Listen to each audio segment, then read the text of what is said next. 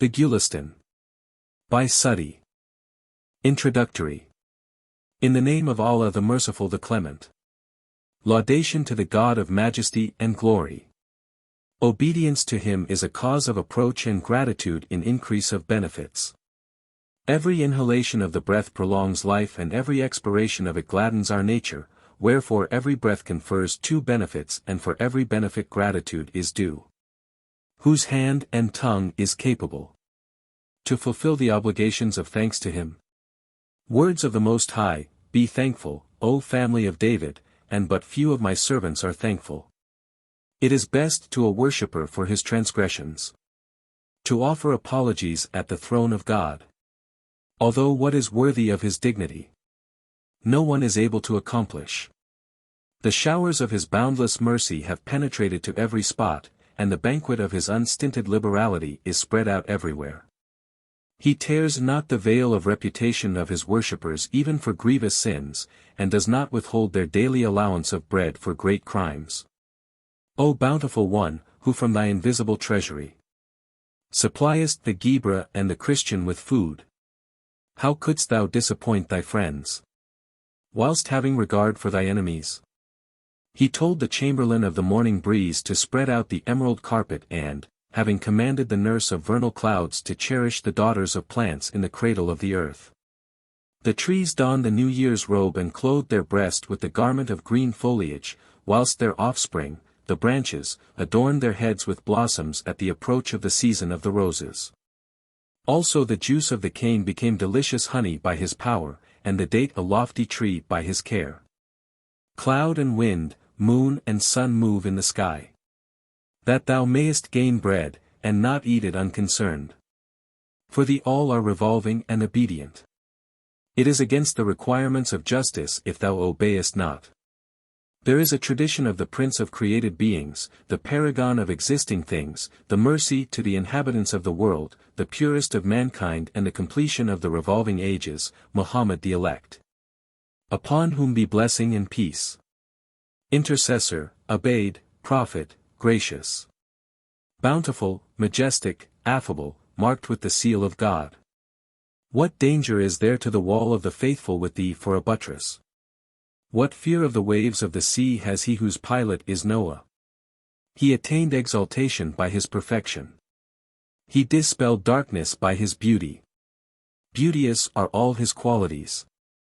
Benediction be on him and on his family. The tradition is that whenever a sinful and distressed worshipper stretches forth the hand of repentance with hopes of acceptance to the court of heaven, God the Most High does not notice him. Whereon he continues to implore mercy with supplications and tears, and God the Most Holy says, O my angels, verily I am ashamed of my servant and he has no other Lord besides myself. Accordingly I have fully pardoned him. See the generosity and kindness of God. The servant has committed sin and he is ashamed. Those who attend permanently at the temple of his glory confess the imperfection of their worship and say, We have not worshipped thee according to the requirements of thy worship.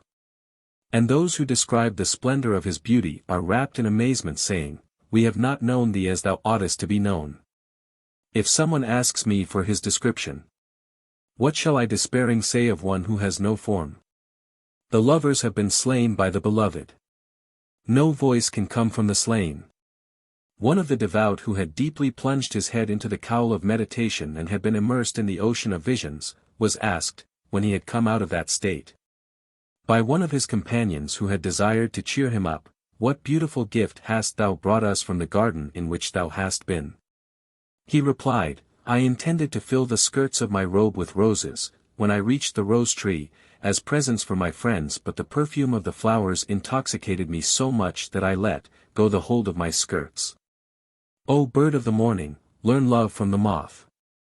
Because it burnt, lost its life, and found no voice. These pretenders are ignorantly in search of him. Because he who obtained knowledge has not returned. O thou who art above all imaginations, conjectures, opinions and ideas. Above anything people have said or we have heard or read. The assembly is finished and life has reached its term. And we have, as at first, remained powerless in describing thee. Panegyric of the Padshah of Islam. May Allah perpetuate his reign. The good reputation of Sadi which is current among the people, the renown of his eloquence which has spread on the surface of the earth.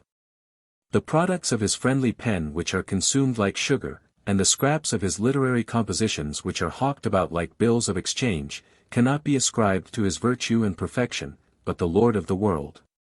The axis of the revolving circle of time, the vicegerent of Solomon, protector of the followers of the religion, His Majesty the Shahanshah Atabek Aazm Muzaffaruddin Abu Bakr ben Saad ben Zanki, the shadow of Allah on earth. O Lord, be pleased with him and with his kingdom, has looked upon Sadi with a favorable eye, has praised him greatly, and has shown him sincere affection, so that all men, gentle and simple, love him because the people follow the religion of their king. Because thou lookest upon my humble person, my merits are more celebrated than those of the sun. Although this slave may possess all faults, every fault pleasing the Sultan becomes a virtue. A sweet-smelling piece of clay, one day in the bath, came from the hand of a beloved one to my hand. I asked, Art thou musk or ambergris? Because thy delicious odor intoxicates me. It replied, I was a despicable lump of day. But for a while in the society of a rose, the perfection of my companion took effect on me. And, if not, I am the same earth which I am. O Allah, favor the Mussulmans with the prolongation of his life, and with an augmentation of his reward for his good qualities and deeds, exalt the dignities of his friends and governors, annihilate those who are inimical to him and wish him ill. For the sake of what is recorded in the verses of the Quran. O Allah, give security, protect his son. Verily the world is happy through him, may his happiness endure forever. And may the Lord strengthen him and with the banners of victory. Thus the branch will flourish of which he is the root. Because the beauty of the earth's plants depends on the virtue of the seed. May God, whose name be exalted and hallowed, keep in security and peace the pure country of Shiraz until the time of the resurrection, under the authority of righteous governors and by the exertions of practical scholars. Knowest thou not why I in foreign countries roamed about for a long time? I went away from the distress of the Turks because I saw the world entangled like the hair of Negroes. They were all human beings, but like wolves sharp-clawed, for shedding blood. When I returned I saw the country at rest. The tigers having abandoned the nature of tigers.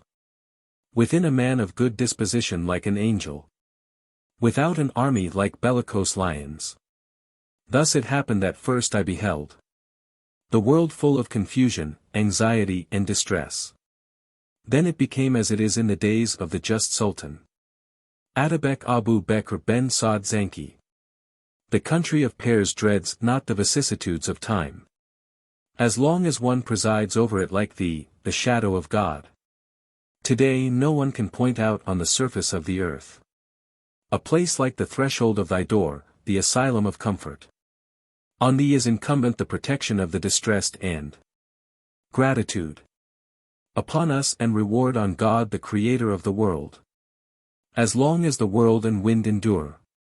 The cause for composing the Gulistan. I was one night meditating on the time which had elapsed, repenting of the life I had squandered and perforating the stony mansion of my heart with adamantine tears. One I uttered the following verses in conformity with the state of mind. Every moment a breath of life is spent. If I consider, not much of it remains. O thou, whose 50 years have elapsed in sleep. Wilt thou perhaps overtake them in these 5 days? Shame on him who has gone and done no work. The drum of departure was beaten but he has not made his load. Sweet sleep on the morning of departure retains the pedestrian from the road. Whoever had come had built a new edifice. He departed and left the place to another. And that other one concocted the same futile schemes. And this edifice was not completed by anyone. Cherish not an inconstant friend. Such a traitor is not fit for amity. As all the good and bad must surely die. He is happy who carries off the ball of virtue. Send provision for thy journey to thy tomb. Nobody will bring it after thee, send it before. Life is snow, the sun is melting hot. Little remains, but the gentleman is slothful still. O thou who hast gone empty-handed to the bazaar! I fear thou wilt not bring a towel filled. Who eats the corn he has sown while it is yet green, must at harvest time glean the ears of it. Listen with all thy heart to the advice of Sadi. Such is the way, be a man and travel on. The capital of man's life is his abdomen. If it be gradually emptied there is no fear. But if it be so closed as not to open, the heart may well despair of life. And if it be open so that it cannot be closed, go and wash thy hands of this world's life. For contending rebellious dispositions harmonize but 5 days with each other. If one of these 4 becomes prevalent, sweet life must abandon the body. Wherefore an intelligent and perfect man sets not his heart upon this world's life. After maturely considering these sentiments, I thought proper to sit down in the mansion of retirement to fold up the skirts of association, to wash my tablets of heedless sayings and no more to indulge in senseless prattle. To sit in a corner, like one with a cut tongue, deaf and dumb, is better than a man who has no command over his tongue. I continued in this resolution till a friend, who had been my companion in the camel litter of misery and my comrade in the closet of affection, entered at the door, according to his old custom with playful gladness, and spread out the surface of desire. But I would give him no reply nor lift up my head from the knees of worship. He looked at me aggrieved and said, Now, while thou hast the power of utterance, speak, O brother, with grace and kindness. Because tomorrow, when the messenger of death arrives, thou wilt of necessity restrain thy tongue. One of my connections informed him how matters stood and told him that I had firmly determined and was intent upon spending the rest of my life in continual devotion and silence, advising him at the same time, in case he should be able to follow my example and to keep me company. He replied, I swear by the great dignity of Allah and by our old friendship that I shall not draw a breath, nor budge one step, unless he converses with me as formerly, and in his usual way. Because it is foolish to insult friends and easy to expiate an oath. It is against propriety, and contrary to the opinions of wise men that the Zulfiqar of Ali should remain in the scabbard and the tongue of Sadi in his palate. O intelligent man, what is the tongue in the mouth? It is the key to the treasure door of a virtuous man. When the door is closed, how can one know whether he is a seller of jewels or a hawker? Although intelligent men consider silence civil, it is better for thee to speak at the proper time. 2 things betoken levity of intellect, to remain mute when it is proper to speak and to talk when silence is required. In short, I had not the firmness to restrain my tongue from speaking to him, and did not consider it polite to turn away my face from his conversation, he being a congenial friend and sincerely affectionate. When thou fightest with anyone, consider whether thou wilt have to flee from him or he from thee. I was under the necessity of speaking and then went out by way of diversion in the vernal season, when the traces of severe cold had disappeared and the time of the dominion of roses had arrived. Green garments were upon the trees, like holiday robes on contented persons. On the 1st of the month Artabihesh Jalali, the bulbuls were singing on the pulpits of branches. Upon the roses pearls of dew had fallen, resembling perspiration on an angry sweetheart's cheek. I happened to spend the night in a garden with one of my friends and we found it to be a pleasant cheerful place with heart-ravishing entangled trees. Its ground seemed to be paved with small glass beads whilst, from its vines, bunches like the Pleiades were suspended. A garden the water of whose river was limpid. A grove the melody of whose birds was harmonious. The former full of bright-colored tulips, the latter full of fruits of various kinds. The wind had in the shade of its trees spread out a bed of all kinds of flowers. The next morning, when the intention of returning had prevailed over the opinion of tarrying, I saw that my friend had in his skirt collected roses, sweet basil, hyacinths and fragrant herbs with the determination to carry them to town. Whereon I said, Thou knowest that the roses of the garden are perishable and the season passes away, and philosophers have said, whatever is not of long duration is not to be cherished. He asked, Then what is to be done? I replied, I may compose for the amusement of those who look and for the instruction of those who are present a book of a rose garden, a Gulistan, whose leaves cannot be touched by the tyranny of autumnal blasts and the delight of whose spring the vicissitudes of time will be unable to change into the inconstancy of autumn. Of what use will be a dish of roses to thee? Take a leaf from my rose garden. A flower endures but 5 or 6 days. But this rose garden is always delightful.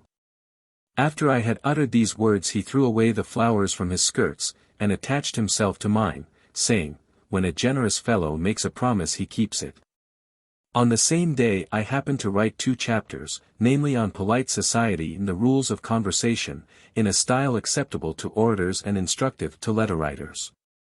In short, some roses of the garden still remained when the book of the rose garden was finished, but it will in reality be completed only after approbation in the court of the Shah, who is the refuge of the world, the shadow of God, the ray of his grace, the treasury of the age, the asylum of the faith, strengthened by heaven, aided against enemies, the arm of the victorious government, the lamp of the resplendent religion, the beauty of mankind, the boast of Islam.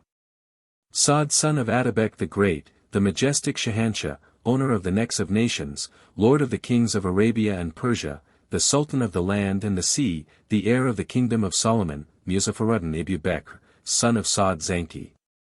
May Allah the Most High perpetuate the prosperity of them both and direct their inclinations to every good thing. Perused with a kind glance. Adorned with approbation by the sovereign. It will be a Chinese picture gallery or design of the Arzank.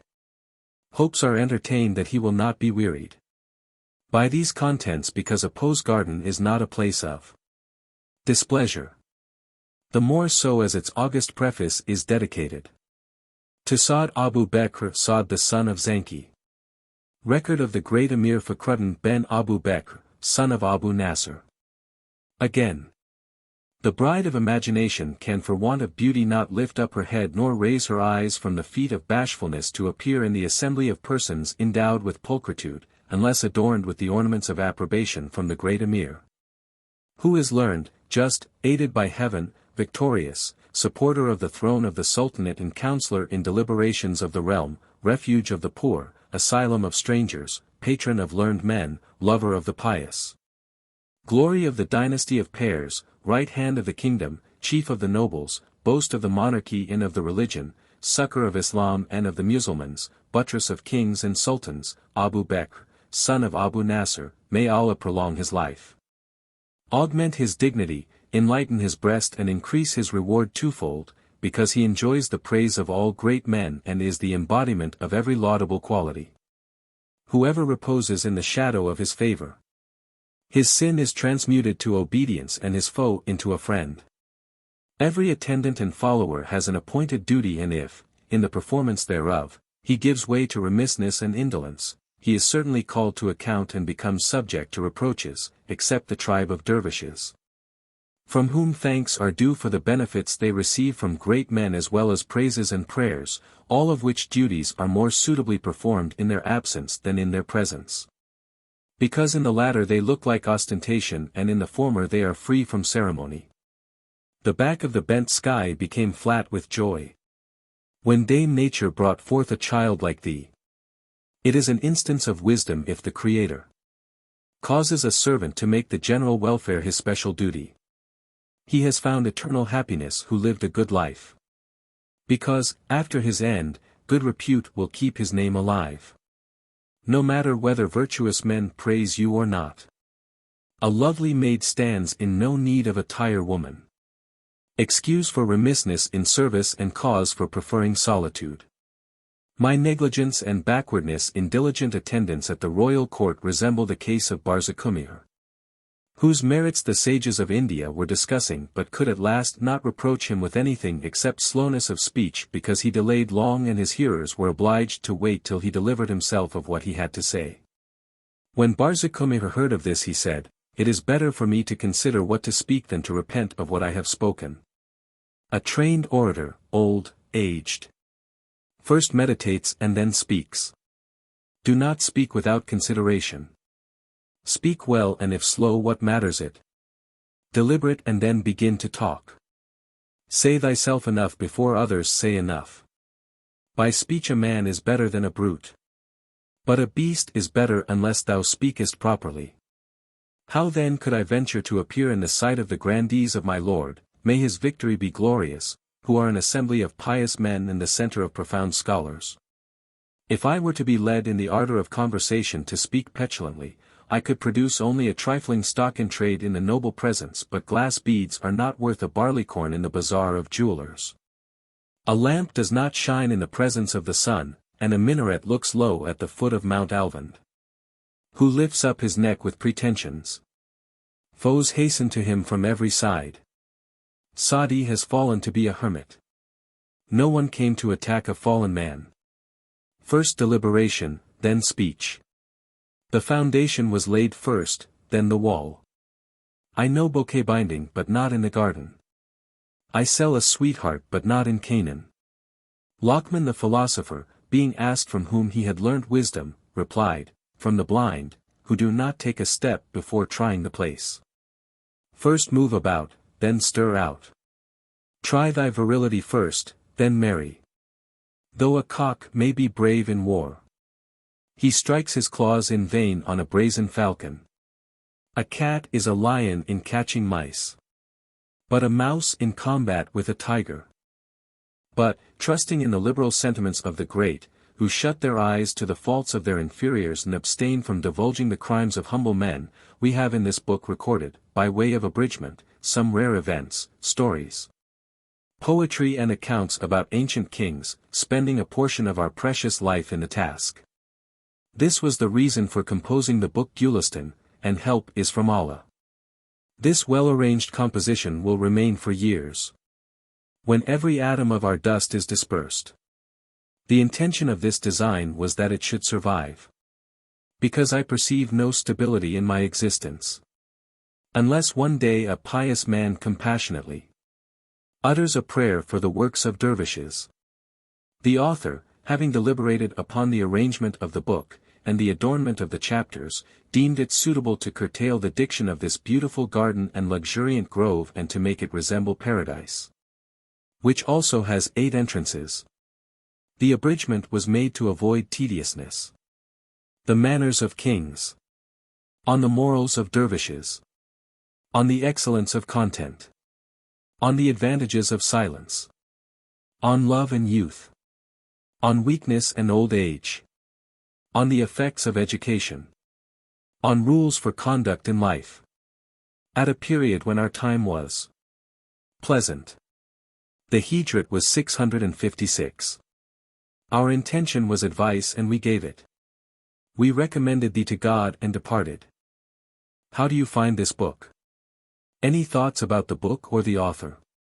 Any suggestion for improvement? Please take a moment to share your thoughts in a comment. If you like it, share it with your friends who might enjoy it as well. Subscribe to keep in touch. Visit CompleteAudiobooks.com for more quality content. Chapter 1. The Manners of Kings. Story 1. I heard a Padshah giving orders to kill a prisoner. The helpless fellow began to insult the king on that occasion of despair, with the tongue he had, and to use foul expressions according to the saying. Who washes his hands of life? Says whatever he has in his heart. When a man is in despair his tongue becomes long and he is like a vanquished cat assailing a dog. In time of need, when flight is no more possible, the hand grasps the point of the sharp sword. When the king asked what he was saying, a good-natured vizier replied, My lord, he says, those who bridle their anger and forgive men, for Allah loveth the beneficent. The king, moved with pity, forbore taking his life, but another vizier, the antagonist of the former, said, Men of our rank ought to speak nothing but the truth in the presence of Padshahs. This fellow has insulted the king and spoken unbecomingly. The king, being displeased with these words, said, that lie was more acceptable to me than this truth thou hast uttered, because the former proceeded from a conciliatory disposition and the latter from malignity. And wise men have said, a falsehood resulting in conciliation is better than a truth producing trouble. He whom the Shah follows in what he says. It is a pity if he speaks anything but what is good. The following inscription was upon the portico of the hall of Feridun. O brother, the world remains with no one.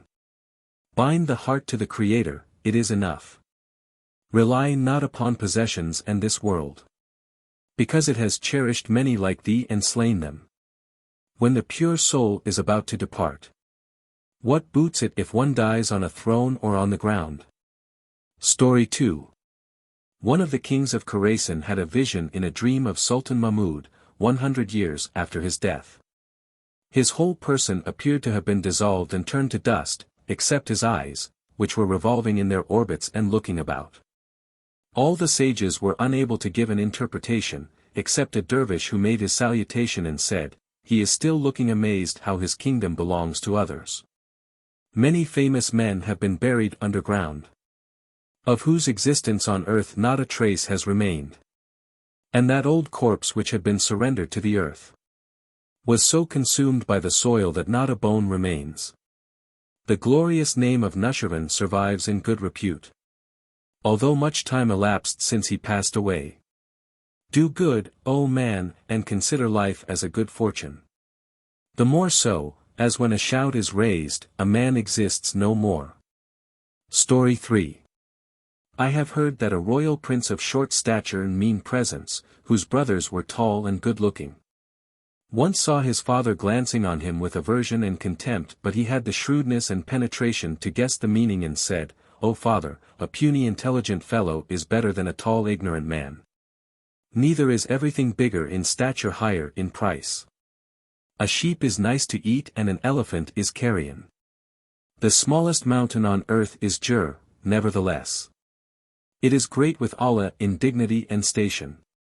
Hast thou not heard that a lean scholar one day said to a fat fool, although an Arab horse may be weak, it is thus more worth than a stable full of asses. The father laughed at this sally, the pillars of the state approved of it, but the brothers felt much aggrieved. While a man says not a word, his fault and virtue are concealed. Think not that every desert is empty.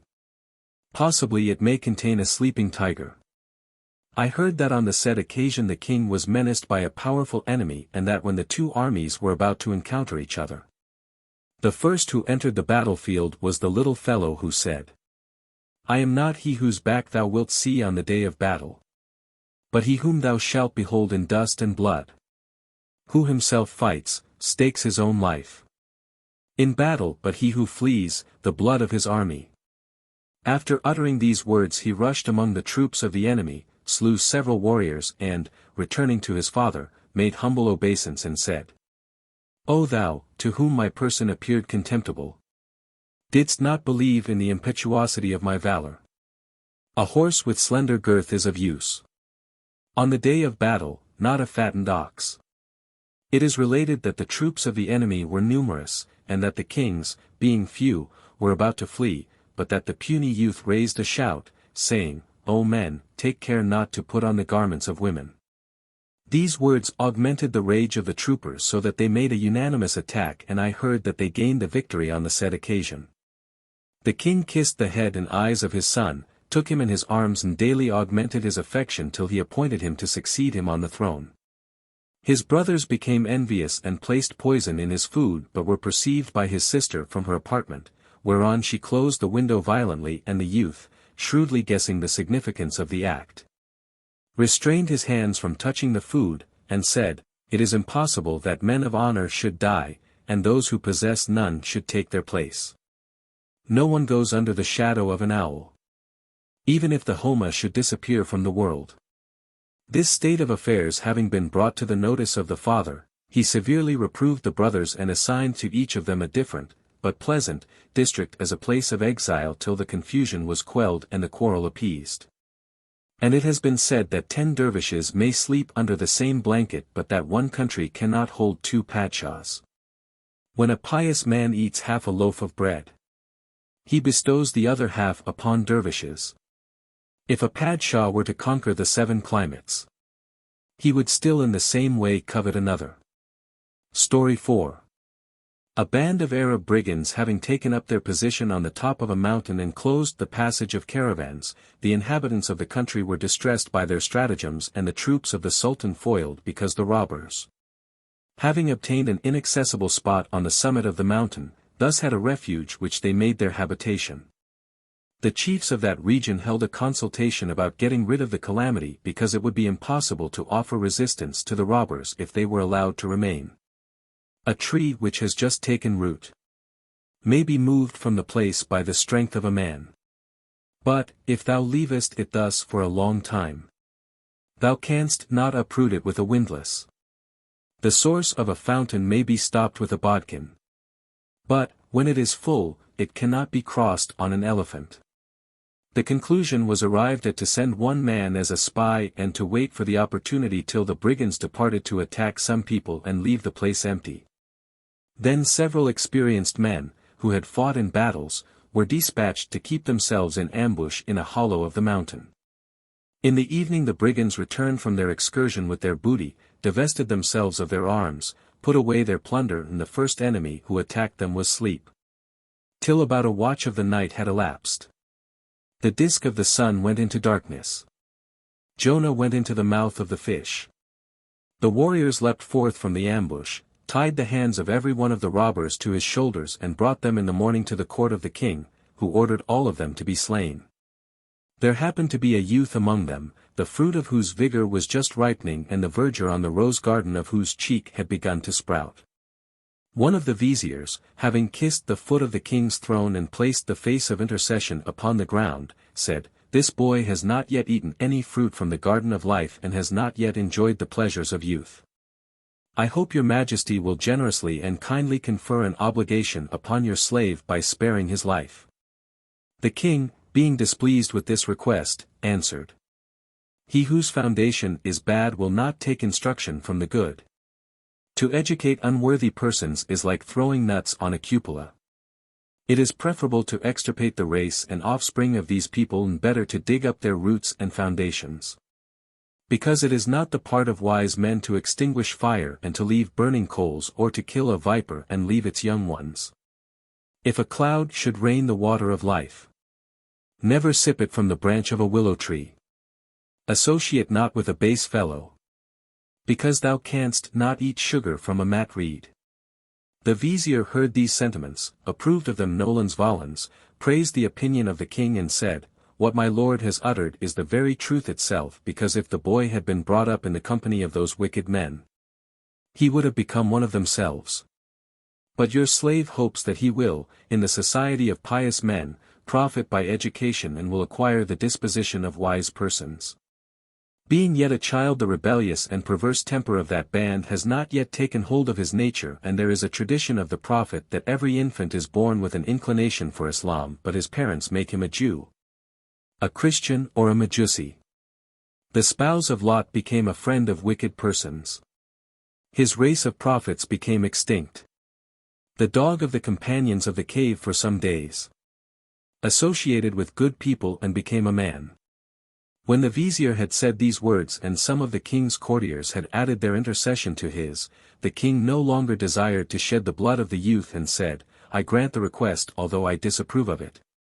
Knowest thou not what Zal said to the hero Rastam? An enemy cannot be held despicable or helpless. I have seen many a water from a paltry spring becoming great and carrying off a camel with its load." In short, the vizier brought up the boy delicately, with every comfort, and kept masters to educate him, till they had taught him to address persons in elegant language as well as to reply, and he had acquired every accomplishment. One day the vizier hinted at his talents in the presence of the king, asserting that the instructions of wise men had taken effect upon the boy and had expelled his previous ignorance from his nature. The king smiled at these words and said, "At last a wolf's whelp will be a wolf, although he may grow up with a man." After 2 years had elapsed, a band of robbers in the locality joined him, tied the knot of friendship and, when the opportunity presented itself, he killed the vizier with his son, took away untold wealth and succeeded to the position of his own father in the robber cave where he established himself. The king, informed of the event, took the finger of amazement between his teeth and said, "How can a man fabricate a good sort of bad iron? O sage, who is nobody becomes not somebody by education. The rain, in the beneficence of whose nature there is no flaw, will cause tulips to grow in a garden and weeds in bad soil. Saline earth will not produce hyacinths. Throw not away thy seeds or work thereon. To do good to wicked persons is like doing evil to good men." Story 5. I saw at the palace gate of Oglamish the son of a military officer who was endued with marvelous intellect, sagacity, perception and shrewdness. Also the signs of future greatness manifested themselves on his forehead whilst yet a small boy. From his head intelligence caused the star of greatness to shine. In short, he pleased the Sultan because he had a beautiful countenance and a perfect understanding, and philosophers have said, power consists in accomplishments, not in wealth, and greatness in intellect, not in years. His companions, being envious, made an attempt upon his life and desired to kill him, but their endeavors remained fruitless. What can a foe do when the friend is kind? The king asked, "What is the cause of their enmity to thee?" He replied, "Under the shadow of the monarchy of my lord I have satisfied my contemporaries except the envious, who will not be contented but by the decline of my prosperity, and may the monarchy and good fortune of my lord be perpetual. I may so act as not to hurt the feelings of anyone. But what can I do to an envious man dissatisfied with himself? Die, O envious man, for this is a malady, deliverance from which can be obtained only by death. Unfortunate men sometimes ardently desire the decline of prosperous men in wealth and dignity. If in daytime, bat-eyed persons do not see, is it the fault of the fountain of light, the sun? Thou justly wishest that 1,000 such eyes should be blind rather than the sun dark." Story 6. It is narrated that one of the kings of Persia had stretched forth his tyrannical hand to the possessions of his subjects and had begun to oppress them so violently that in consequence of his fraudulent extortions they dispersed in the world and chose exile on account of the affliction entailed by his violence. When the population had diminished, the prosperity of the country suffered, the treasury remained empty, and on every side enemies committed violence. Who desires succor in the day of calamity? Say to him, be generous in times of prosperity. The slave with a ring in his ear, if not cherished, will depart. Be kind, because then a stranger will become thy slave. One day the Shahnameh was read in his assembly, the subject being the ruin of the dominion of Zohak and the reign of Feridun. The vizier asked the king how it came to pass that Feridun, who possessed neither treasure nor land nor a retinue, established himself upon the throne. He replied, "As thou hast heard, the population enthusiastically gathered around him and supported him so that he attained royalty." The vizier said, "As the gathering around of the population is the cause of royalty, then why dispersest thou the population? Perhaps thou hast no desire for royalty. It is best to cherish the army as thy life. Because a sultan reigns by means of his troops." The king asked, "What is the reason for the gathering around of the troops and the population?" He replied, "A Padshah must practice justice that they may gather around him, and clemency that they may dwell in safety under the shadow of his government, but thou possessest neither of these qualities. A tyrannic man cannot be a sultan, as a wolf cannot be a shepherd. A Padshah who establishes oppression destroys the basis of the wall of his own reign." The king, displeased with the advice of his censorious vizier, sent him to prison. Shortly afterwards the sons of the king's uncle rose in rebellion, desirous of recovering the kingdom of their father. The population, which had been reduced to the last extremity by the king's oppression and scattered, now assembled around them and supported them, till he lost control of the government and they took possession of it. A Padshah who allows his subjects to be oppressed will in his day of calamity become a violent foe. Be at peace with subjects and sit safe from attacks of foes. Because his subjects are the army of a just Shahanshah. Story 7. A Padshah was in the same boat with a Persian slave who had never before been at sea and experienced the inconvenience of a vessel. He began to cry and to tremble to such a degree that he could not be pacified by kindness, so that at last the king became displeased as the matter could not be remedied. In that boat there happened to be a philosopher, who said, "With thy permission I shall quiet him." The Padshah replied, "It will be a great favor." The philosopher ordered the slave to be thrown into the water so that he swallowed some of it, whereon he was caught and pulled by his hair to the boat, to the stern of which he clung with both his hands. Then he sat down in a corner and became quiet. This appeared strange to the king, who knew not what wisdom there was in the proceeding, and asked for it. The philosopher replied, before he had tasted the calamity of being drowned, he knew not the safety of the boat. Thus also a man does not appreciate the value of immunity from a misfortune until it has befallen him. O thou full man, barley bread pleases thee not. She is my sweetheart who appears ugly to thee. To the hewers of paradise purgatory seems hell. Ask the denizens of hell. To them purgatory is paradise. There is a difference between him whose friend is in his arms, and him whose eyes of expectation are upon the door. Story 8. Hormuzd, being asked what fault the viziers of his father had committed that he imprisoned them, replied, "I discovered no fault. I saw that boundless awe of me had taken root in their hearts, but that they had no full confidence in my promises, wherefore I apprehended that they, fearing calamities would befall them, might attempt my life, and I acted according to the maxim of sages who have said, 'Dread him who dreads thee, O sage. Although thou couldst cope with 100 like him. Sayest thou not when the cat becomes desperate, how he plucks out with his claws the eyes of a tiger? The viper stings the shepherd's foot, because it fears he will strike his head with a stone." Story 9. An Arab king was sick in his state of decrepitude, so that all hopes of life were cut off.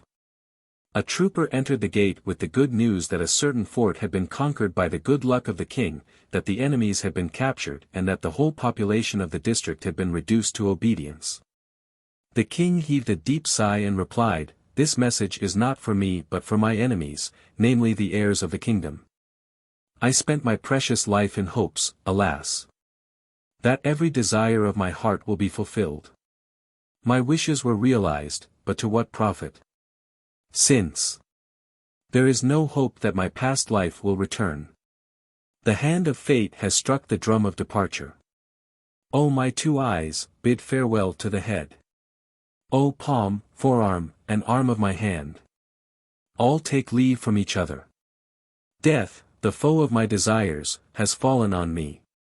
For the last time, O friends, pass near me. My life has elapsed in ignorance. I have done nothing, be on your guard." Story 10. I was constantly engaged in prayer, at the head of the Prophet Yahya's tomb in the Cathedral Mosque of Damascus, when one of the Arab kings, notorious for his injustice, happened to arrive on a pilgrimage to it, who offered his supplications and asked for compliance with his needs. The dervish and the plutocrat are slaves on the floor of this threshold, and those who are the wealthiest are the most needy. Then he said to me, "Dervishes being zealous and voracious in their dealings, unite thy mind to mine, for I am apprehensive of a powerful enemy." I replied, "Have mercy upon thy feeble subjects that thou mayest not be injured by a strong foe. With a powerful arm and the strength of the wrist. To break the 5 fingers of a poor man is sin. Let him be afraid who spares not the fallen. Because if he falls no one will take hold of his hand. Whoever sows bad seed and expects good fruit, has cudgelled his brains for naught and begotten vain imaginations. Extract the cotton from thy ears and administer justice to thy people. And if thou failest to do so, there is a day of retribution. The sons of Adam are limbs of each other, having been created of one essence. When the calamity of time afflicts one limb, the other limbs cannot remain at rest. If thou hast no sympathy for the troubles of others, thou art unworthy to be called by the name of a man." Story 11. A dervish, whose prayers met with answers, made his appearance, and Hajjaj Yusuf, calling him, said, "Utter a good prayer for me," whereon the dervish exclaimed, "O God, take his life."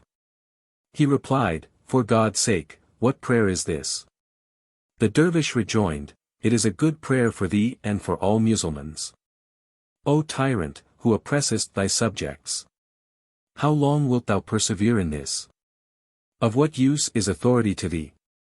To die is better for thee than to oppress men." Story 12. An unjust king asked a devotee what kind of worship is best. He replied, "For thee the best is to sleep 1/2 of the day so as not to injure the people for a while. I saw a tyrant sleeping half the day. I said, this confusion, if sleep removes it, so much the better. But he whose sleep is better than his wakefulness is better dead than leading such a bad life." Story 13. I heard a king, who had changed night into day by pleasures, saying in his drunkenness, "We have in the world no moment more delightful than this. Because I care neither for good nor for bad nor for anyone." A naked dervish, who was sleeping outside in the cold, then said, "O thou like whom in happiness there is no one in the world. I take it if thou carest not, we also do not care." The king, being pleased with these words of unconcern, held out a bag of 1,000 dinars from the window and said, "Dervish, spread out thy skirt."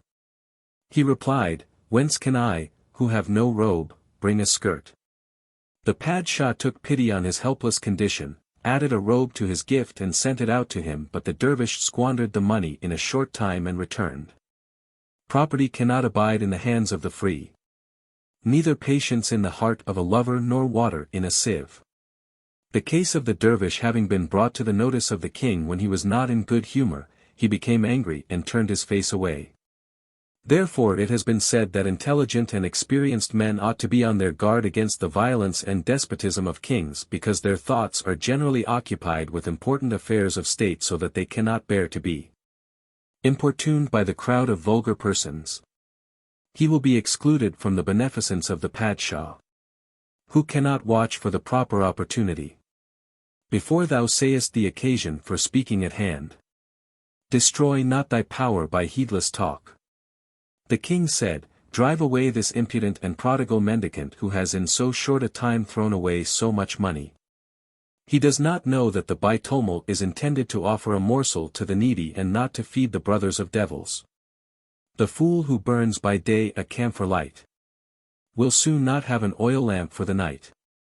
One of Councillor Viziers said, "My lord, it would seem proper to grant to such persons a sufficient allowance to be drawn from time to time so that they may not squander it.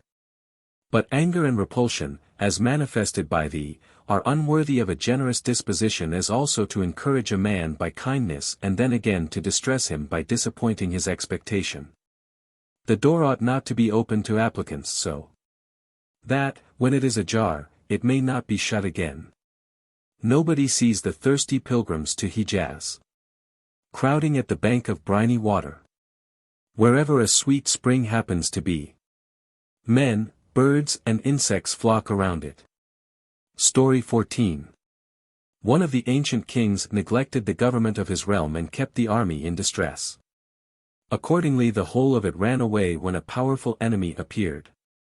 If he refrains from giving treasure to the troops, they refrain from putting their hands to the sword. What bravery will they display in battle array, when their hands are empty and affairs deplorable? I was on terms of friendship with one of those who had acted treacherously and reproached him, telling him that it was base, ungrateful, despicable and undutiful to abandon an old master when his affairs have changed a little and to disregard the obligations incurred for benefits received during many years. He replied, "If I inform thee, perhaps thou wilt excuse me, for my horse had no barley and my saddlecloth was pawned." A sultan who grudges money to his troops, they cannot bravely risk their lives for him. Give gold to the soldier that he may serve thee. If thou withholdest gold, he will serve elsewhere. When a warrior is full, he will be brave in fight, but if his belly be empty, he will be brave in flight. Story 15. A vizier, who had been removed from his post, entered the circle of dervishes, and the blessing of their society took such effect upon him that he became contented in his mind. When the king was again favorably disposed towards him and ordered him to resume his office, he refused and said, "Retirement is better than occupation. Those who have sat down in the corner of safety have bound the teeth of dogs and tongues of men. They tore the paper up and broke the pen, and are saved from the hands and tongues of slanderers." The king said, "Verily we stand in need of a man of sufficient intelligence who is able to carry on the administration of the government." He replied, "It is a sign of sufficient intelligence not to engage in such matters. The homa excels all other birds in nobility, because it feeds on bones and injures no living thing." A donkey, having been asked for what salary he had elected to attend upon the lion, replied, "That I may consume the remnants of his prey and live in safety from my enemies by taking refuge under his bravery."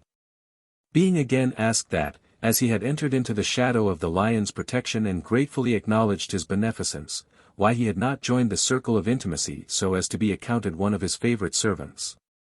He replied, "I am in the same way also not safe of his bravery. Should a Ghibra kindle fire 100 years? If he falls one moment into it he will be burnt. It may happen that a companion of His Majesty the Sultan receives gold and it is possible that he loses his head."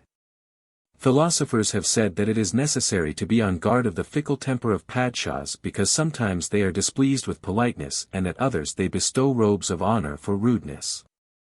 It is also said that much jocularity is an accomplishment in courtiers but a fault in sages. Abide thou by thy dignity and gravity. Leave sport and jocularity to courtiers. Story 16. One of my friends complained of the unpropitious times, telling me that he had a slender income, a large family, without strength to bear the load of poverty, and had often entertained the idea to emigrate to another country so that no matter how he made a living no one might become aware of his good or ill luck. Many a man slept hungry and no one knew who he was. Many a man was at the point of death and no one wept for him. He was also apprehensive of the malevolence of enemies who would laugh behind his back and would attribute the struggle he underwent for the benefit of his family to his want of manly independence, and that they will say, "Behold that dishonorable fellow who will never see the face of prosperity, will choose bodily comfort for himself, abandoning his wife and children to misery." He also told me that as I knew he possessed some knowledge of arithmetic, I might, through my influence, get him appointed to a post which would become the means of putting his mind at ease and place him under obligations to me, which he could not requite by gratitude during the rest of his life. I replied, "Dear friend, employment by a padshah consists of two parts, namely, the hope for bread and the danger of life, but it is against the opinion of intelligent men to incur this danger for that hope. No one comes to the house of a dervish to levy a tax on land and garden. Either consent to bear thy anxiety or grief, or carry thy beloved children to the crows." He replied, "Thou hast not uttered these words in conformity with my case nor answered my question. Hast thou not heard the saying, 'Whoever commits treachery let his hand tremble at the account'? Straightness is the means of acceptance with God. I saw no one lost on the straight road. Sages have said, 4 persons are for life in dread of 4 persons, a robber of the Sultan, a thief of the watchman, an adulterer of an informer, and a harlot of the mutasib. But what has he to fear whose account of the conscience is clear? Be not extravagant when in office, if thou desirest on thy removal to see thy foes embarrassed for imputations against thee. Be thou pure, O brother, and in fear of no one. Washermen beat only impure garments against stones." I said, "The story of that fox resembles thy case," who was by some person seen fleeing with much trouble and asked for the cause of his fear replied, "I have heard that camels are being forced into the service." They said, "O fool, what connection hast thou with a camel and what resemblance does the latter bear to thee?" The fox rejoined, "Hush! If the envious malevolently say that I am a camel and I am caught, who will care to release me or investigate my case? Till the antidote is brought from Iraq the snake-bitten person dies. Thou art a very excellent and honest man, but enemies sit in ambush and competitors in every corner. If they describe thy character in a contrary manner, thou wouldst be called upon to give explanations to the Padshah and incur reproof. Who would on that occasion venture to say anything? Accordingly I am of opinion that thou shouldst retire to the domain of contentment and abandon aspirations to dominion. Wise men have said, in the sea there are countless gains. But if thou desirest safety, it will be on the shore. My friend, having heard these words, became angry, made a wry face and began to reproach me, saying, what sufficiency of wisdom and maturity of intellect is this?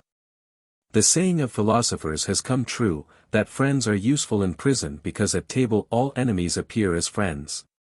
Account him not a friend who knocks at the door of prosperity, boasts of amity and calls himself thy adopted brother. I consider him a friend who takes a friend's hand when he is in a distressed state and in poverty. Seeing that he had thus changed and ascribed my advice to an interested motive, I paid a visit to the President of the State Council and, trusting in my old acquaintance with him, explained the case of my friend whom he then appointed to a small post. In a short time my friend's affable behavior and good management elicited approbation so that he was promoted to a higher office. In this manner the star of his good luck ascended till he reached the zenith of his aspirations, became a courtier of His Majesty the Sultan, generally esteemed and trusted. I was delighted with his safe position and said, be not apprehensive of tangled affairs and keep not a broken heart. Because the spring of life is in darkness. Do not grieve, O brother in misery. Because the ill-merciful has hidden favors. Sit not morose on account of the turns of time, for patience, although bitter, nevertheless possesses a sweet fruit. At that time I happened to go with a company of friends on a journey to Mecca, and on my return he met me at a distance of 2 stages. I perceived his outward appearance to be distressed, his costume being that of dervishes. I asked, what is the matter? He replied, as thou hast predicted, some persons envied me and brought against me an accusation of treason. The king ordered no inquiry on its truthfulness, and my old well-wishers with my kind friends who failed to speak the word of truth forgot our old intimacy. Sayest thou not in front of the possessor of dignity? They place the hands on their heads, praising him. But, if fortune's turn causes his fall, all desire to place their foot on his head. In short, I was till this week undergoing various persecutions, when the news of the pilgrim's approach from Mecca arrived, whereon I was released from my heavy bonds and my hereditary property confiscated. I replied, thou hast not paid attention to my remarks when I said that the service of Padshahs is like a sea voyage, profitable and dangerous, so that thou wilt either gain a treasure or perish in the waves. The Khaja either takes gold with both hands to the shore, or the waves throw him one day dead upon the shore. Not thinking it suitable to scratch the wound of the dervish more than I had already done and so sprinkle salt thereon, I contented myself with reciting the following 2 distichs. Knewest thou not that thou wilt see thy feet in bonds, if the advice of people cannot penetrate into thy ear? Again, if thou canst not bear the pain of the sting, put not thy finger into the hole of a scorpion. Story 17. Several men were in my company whose external appearance displayed the adornment of piety. A great man who had conceived a very good opinion of these persons had assigned them a fixed allowance, but, after one of them had done something unbecoming the profession of dervishes, his opinion changed and they fell into disgrace. I desired in some way to save the allowance of my friends and intended to wait upon the great man, but the doorkeeper would not allow me to enter and was rude. I pardoned him, because it has been said, the door of an emir, vizier, or sultan is not to be approached without an introduction. When a dog or a doorkeeper sees a stranger, the former takes hold of his skirt, the latter of his collar. When those who could at any time approach the presence of the said great man became aware of my case, they took me in with compliments and desired to assign me a high seat, but I humbly took a lower one and said, allow me who am the smallest slave to sit in the line of slaves. He said, Allah, Allah, what need is there for such words? If thou sittest on my head and eyes, I shall be polite, for thou art polite. In short, I took a seat and we conversed on a variety of topics till the affair of the error of my companions turned up and I said, what crime has my Lord seen, who was bountiful, to make the slave despicable in his sight? To God that magnanimity and bounty is surrendered, which beholds the crime but nevertheless bestows the bread. The governor, being pleased with these words, ordered the support of my friends to be attended to as before and the arrears to be made good. I expressed my gratitude, kissed the ground of obedience, apologized for my boldness, and said, since the Kaaba has become the Qibla of wants from distant lands, the people go to visit it from many farsangs. Thou must suffer the importunity of such as we are, because no one throws stones on a tree without fruit. Story 18. A royal prince, having inherited abundant treasures from his father, opened the hand of liberality and satisfied his impulse of generosity by lavishing without stint benefits upon the army and the population. A tray of lignum aloes will emit no odor. Place it on fire, it will smell like ambergris. If thou wishest to be accounted great, be liberal, because grain will not grow unless it be sown. One of his courtiers began heedlessly to admonish him, saying, former kings have by their exertions accumulated this wealth and deposited it for a useful purpose. Cease this movement because calamities may arise in front and enemies in the rear. It is not meet for thee to be helpless at a time of necessity. If thou distributest a treasure to the multitude, each householder will receive a grain of rice. Why takest thou not from each a barleycorn of silver, that thou mayest accumulate every day a treasure? The royal prince turned away his face at these words and said, God the Most High has made me the possessor of this country, to enjoy and to bestow, not to guard and to retain. Karen, who possessed 40 treasure houses, perished. Nushirvan has not died because he obtained a good reputation. Story 19. It is related that, whilst some game was being roasted for Nushirvan the Just during a hunting party, no salt could be found. Accordingly a boy was sent to an adjoining village to bring some. Nushirvan said, pay for the salt lest it should become a custom and the village be ruined. Having been asked what harm could arise from such a trifling demand, Nushirvan replied, the foundation of oppression was small in the world but whoever came augmented it so that it reached its present magnitude.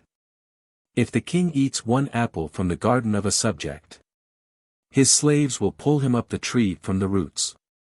For 5 eggs which the sultan allows to be taken by force, the people belonging to his army will put 1,000 fowls on the spit. A tyrant does not remain in the world, but the curse on him abides forever. Story 20. I heard that an oppressor ruined the habitations of the subjects to fill the treasury of the sultan, unmindful of the maxim of philosophers, who have said, who offends God the Most High to gain the heart of a created being, God will use that very being to bring on his destruction in the world.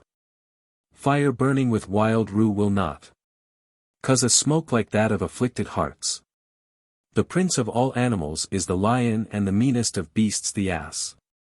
Nevertheless sages agree that an ass who carries loads is better than a lion who destroys men. The poor donkey though void of discernment, is nevertheless esteemed when he carries a burden.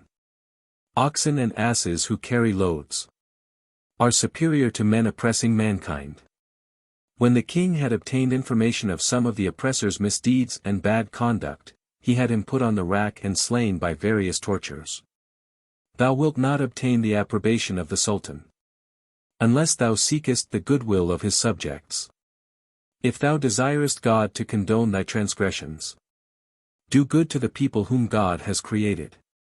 One of the oppressed who passed near him said, not everyone who possesses strength of arm and office in the sultanate may with impunity plunder the people. A hard bone may be made to pass down the throat, but it will tear the belly when it sticks in the navel. Story 21. It is narrated that an oppressor of the people, a soldier, hit the head of a pious man with a stone and that the dervish, having no means of taking vengeance, preserved the stone till the time arrived when the king became angry with that soldier, and imprisoned him in a well. Then the dervish made his appearance and dropped the stone upon his head. He asked, "Who art thou, and why hast thou hit my head with this stone?" The man replied, "I am the same person whom thou hast struck on the head with this stone on such and such a day." The soldier continued, "Where hast thou been all this time?" The dervish replied, "I was afraid of thy dignity, but now when I beheld thee in the well I made use of the opportunity. When thou sayest an unworthy man in good luck. Intelligent men have chosen submission. If thou hast not a tearing sharp nail, it will be better not to contend with the wicked.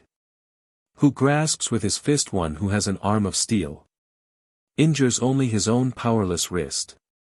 Wait till inconstant fortune ties his hand. Then, to please thy friends, pick out his brains." Story 22. A king was subject to a terrible disease, the mention of which is not sanctioned by custom. The tribe of Yunani physicians agreed that this pain cannot be allayed except by means of the bile of a person endued with certain qualities. Orders having been issued to search for an individual of this kind, the son of a landholder was discovered to possess the qualities mentioned by the doctors. The king summoned the father and mother of the boy whose consent he obtained by giving them immense wealth. The Qazi issued a judicial decree that it is permissible to shed the blood of one subject for the safety of the king, and the executioner was ready to slay the boy, who then looked heavenwards and smiled. The king asked, "What occasion for laughter is there in such a position?" The youth replied, "A son looks to the affection of his father and mother to bring his case before the Qazi and to ask justice from the Padshah. In the present instance, however, the father and mother have for the trash of this world surrendered my blood, the Qazi has issued a decree to kill me. The Sultan thinks he will recover his health only through my destruction, and I see no other refuge besides God the Most High. To whom shall I complain against thy hand? If I am to seek justice also from thy hand?" The Sultan became troubled at these words, tears rushed to his eyes, and he said, "It is better for me to perish than to shed innocent blood." He kissed the head and eyes of the youth, presented him with boundless wealth, and it is said that the king also recovered his health during that week. I also remember the distich recited by the elephant driver on the bank of the Nile. If thou knewest the state of the ant under thy foot, it is like thy own condition under the foot of an elephant. Story 23. One of the servants of Umrali's had fled, but some men, having been sent in pursuit, brought him back. The vizier who bore a grudge towards him desired him to be killed that the other servants may not imitate his example. He placed his head on the ground before Umrali's and said, "Whatever befalls my head is lawful with thy approbation. What plea can the slave advance? The sentence is the master's. But, having been nourished by the bounty of this dynasty, I am loath that on the day of resurrection thou shouldst be punished for having shed my blood, but, if thou desirest to kill me, do so according to the provisions of the law." He asked, "How am I to interpret it?" The slave continued, "Allow me to kill the vizier and then take my life in retaliation so that I may be killed justly." The king smiled and asked the vizier what he thought of the matter. He replied, "My lord, give freedom to this bastard as an oblation to the tomb of thy father, for fear he would bring trouble on me likewise. It is my fault for not having taken account of the maxim of philosophers who have said, when thou fightest with a thrower of clods, thou ignorantly breakest thy own head. When thou shootest an arrow at the face of a foe, be on thy guard, for thou art sitting as a target for him." Story 24. King Zuzan had a Khaja of noble sentiments and of good aspect, who served his companions when they were present and spoke well of them when they were absent. He happened to do something whereby he incurred the displeasure of the king, who inflicted a fine on him and also otherwise punished him. The officials of the king, mindful of the benefits they had formerly received from him and being by them pledged to gratitude, treated him kindly whilst in their custody and allowed no one to insult him. If thou desirest peace from the foe, whenever he finds fault behind thy back, praise him to his face. A vicious fellow's mouth must utter words. If thou desirest not bitter words, sweeten his mouth. He was absolved of some accusations brought by the king against him but retained in prison for some. Another king in those regions secretly dispatched a message to him, to the purport that the sovereigns of that country, not knowing his excellent qualities, had dishonored him. But that if his precious mind, may Allah prosper the end of his affairs, were to look in this direction, the utmost efforts would be made to please him. Because the nobles of this realm would consider it an honor to see him and are waiting for a reply to this letter.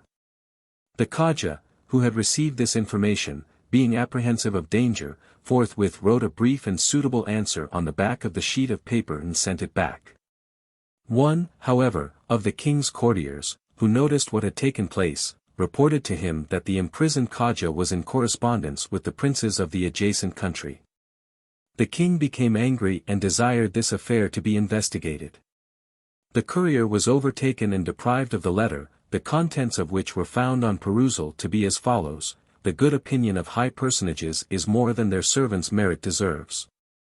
Who is unable to comply with the honor of reception which they have offered him, because having been nourished by the bounty of this dynasty, he cannot become unthankful towards his benefactor in consequence of a slight change of sentiments of the latter, since it is said, "He who bestows every moment favors upon thee is to be pardoned by thee if once in his life he injures thee." The king approved of his gratitude, bestowed upon him a robe of honor, gave him presents and asked his pardon, saying, "I committed a mistake." He replied, "My lord, it was the decree of God the Most High that a misfortune should befall this servant, but it was best that it should come from thy hands which had formerly bestowed favors upon him and placed him under obligations. If people injure thee, grieve not, because neither rest nor grief come from the people. Be aware that the contrasts of friend and foe are from God, because the hearts of both are in his keeping. Although the arrow is shot from the bow, wise men look at the archer." Story 25. One of the Arab kings ordered his officials to double the allowance of a certain attendant because he was always at the palace expecting orders while the other servants were engaged in amusements and sports, neglecting their duties. A pious man who heard this remarked that high degrees at the court of heaven are similarly bestowed upon servants. If a man comes 2 mornings to serve the Shah, he will on the 3rd certainly look benevolently on him. Sincere worshippers entertain the hope that they will not be disappointed at the threshold of God.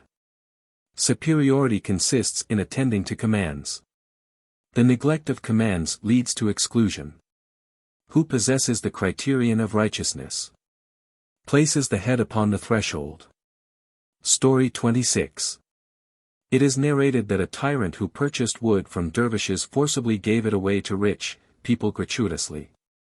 A pious man passing near said, "Thou art a snake, stingest whom thou beholdest. Or an owl, wherever thou sittest thou destroyest. Although thy oppression may pass among us, it cannot pass with the Lord who knows all secrets. Oppress not the denizens of the earth, that their supplications may not pass to heaven." The tyrant, being displeased with these words, got angry and took no notice of him until one night, when fire from the kitchen fell into the store of his wood and burnt all he possessed, transferring him from his soft bed to a hot mound of ashes. The same pious man happened again to pass and to hear him saying to his friends, "I do not know whence this fire has fallen into my house." Replied, "From the smoke of the hearts of dervishes. Beware of the smoke of internal wounds, because at last an internal wound will break out. Forbear to uproot one heart as long as thou canst, because one sigh may uproot a world." Upon the diadem of Kaikhosru the following piece was inscribed: "For how many years and long lives will the people walk over my head on the ground?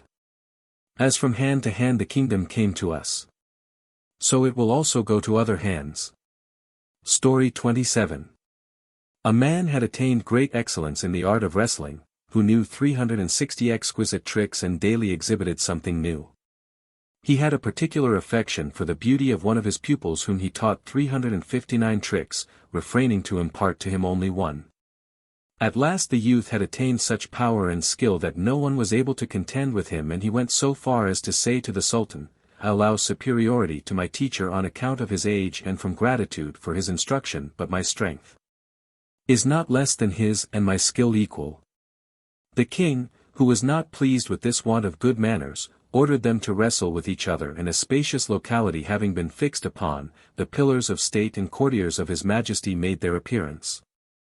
The youth made an onslaught like a mad elephant with an impulse which might have uprooted a mountain of brass from its place, but the master, who knew that he was in strength superior to himself, attacked him with the rare trick he had reserved to himself and which the youth was unable to elude. Whereon the master, lifting him up with his hands from the ground, raised him above his head and then threw him down. Shouts were raised by the spectators, and the king ordered a robe of honor with other presents to be given to the teacher, but reproached and blamed the youth for having attempted to cope with his instructor and succumbed. He replied, "My lord, he has not vanquished me by his strength, but there was a slender part in the art of wrestling which he had withheld from me and had today thereby got the upper hand of me." The master said, "I had reserved it for such an occasion because wise men have said, do not give so much strength to thy friend that, if he becomes thy foe, he may injure thee. Hast thou not heard what the man said who suffered molestation from one whom he had educated? Either fidelity itself does not exist in this world, or nobody practices it in our time. No one had learnt archery from me, without at last making a target of me." Story 28. A solitary dervish was sitting in a corner of the desert when a padshah happened to pass by, but, ease having made him independent, he took no notice. The sultan, in conformity with his royal dignity, became angry and said, "This tribe of rag-wearers resembles beasts." The vizier said, "The padshah of the surface of the earth has passed near thee. Why hast thou not paid homage and shown good manners?" He replied, "Tell the king to look for homage from a man who expects benefits from him, and also that kings exist for protecting subjects and subjects not for obeying kings. The padshah is the guardian of the dervish. Although wealth is in the glory of his reign, the sheep is not for the shepherd, but the shepherd for the service of it. Today thou beholdest one man prosperous, and another whose heart is wounded by struggling. Wait a few days till the earth consumes the brain in the head of the visionary. Distinction between king and slave has ceased, when the decree of fate overtakes them. If a man were to open the tombs of the dead, he would not distinguish a rich from a poor man." The king, who was pleased with the sentiments of the dervish, asked him to make a request, but he answered that the only one he had to make was to be left alone. The king then asked for advice, and the dervish said, "Understand now, while wealth is in thy hand, that fortune and kingdom will leave thy hand." Story 29. A vizier paid a visit to Zulnan Misri and asked for his favor, saying, "I am day and night engaged in the service of the sultan and hoping to be rewarded, but nevertheless dread to be punished by him." Zulnan wept and said, "Had I feared God, the great and glorious, as thou fearest the sultan, I would be one of the number of the righteous. If there were no hope of rest and trouble, the foot of the dervish would be upon the sphere. And if the vizier feared God, like the king he would be king." Story 30.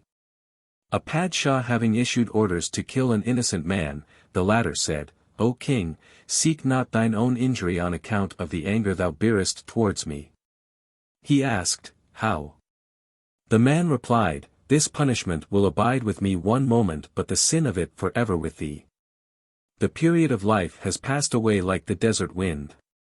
Bitter and sweet, ugliness and beauty have passed away. The tyrant Fandad, he had done injury to us.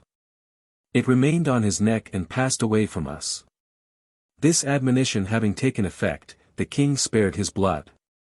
Story 31. The viziers of Nushirvan happened to discuss an important affair of state, each giving his opinion according to his knowledge. The king likewise gave his opinion, and Barzakhumihr concurred with it. Afterwards the viziers secretly asked him, "What superiority hast thou discovered in the opinion of the king above so many other reflections of wise men?" The philosopher replied, "Since the termination of the affair is unknown and it depends upon the will of God whether the opinion of the others will turn out right or wrong, it was better to agree with the opinion of the king so that, if it should turn out to have been wrong, we may, on account of having followed it, remain free from blame. To proffer an opinion contrary to the king's means to wash the hands in one's own blood.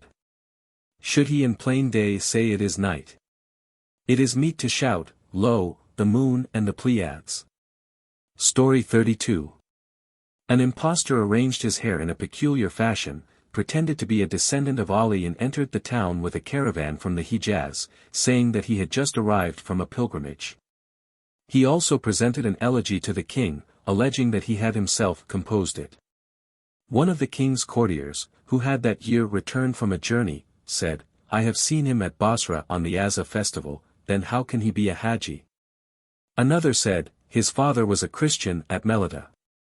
How can he be a descendant of Ali? And his poetry has been found in the Divan of Anvari. The king ordered him to be beaten and expelled the country for his great mendacity. The man said, O Lord of the surface of the earth, I shall say something more and, if it is not true, I shall deserve any punishment which thou mayest decree. He asked, What is it? When a stranger brings before thee buttermilk, 2 measures of it will be water and a spoonful sour milk. If thou hast heard heedless talk from thy slave, be not offended. A man who has seen the world utters much falsehood. The king laughed, told him that all his life he had not uttered more true words than these and ordered the present which the fellow hoped for to be got ready. Story 33. One of the viziers of a king treated his subordinates with kindness and sought the goodwill of his colleagues. Once he happened to be called to account by the king for something he had done whereon his colleagues endeavored to effect his liberation.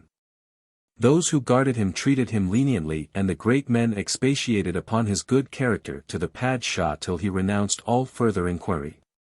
A pious man who took cognizance of this affair said, In order to gain the hearts of friends, sell even the garden of thy father. In order to boil the pot of well-wishers, burn even all the furniture of the house. Do good even to a malevolent fellow. Tie up the mouth of the dog with a sop. Story 34. One of the sons of Harun-Ar-Rashid went to his father and angrily informed him that the son of an official had used insulting expressions towards him, whereon Harun asked his courtiers what requital he deserved. One of them proposed capital punishment, another the amputation of the tongue, whilst a third recommended fine and imprisonment. Then Harun said, O my son, it would be generous to pardon him, but, if thou art unable to do so, use likewise insulting expressions concerning his mother. Not however to such a degree as to exceed the bounds of vengeance, because in that case the wrong will be on thy side. He is not reputed a man by the wise, who contends with a furious elephant. But he is a man in reality, who when angry speaks not idle words. An ill-humored fellow insulted a man, who patiently bore it, saying, O hopeful youth, I am worse than thou speakest of me, for I am more conscious of my faults than thou. Story 35. I was sitting in a vessel with a company of great men when a boat which contained 2 brothers happened to sink near us. One of the great men promised 100 dinars to a sailor if he could save them both. Whilst however the sailor was pulling out one, the other perished. I said, he had no longer to live and therefore delay took place in rescuing him. The sailor smiled and replied, What thou hast said is certain. Moreover, I preferred to save this one because, when I once happened to lag behind in the desert, he seated me on his camel, whereas I had received a whipping by the hands of the other. When I was a boy I recited, He, who doth right, doth it to his own soul, and he, who doth evil, doth it against the same. As long as thou canst, scratch the interior of no one. Because there are thorns on this road. Be helpful in the affairs of a dervish. Because thou also hast affairs. Story 36. There were 2 brothers, one of them in the service of the Sultan and the other gaining his livelihood by the effort of his arm. The wealthy man once asked his destitute brother why he did not serve the Sultan in order to be delivered from the hardship of laboring. He replied, why labourest thou not to be delivered from the baseness of service? Because philosophers have said that it is better to eat barley bread and to sit than to gird oneself with a golden belt and to stand in service. To leaven mortar of quicklime with the hand is better than to hold them on the breast before the emir.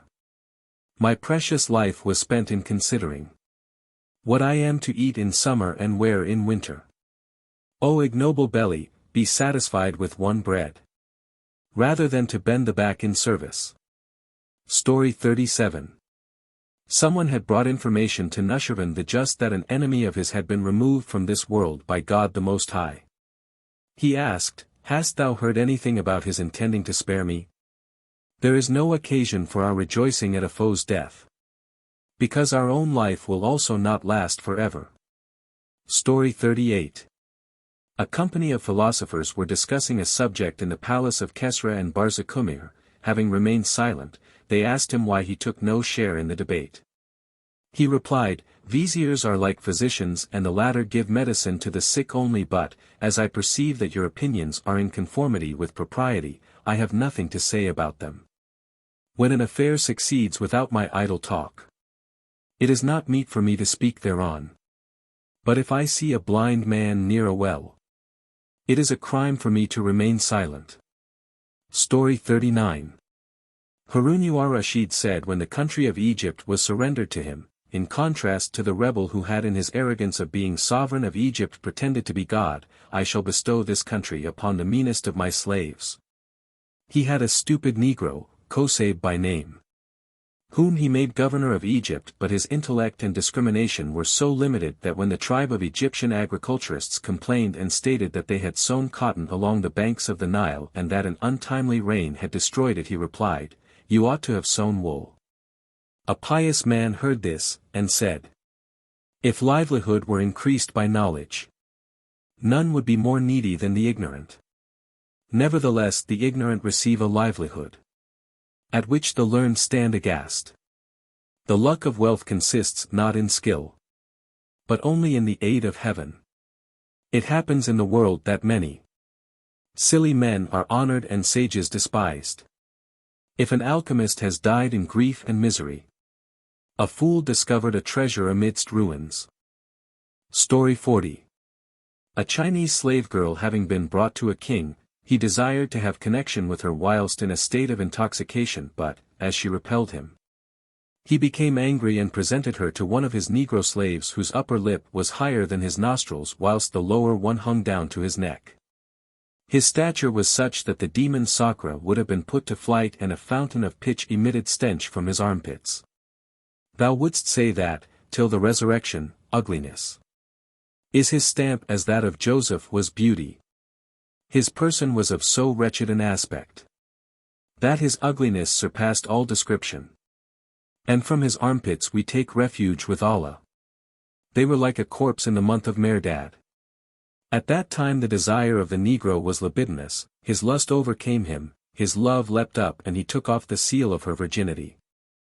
In the morning the king sought the girl but could not find her and, having obtained information of what had taken place, he became angry.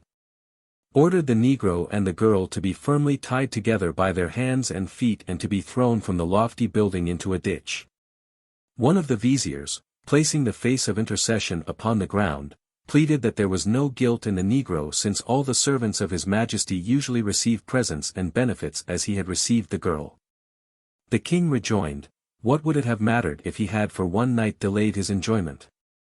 He said, My lord, hast thou not heard that it was said, When a man with a burning thirst reaches a limpid spring, think not that he will care for a mad elephant. When a hungry infidel is in an empty house at table, reason will not believe that he cares for the Ramazan. The king, being pleased with this sally, exclaimed, I make thee a present of the Negro. What am I to do with the girl?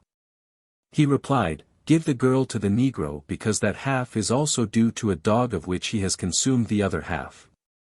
The thirsty heart does not wish for limpid water, half of which was consumed by a fetid mouth.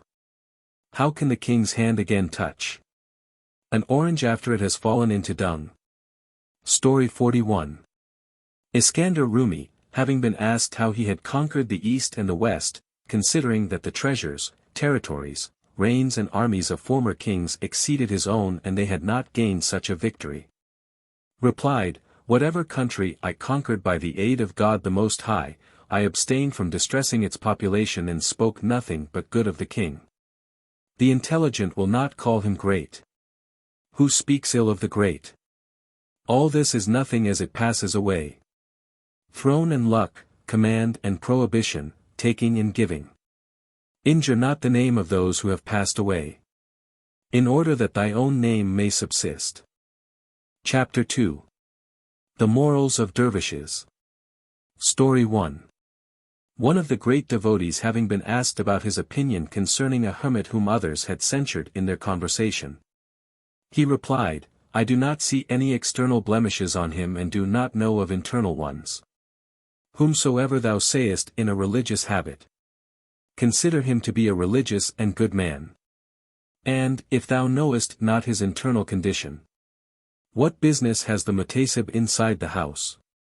Story 2. I saw a dervish who placed his head upon the threshold of the Kaaba, groaned, and said, "O forgiving, merciful one, thou knowest what an unrighteous, ignorant man can offer to thee. I have craved pardon for the deficiency of my service, because I can implore no reward for my obedience. Sinners repent of their transgressions. Arifs ask forgiveness for their imperfect worship.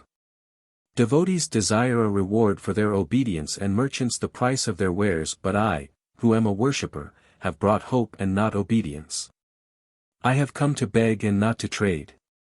Deal with me as thou deemest fit. Whether thou killest me or forgivest my crime, my face and head are on thy threshold. A slave has nothing to command, whatever thou commandest I obey." I saw a mendicant at the door of the Kaaba, who said this and wept abundantly. I ask not for the acceptance of my service, but for drawing the pen of pardon over my sins. Story 3. I saw Abducator Gailani in the sanctuary of the Kaaba with his face on the pebbles and saying, "O Lord, pardon my sins and, if I deserve punishment, cause me to arise blind on the day of resurrection that I may not be ashamed in the sight of the righteous. With my face on the earth of helplessness, I say every morning as soon as I become conscious, O thou whom I shall never forget, wilt thou at all remember thy slave?" Story 4. A thief paid a visit to the house of a pious man but, although he sought a great deal, found nothing and was much grieved. The pious man, who knew this, threw the blanket upon which he had been sleeping into the way of the thief that he might not go away disappointed. I heard that men of the way of God have not distressed the hearts of enemies. How canst thou attain that dignity, who quarrelest and wagest war against friends?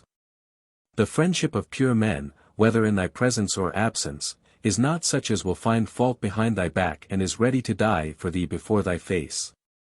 In thy presence gentle like a lamb, in thy absence like a man-devouring wolf.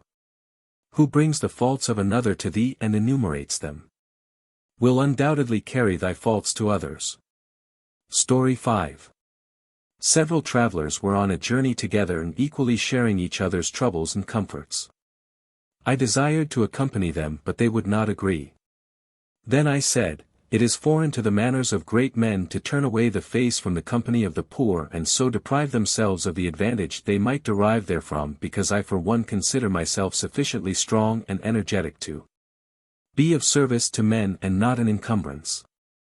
Although I am not riding on a beast, I shall aid you in carrying blankets." One of them said, "Do not be grieved at the words thou hast heard, because some days ago a thief in the guise of a dervish arrived and joined our company. How can people know who is in the dress?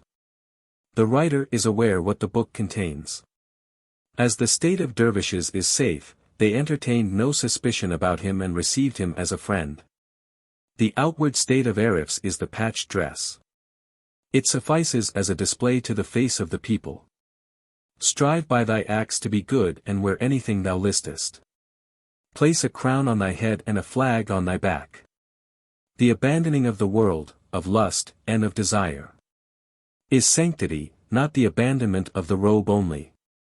It is necessary to show manhood in the fight. Of what profit are weapons of war to an hermaphrodite? We traveled one day till the night set in, during which we slept near a fort, and the graceless thief, taking up the water-pot of a companion, pretending to go for an ablution, departed for plunder. A pretended saint who wears the dervish garb has made of the Kaaba's robes the covering of an ass.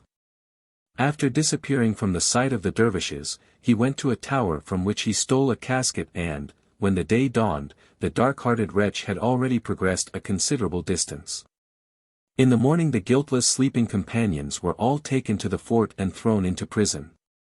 From that date we renounced companionship and took the road of solitude, according to the maxim, safety is in solitude. When one of a tribe has done a foolish thing, no honor is left either to the low or the high. Sayest thou not how one ox of the pasturage defile all oxen of the village? I replied, thanks be to the God of majesty and glory, I have not been excluded from the advantages enjoyed by dervishes, although I have separated myself from their society. I have profited by what thou hast narrated to me, and this admonition will be of use through life to persons like me. For one rude fellow in the assembly, the heart of intelligent men is much grieved. If a tank be filled with rose water, a dog falling into it pollutes the whole. Story 6. A hermit, being the guest of a padshah, ate less than he wished when sitting at dinner, and when he rose for prayers he prolonged them more than was his wont, in order to enhance the opinion entertained by the padshah of his piety. O Arab of the desert, I fear thou wilt not reach the Kaaba, because the road on which thou travellest leads to Turkestan. When he returned to his own house, he desired the table to be laid out for eating. He had an intelligent son who said, Father, hast thou not eaten anything at the repast of the Sultan? He replied, I have not eaten anything to serve a purpose. The boy said, Then likewise say thy prayers again, as thou hast not done anything to serve that purpose. O thou who showest virtues on the palms of the hand, but concealest thy errors under the armpit, what wilt thou purchase, O vainglorious fool, on the day of distress with counterfeit silver? Story 7. I remember, being in my childhood pious, rising in the night, addicted to devotion and abstinence. One night I was sitting with my father, remaining awake and holding the beloved Quran in my lap, whilst the people around us were asleep. I said, Not one of these persons lifts up his head or makes a genuflection. They are as fast asleep as if they were dead. He replied, Darling of thy father, would that thou wert also asleep rather than disparaging people. The pretender sees no one but himself, because he has the veil of conceit in front. If he were endowed with a God-discerning eye, he would see that no one is weaker than himself. Story 8. A great man was praised in an assembly, and, his good qualities being extolled, he raised his head and said, I am such as I know myself to be. O thou who reckonest my virtues, refrainest from giving me pain. These are my open, and thou knowest not my hidden, qualities. My person is, to the eyes of the world, of good aspect. But my internal wickedness makes me droop my head with shame. The peacock is for his beauteous colors by the people praised whilst he is ashamed of his ugly feet. Story 9. One of the devotees of Mount Lebanon, whose piety was famed in the Arab country and his miracles well known, entered the cathedral mosque of Damascus and was performing his purificatory ablution on the edge of a tank when his feet slipped and he fell into the reservoir, but saved himself with great trouble. After the congregation had finished their prayers, one of his companions said, I have a difficulty. He asked, What is it? He continued, I remember that the sheikh walked on the surface of the African Sea without his feet getting wetted, and today he nearly perished in this paltry water which is not deeper than a man's stature. What reason is there in this? The sheikh drooped his head into the bosom of meditation and said after a long pause, Hast thou not heard that the Prince of the world, Muhammad the Chosen, upon whom be the benediction of Allah and peace, has said, I have time with Allah during which no cherubim nor inspired prophet is equal to me? But he did not say that such was always the case. The time alluded to was when Gabriel or Michael inspired him, whilst on other occasions he was satisfied with the society of Hafsa and Zainab. The visions of the righteous one are between brilliancy and obscurity. Thou showest thy countenance and then hidest it, enhancing thy value and augmenting our desire. I behold whom I love without an intervention. Then a trance befalls me. I lose the road. It kindles fire, then quenches it with a sprinkling shower. Wherefore thou sayest me burning and drowning. Story 10. One asked the man who had lost his son. O noble and intelligent old man! As thou hast smelt the odor of his garment from Egypt, why hast thou not seen him in the well of Canaan? He replied, my state is that of leaping lightning. One moment it appears and at another vanishes. I am sometimes sitting in high heaven. Sometimes I cannot see the back of my foot. Were a dervish always to remain in that state, he would not care for the two worlds. Story 11. I spoke in the cathedral mosque of Damascus a few words by way of a sermon, but to a congregation whose hearts were withered and dead, not having travelled from the road of the world of form, the physical, to the world of meaning, the moral world. I perceived that my words took no effect and that burning fire does not kindle moist wood. I was sorry for instructing brutes and holding forth a mirror in a locality of blind people. I had, however, opened the door of meaning and was giving a long explanation of the verse, we are nearer unto him than the jugular vein, till I said, the friend is nearer to me than myself. But it is more strange that I am far from him. What am I to do?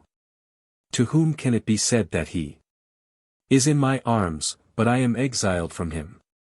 I had intoxicated myself with the wine of these sentiments, holding the remnant of the cup of the sermon in my hand, when a traveller happened to pass near the edge of the assembly. And the last turn of the circulating cup made such an impression upon him that he shouted, and the others joined him, who began to roar, whilst the raw portion of the congregation became turbulent. Whereon I said, praise be to Allah. Those who are far away but intelligent are in the presence of Allah, and those who are near but blind are distant. When the hearer understands not the meaning of words, do not look for the effect of the orator's force, but raise an extensive field of desire, that the eloquent man may strike the ball of effect. Story 12. One night I had in the desert of Mecca become so weak from want of sleep that I was unable to walk and, laying myself down, told the camel driver to let me alone. How far can the foot of a wretched pedestrian go when a dromedary gets distressed by its load? Whilst the body of a fat man becomes lean, a weak man will be dead of exhaustion. He replied, O brother, the sanctuary is in front of us and brigands in the rear. If thou goest thou wilt prosper. If thou sleepest thou wilt die. It is pleasant to sleep under an acacia on the desert road. But alas! Thou must bid farewell to life on the night of departure. Story 13. I saw a holy man on the seashore who had been wounded by a tiger. No medicine could relieve his pain. He suffered much, but he nevertheless constantly thanked God the Most High, saying, praise be to Allah that I have fallen into a calamity and not into sin. If that beloved friend decrees me to be slain, I shall not say that moment that I grieve for life. Or say, what fault has thy slave committed? My grief will be for having offended thee. Story 14. A dervish who had fallen into want stole a blanket from the house of a friend. The judge ordered his hand to be amputated, but the owner of the blanket interceded, saying that he had condoned the fault. The judge rejoined, thy intercession cannot persuade me to neglect the provision of the law. The man continued, thou hast spoken the truth, but amputation is not applicable to a person who steals some property dedicated to pious uses. Moreover, a beggar possesses nothing, and whatever belongs to a dervish is dedicated to the use of the needy. Thereon the judge released the culprit, saying, the world must indeed have become too narrow for thee that thou hast committed no theft except from the house of such a friend. He replied, hast thou not heard the saying, sweep out the house of friends and do not knock at the door of foes? If thou sinkest in a calamity, be not helpless. Strip thy foes of their skins and thy friends of their fur coats. Story 15. A Padshah, meeting a holy man, asked him whether he did not sometimes remember him for the purpose of getting presents. He replied, "Yes, I do, whenever I forget God. Whom he drives from his door, runs everywhere. Whom he calls, runs to no one's door." Story 16. A pious man saw in a dream a Padshah in paradise and a devotee in hell, whereon he asked for the reason of the former's exaltation and the latter's degradation, saying that he had imagined the contrary ought to be the case. He received the following answer: the Padshah had, for the love he bore to Dervishes, been rewarded with paradise, and the devotee had, for associating with Padshahs, been punished in hell. Of what use is thy frock, rosary, and patched dress? Keep thyself free from despicable practices. Then thou wilt have no need of a cap of leaves. Have the qualities of a dervish and wear a Tatar cap. Story 17. A bare-headed and barefooted pedestrian who had arrived from Kufa with the Hijaz caravan of pilgrims joined us, strutted about and recited, "I am neither riding a camel nor under a load like a camel. I am neither a lord of subjects nor the slave of a potentate. Grief for the present, or distress for the past, does not trouble me. I draw my breath in comfort and thus spend my life." A camel rider shouted to him, "O dervish, where art thou going? Return, for thou wilt expire from hardships." He paid no attention but entered the desert and marched. When we reached the station at the palm grove of Mahmud, the rich man was on the point of death, and the dervish, approaching his pillow, said, "We have not expired from hardship, but thou hast died on a dromedary." A man wept all night near the head of a patient. When the day dawned he died and the patient revived. Many a fleet charger had fallen dead, while a lame ass reached the station alive. Often healthy persons were in the soil, buried, and the wounded did not die. Story 18. A hermit, having been invited by a Padshah, concluded that if he were to take some medicine to make himself weak he might perhaps enhance the opinion of the Padshah regarding his merits. But it is related that the medicine was lethal, so that when he partook of it he died. Who appeared to the all-marrow like a pistachio, was but skin upon skin like an onion. Devotees with their face towards the world say their prayers with their back to the Qibla. When a worshipper calls upon his God, he must know no one besides God. Story 19. A caravan having been plundered in the Yunnan country and deprived of boundless wealth, the merchants wept and lamented, beseeching God and the Prophet to intercede for them with the robbers, but ineffectually. When a dark-minded robber is victorious, what cares he for the weeping of the caravan? Lockman the philosopher being among the people of the caravan, one of them asked him to speak a few words of wisdom and advice to the robbers so that they might perhaps return some of the property they had plundered, because the loss of so much wealth would be lamentable. Lockman replied, "It would be lamentable to utter one word of wisdom to them. The rust which has eaten into iron cannot be removed by polishing. Of what use is preaching to a black heart? An iron nail cannot be driven into a rock. Help the distressed in the day of prosperity, because comforting the poor averts evil from thyself. When a mendicant implores thee for a thing, give it, or else an oppressor may take it by force." Story 20. Despite the abundant admonitions of the most illustrious Sheikh Abulfrij ben Juzi to shun musical entertainments and to prefer solitude and retirement, the budding of my youth overcame me, my sensual desires were excited so that, unable to resist them, I walked some steps contrary to the opinion of my tutor, enjoying myself in musical amusements and convivial meetings. When the advice of my sheikh occurred to my mind, I said, "If the qazi were sitting with us, he would clap his hands. If the mutasib were bibbing wine, he would excuse a drunkard." Thus I lived till I paid one night a visit to an assembly of people in which I saw a musician. Thou wouldst have said he is tearing up the vital artery with his fiddle bow. His voice was more unpleasant than the wailing of one who lost his father. The audience now stopped their ears with their fingers, and now put them on their lips to silence him.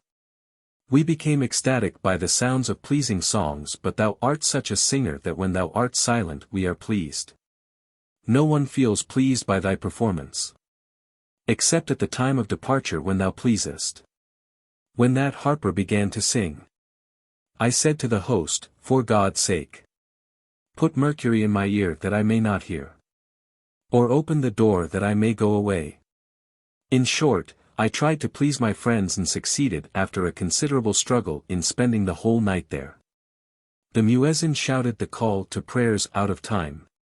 Not knowing how much of the night had elapsed. Asked the length of the night from my eyelids. For sleep did not enter my eyes one moment.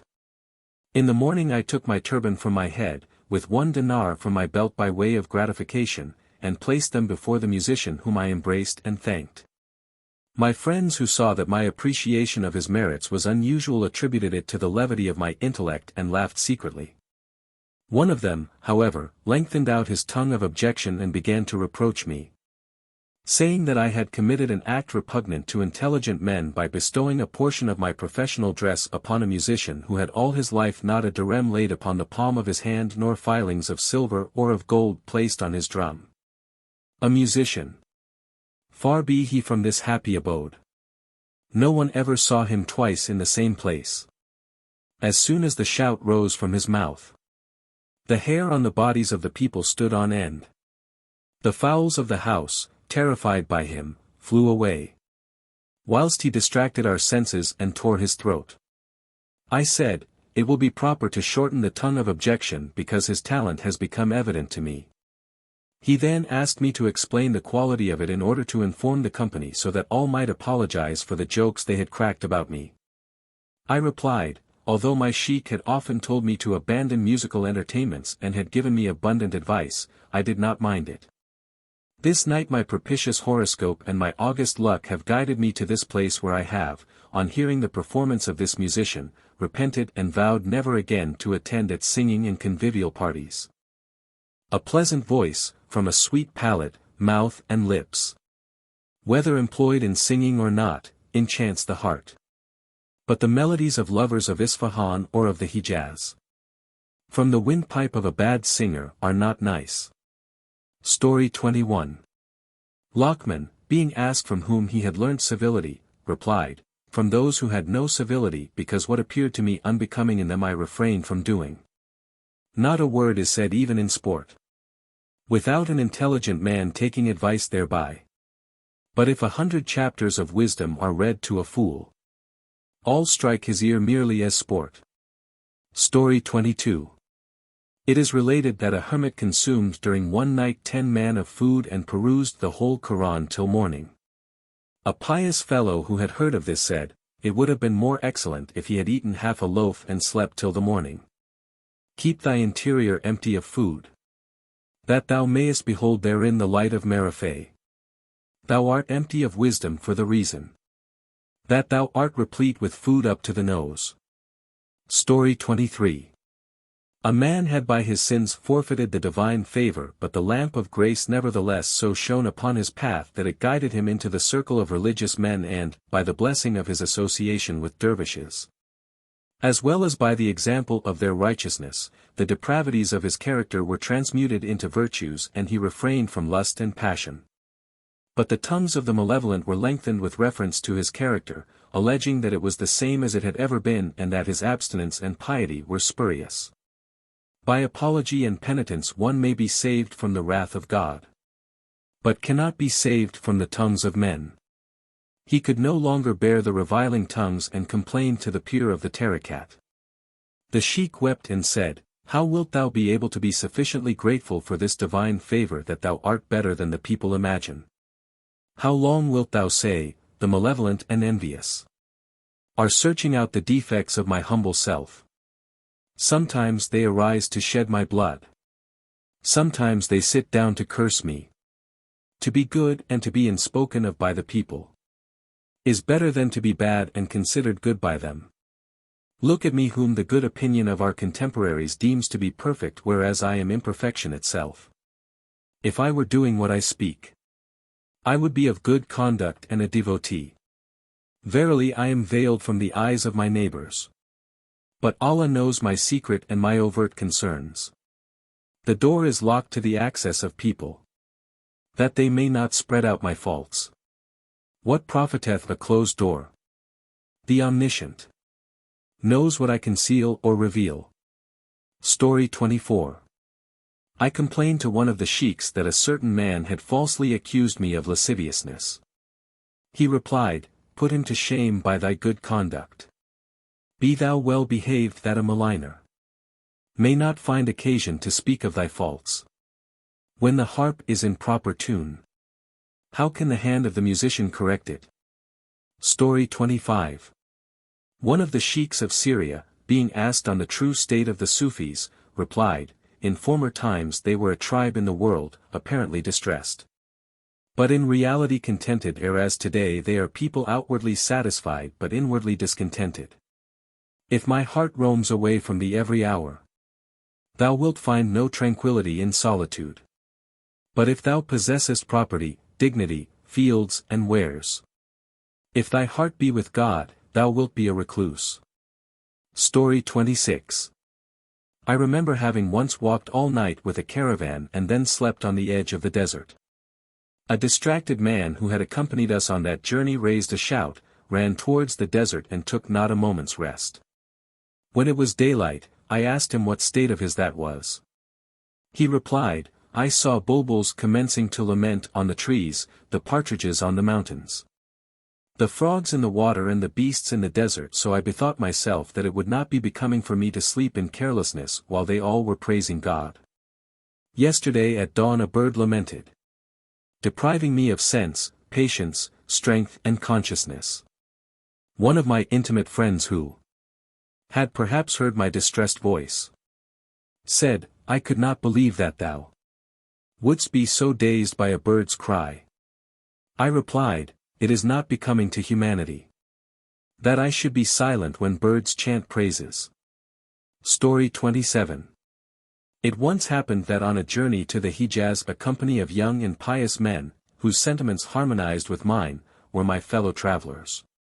They occasionally sung and recited spiritual verses, but we had with us also an Abid, who entertained a bad opinion of the behavior of the Dervishes and was ignorant of their sufferings.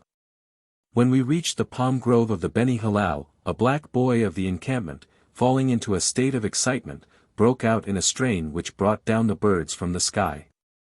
I saw, however, the camel of the Abid, which began to prance, throwing him and running into the desert. Knowest thou what that matutinal bulbul said to me? What man art thou to be ignorant of love? The Arabic verses threw a camel into ecstasy and joy. If thou hast no taste thou art an ill-natured brute. When a camel's head is turned by the frenzy of joy, and a man does not feel it, he must be an ass. When the winds blow over the plain, the branches of the ban-tree bend, not hard rocks. Whatever thou beholdest chants his praises. He knows this who has the true perception. Not only the bulbul on the rosebush sings praises, but every bramble is a tongue, extolling him. Story 28. The life of a king was drawing to a close and he had no successor. He ordered in his last testament that the next morning after his death the first person entering the gate of the city be presented with the royal crown and be entrusted with the government of the realm. It so happened that the first person who entered was a mendicant who had all his life subsisted on the morsels he collected and had sewn patch after patch upon his clothes. The pillars of the state and grandees of the court executed the injunction of the king and bestowed upon him the government and the treasures. Whereon the dervish reigned for a while until some emirs of the monarchy withdrew their necks from his obedience and kings from every side began to rise for hostilities and to prepare their armies for war. At last his own troops and subjects also rebelled and deprived him of a portion of his dominions. This event afflicted the mind of the dervish until one of his old friends, who had been his companion when he was yet himself a dervish, returned from a journey and, seeing him in such an exalted position, said, "Thanks be to God the Most High and Glorious that thy rose has thus come forth from the thorn and thy thorn was extracted from thy foot. Thy high luck has aided thee and prosperity with fortune has guided thee till thou hast attained this position. Verily hardship is followed by comfort. A flower is sometimes blooming and sometimes withering. A tree is at times nude and at times clothed. He replied, Brother, condole with me because there is no occasion for congratulation. When thou sawest me last, I was distressed for bread and now a world of distress has overwhelmed me. If I have no wealth I grieve. If I have some the love of it captivates me. There is no greater calamity than worldly goods. Both their possession and their want are griefs. If thou wishest for power, covet nothing. Accept contentment which is sufficient happiness. If a rich man pours gold into thy lap, care not a moment for thanking him. Because often I heard great men say, the patience of a dervish is better than the gift of a rich man. Story 29. A man had a friend, who held the office of Devon to the Padshah, but whom he had not seen for a long time. And, a man having asked him for the reason, he replied, I do not want to see him. A dependent however of the Devon, who also happened to be present, queried, What fault has he committed that thou art unwilling to meet him? He replied, There is no fault in the matter but a friend who is a Devon may be seen when he is removed from office. Whilst in greatness and in the turmoil of Business, they do not like to be troubled by neighbors. But when they are depressed and removed from office, they will lay open their heart's grief to friends. Story 30. Abu Huraira, may the approbation of Allah be upon him, was in the habit of daily waiting upon the Mustafa, peace on him, who said, Abu Huraira, visit me on alternate days that our love may increase. A man said to a devotee, Beautiful as the sun is, I never heard that anybody took it for a friend or fell in love with it, and he replied, This is because it may be seen daily, except in winter when it is veiled and beloved. There is no harm in visiting people, but not till they say, It is enough. If thou findest fault with thyself, thou wilt not hear others reproaching thee. Story 31. A man, being tormented by a contrary wind in his belly and not having the power to retain it, unwittingly allowed it to escape. He said, Friends, I had no option in what I did, the fault of it is not to be ascribed to me and peace has resulted to my internal parts. Kindly excuse me. The belly is a prison of wind, O wise man. No sage retains wind in captivity. If wind twists thy belly let it out. Because wind in the belly is a burden to the heart. Story 32. Having become tired of my friends in Damascus, I went into the desert of Jerusalem and associated with animals till the time when I became a prisoner of the Franks, who put me to work with infidels in digging the earth of a moat in Tarapolis, when one of the chiefs of Aleppo, with whom I had formerly been acquainted, recognized me and said, What state is this? I recited, I fled from men to mountain and desert, wishing to attend upon no one but God. Imagine what my state at present is, when I must be satisfied in a stable of wretches. The feet in chains with friends is better than to be with strangers in a garden. He took pity on my state and ransomed me for 10 dinars from the captivity of the Franks, taking me to Aleppo where he had a daughter and married me to her with a dowry of 100 dinars. After some time had elapsed, she turned out to be ill-humored, quarrelsome, disobedient, abusive in her tongue and embittering my life. A bad wife in a good man's house is his hell in this world already. Alas for a bad consort, alas! Preserve us, O Lord, from the punishment of fire. Once she lengthened her tongue of reproach and said, Art thou not the man whom my father purchased from the Franks for 10 dinars? I replied, Yes, he bought me for 10 dinars and sold me into thy hands for 100 dinars. I heard that a sheep had by a great man been rescued from the jaws and the power of a wolf. In the evening he stroked her throat with a knife, whereon the soul of the sheep complained thus, Thou hast snatched me away from the claws of a wolf. But at last I see thou art thyself a wolf. Story 33. A Padshah asked a hermit, How spendest thou thy precious time? He replied, I am all night engaged in prayer, during the morning in supplications and the rest of the day in restricting my expenses. Then the king ordered a sufficient allowance to be allotted to him so as to relieve him of the cares of his family. O thou who art encumbered with a family! Think no more of ever enjoying freedom. Cares for children, raiment and food restrain thee from the heavenly kingdom. Every day I renew my determination to wait upon God until the night. In the night, while tying the knot of prayer, I think what my children will eat on the morrow. Story 34. A man, professing to be a hermit in the desert of Syria, attended for years to his devotions and subsisted on the leaves of trees. A Padshah, who had gone in that direction by way of pilgrimage, approached him and said, If thou thinkest proper, we shall prepare a place for thee in the town where thou wilt enjoy leisure for thy devotions and others may profit by thy spiritual advice as well as imitate thy good works. The hermit refused compliance, but the pillars of the state were of opinion that, in order to please the king, he ought to spend a few days in town to ascertain the state of the place. So that if he feared that the purity of his precious time might become turbid by association with strangers, he would still have the option to refuse compliance. It is related that the hermit entered the town where a private garden house of the king, which was a heart-expanding and soul-refreshing locality, had been prepared to receive him. Its red roses were like the cheeks of belles. Its hyacinths like the ringlets of mistresses. Protected from the inclemency of midwinter. Like sucklings who have not yet tasted the nurse's milk. And branches with pomegranates upon them. Fire suspended from the green trees. The king immediately sent him a beautiful slave girl.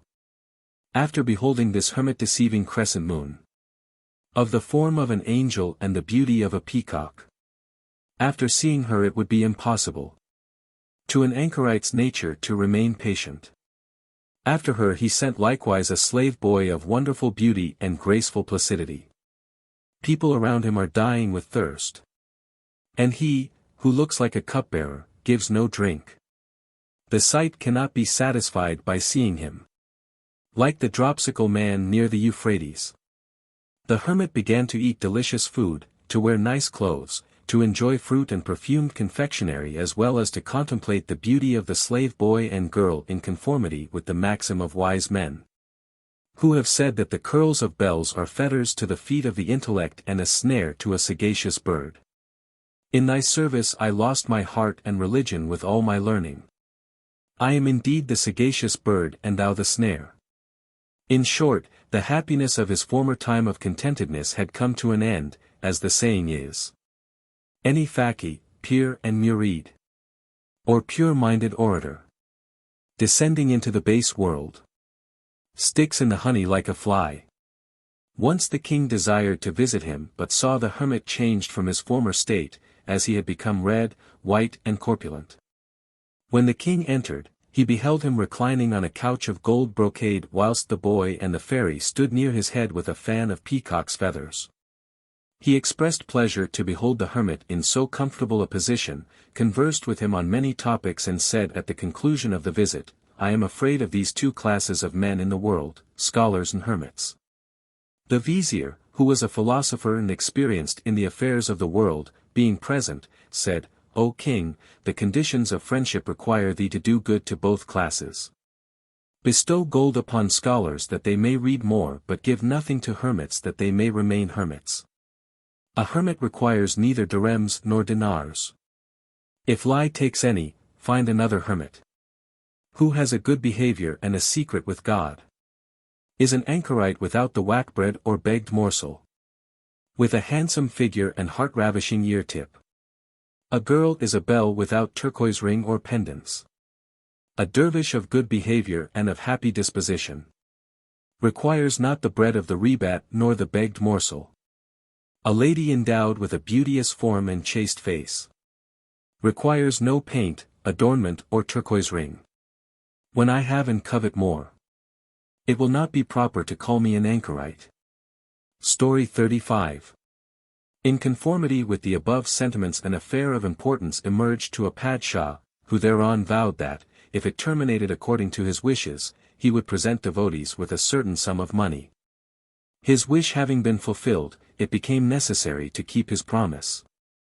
Accordingly he gave a purse of dirhams to one of his confidential servants to distribute it among recluses. It is related that the slave was intelligent and shrewd. He walked about all day and returning at nightfall, kissed the dirhams and deposited them before the king with the remark that he had not found any devotees. The king rejoined, "What nonsense is this? As far as I know there are 400 devotees in this town."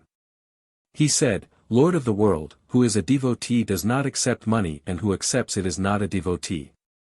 The king smiled and said to his courtiers, "Despite of my wishing to do good to this class of worshippers of God, this rogue bears them enmity and thwarts my wish, but truth is on his side. If a devotee has taken dirhams and dinars, find another who is more a devotee than he." Story 36. One of the ulema of solid learning, having been asked for his opinion about whack bread, answered, "If it be accepted to ensure tranquility of mind from cares for food and to obtain leisure for devotion, it is lawful, but if it be taken for maintenance it is forbidden. Bread is taken for the corner of devotion by pious men and not the corner of devotion for bread." Story 37. A dervish arrived in a place, the owner of which was of a noble disposition, and had surrounded himself with a company of distinguished and eloquent men, each of whom uttered something elegant or jocular, according to the fashion of wits.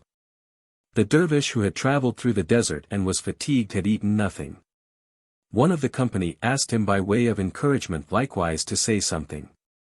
The dervish replied, "I do not possess distinction and eloquence like you and have read nothing, so you must be satisfied with one distich of mine."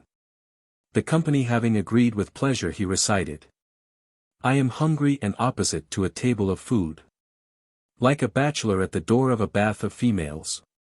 The company, having thus been apprised of his famished condition, produced a table with bread, but as he began to eat greedily the host said, "Friend, at any rate stop a while till my servants roast some minced meat." Whereon the dervish lifted his head and recited, "Do not order pounded meat for my table. To a pounded man simple bread is pounded meat." Story 38. A murid said to his peer, "What am I to do? I am troubled by the people, many of whom pay me visits. By their coming and going they encroach upon my precious time." He replied, "Lend something to every one of them who is poor and ask something from every one who is rich and they will come round thee no more. If a mendicant were the leader of the army of Islam, the infidels would for fear of his importunity run as far as China." Story 39. The son of a faqih said to his father, "These heart-ravishing words of moralists make no impression upon me because I do not see that their actions are in conformity with their speeches. They teach people to abandon the world, but themselves accumulate silver and corn. A scholar who only preaches and nothing more will not impress anyone when he speaks. He is a scholar who commits no evil, not he who speaks to men but acts not himself. Will you enjoin virtue to mankind and forget your own souls? A scholar who follows his lusts and panders to his body is himself lost although he may show the way." The father replied, "My son, it is not proper merely on account of this vain fancy to turn away the face from the instruction of advisers, to travel on the road of vanity, to accuse the ulema of aberration, and whilst searching for an immaculate scholar, to remain excluded from the benefits of knowledge, like a blind man who one night fell into the mud and shouted, 'O Musulmans, hold a lamp on my path.' Whereon a courtesan who heard him asked, 'As thou canst not see the lamp, what wilt thou see with the lamp?' In the same way the preaching assembly is like the shop of a dealer in linen, because if thou bringest no money thou canst obtain no wares, and if thou bringest no inclination to the assembly thou wilt not get any felicity."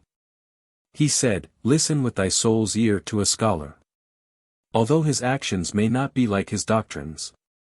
In vain does the gainsayer ask, 'How can a sleeper awaken a sleeper?'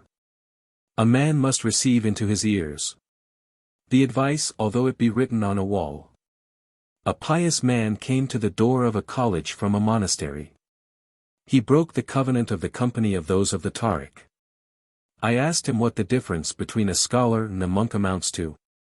He replied, the former saves his blanket from the waves, whilst the latter strives to save the drowning man. Story 40. A man was sleeping dead drunk on the highway and the bridle of spontaneity had slipped from his hands. A hermit passed near him and considered the disgraceful condition he was in. The youth raised his head and recited, when they passed near something contemptible, they passed it kindly. When thou beholdest a sinner be concealing and meek, turn not thy face from a sinner, O anchorite. Look upon him with benignity. If I am ignoble in my actions, pass me by like a noble fellow. Story 41. A company of vagabonds met a dervish, spoke insulting words to him, struck him and otherwise molested him, whereon he complained to his superior and explained the case. The peer replied, My son, the patched frock of dervishes is the garment of resignation and who, wearing it, cannot bear injuries is a pretender not entitled to the frock. A large river will not become turbid from stones. The Arif who feels aggrieved is shallow water yet. If he injures thee, bear it, because pardon will purify thee from sin. O brother, as the end is dust, be dust before thou art turned into dust. Story 42. Listen to this story how in Baghdad a flag and a curtain fell into dispute. Travel-stained, dusty and fatigued, the flag said to the curtain by way of reproach, I and thou, we are both fellow servants, slaves of the Sultan's palace. Not a moment had I rest from service. In season and out of season I travelled about. Thou hast suffered neither toil nor siege. Not from the desert, wind, nor dust and dirt. My step in the march is more advancing. Then why is thy honor exceeding mine? Thou art upon moon-faced servants, or jessamine-scented slave girls. I have fallen into prentice hands. I travel with foot in fetters and head fluttering. The curtain said, My head is on the threshold. Not like thine in the heavens. Who carelessly lifts up his neck, throws himself upon his neck. Story 43. A pious man saw an acrobat in great dudgeon, full of wrath and foaming at the mouth. He asked, What is the matter with this fellow? A bystander said, Someone has insulted him. He remarked, This base wretch is able to lift 1,000 man of stones and has not the power to bear one word. Abandon thy claim to strength and manliness. Thou art weak-minded and base, whether thou be a man or woman. If thou art able, make a sweet mouth. It is not manliness to strike the fist on a mouth, although able to tear up an elephant's front. He is not a man who possessed no humanity. A man's nature is of earth. If he is not humble he is not a man. Story 44. I asked a good man concerning the qualities of the brethren of purity. He replied, The least of them is that they prefer to please their friends rather than themselves, and philosophers have said that a brother who is fettered by affairs relating to himself is neither a brother nor a relative. If thy fellow traveler hastens, he is not thy fellow. Tie not thy heart to one whose heart is not tied to thine. When a kinsman possesses no virtue and piety, then severing connection is better than love of kinship. I remember that an opponent objected to the last two lines, saying, God the Most High and Glorious has in his noble book prohibited the severing of connection with relatives and has commanded us to love them. What thou hast alleged is contrary to it. I replied, Thou art mistaken because according to the Quran, Allah the Most High has said, If they both father and mother, strive to induce thee to associate with me that concerning which thou hast no knowledge, obey them not. 1,000 kinsmen who are strangers to God are the sacrifice for one stranger who knows him. Story 45. A kind old man in Baghdad gave his daughter to a cobbler. The cruel little man so bit her that blood flowed from the daughter's lips. Next morning the father saw her thus, and going to the bridegroom asked him, O mean wretch, what teeth are these? Chewest thou thus her lips? They are not leather. I do not say these words in jest. Leave joking off and enjoy her seriously. If ill humor becomes fixed in a nature, it will not leave it till the time of death. Story 46. A Faki had a very ugly daughter, and when she attained puberty no one was inclined to marry her in spite of her dowry and wealth. Bad is the brocade and damask cloth, which is upon an ugly bride. At last it became necessary to marry her to a blind man, and it is related that on the said occasion a physician arrived from Serendip who was able to restore sight to the blind. The Faki, being asked why he had not put his son-in-law under treatment, replied, I fear that if he is able to see he will divorce my daughter. It is better if the husband of an ugly woman is blind. Story 47. A Padshah was casting a glance of contempt upon a company of dervishes, and one of them, understanding by his sagacity the meaning of it, said, O king, in this world we are inferior to thee in dignity but more happy in life. In death we are equal, and in the resurrection superior to thee. Though the master of a country may have enjoyment, and the dervish may be in need of bread, in that hour when both of them will die, they will take from the world not more than a shroud. When thou takest thy departure from the realm, it will be better to be a mendicant than a padshah. Externally the dervish shows a patched robe and a shaved head, but in reality his heart is living and his lust dead. He does not sit at the door of pretense away from people, to fight against them if they oppose him. Because when a millstone rolls from a mountain, he is not an Arif who gets out of the way of the stone. The way of dervishes is praying, gratitude, service, obedience, almsgiving, contentment, professing the unity of God, trust, submission and patience. Whoever possesses these qualities is really a dervish, although he may wear an elegant robe, whereas a prattler who neglects his orisons, is luxurious, sensual, turns day into night in the bondage of lust, and night into day in the sleep of carelessness, eats whatever he gets, and speaks whatever comes upon his tongue, is a profligate, although he may wear the habit of a dervish. O thou whose interior is denuded of piety, but wearest outwardly the garb of hypocrisy, do not display a curtain of 7 colors. Thou hast reed mats inside thy house. Story 48. I saw bouquets of fresh roses, tied upon a cupola of grass. I asked, what is despicable grass? To sit also in the line of the roses? The grass wept and said, hush. Companionship does not obliterate nobility. Although I have no beauty, color and perfume, am I not after all the grass of his garden? I am the slave of a bountiful Lord, cherished from old by his liberality. Whether I possess virtue or not, I hope for grace from the Lord. Although I possess no property, no capital to offer as obedience, he knows the remedy for the slave, to whom no support remains. It is customary that the owner gives a writ of emancipation to an old slave. O God, who hast adorned the universe, be bountiful to thy old slave. Sadi, take the road to the Kaaba of submission. O man of God, follow the way of God. Unlucky is he who turns his head away from this door, for he will find no other door. Story 49.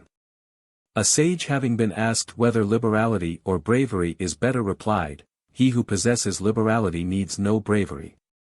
It is written on the tomb of Biramgur, a liberal hand is better than a strong arm.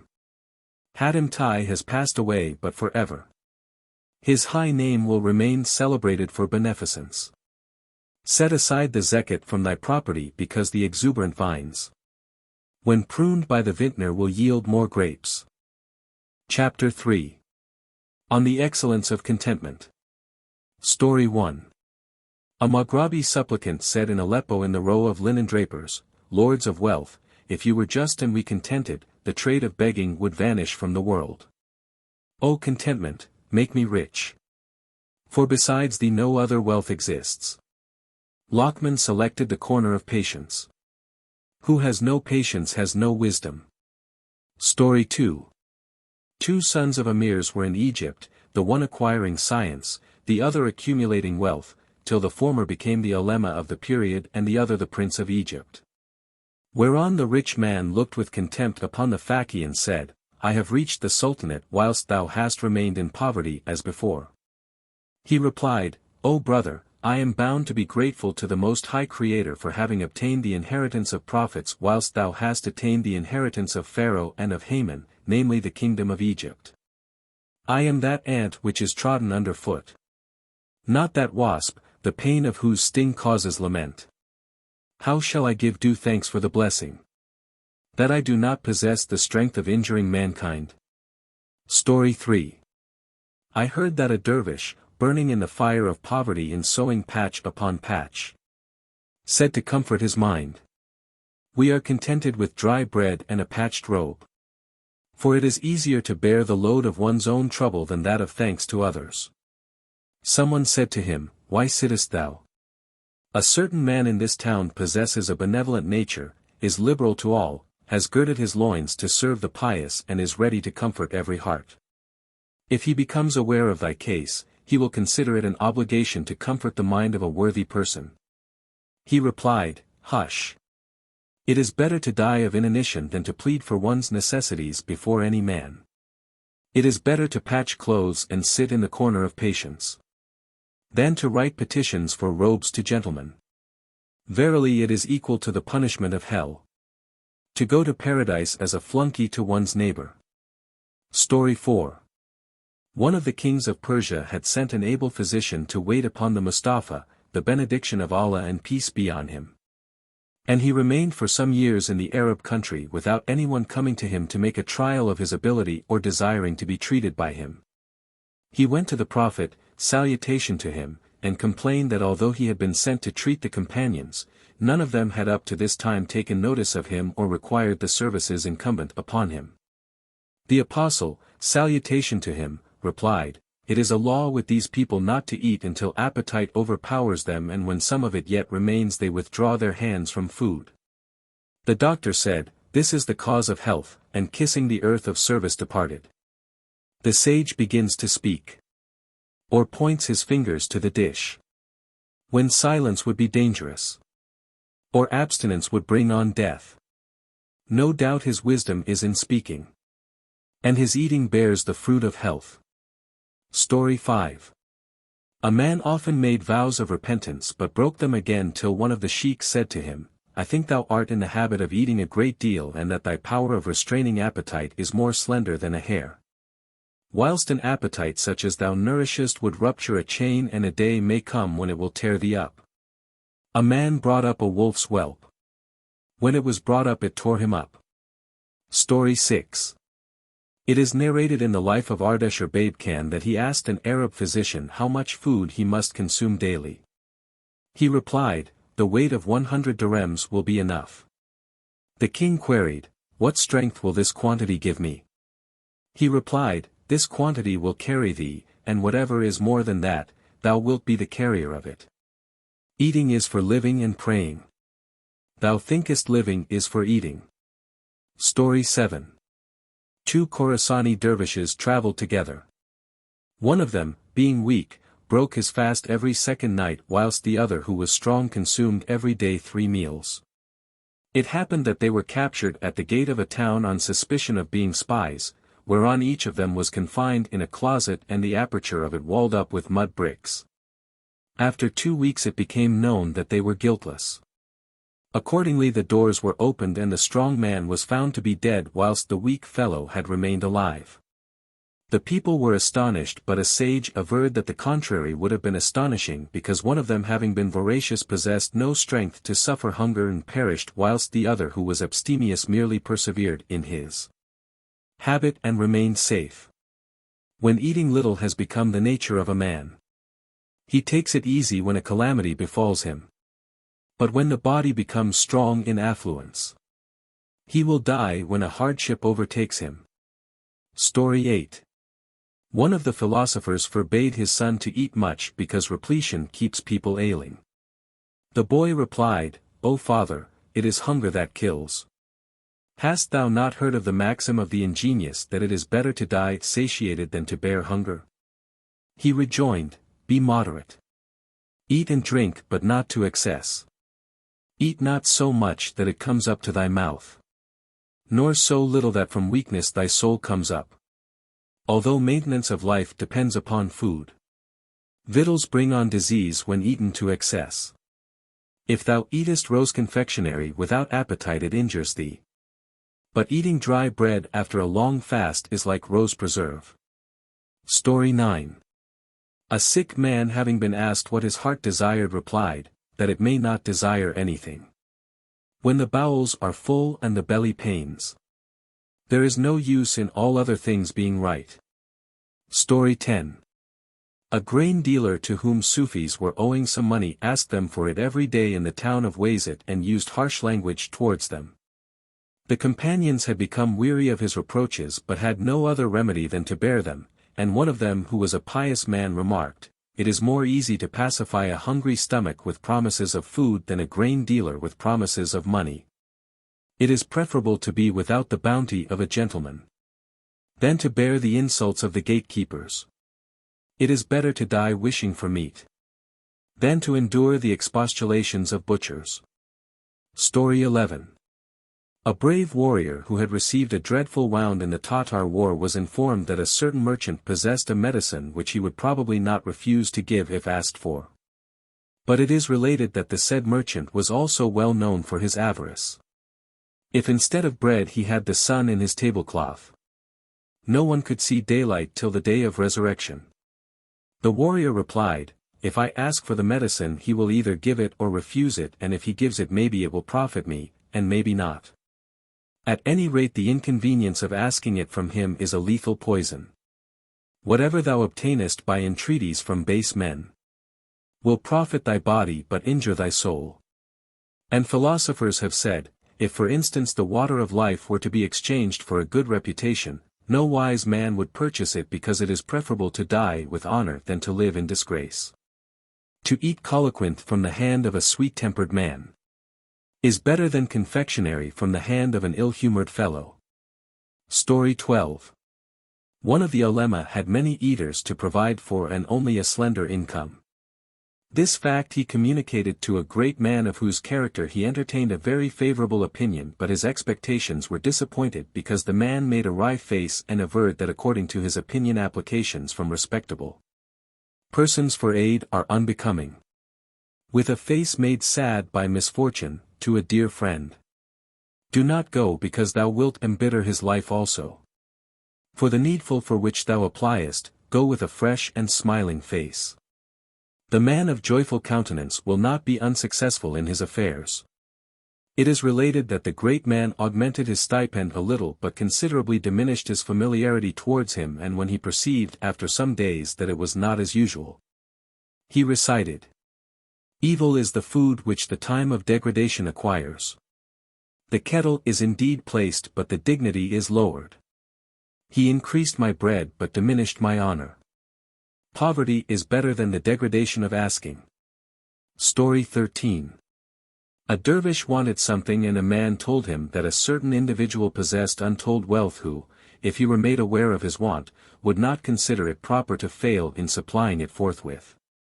The dervish answering that he had no acquaintance with him, the man proposed to show him the house, and when the dervish entered he caught sight of a person with hanging lips and sitting morosely.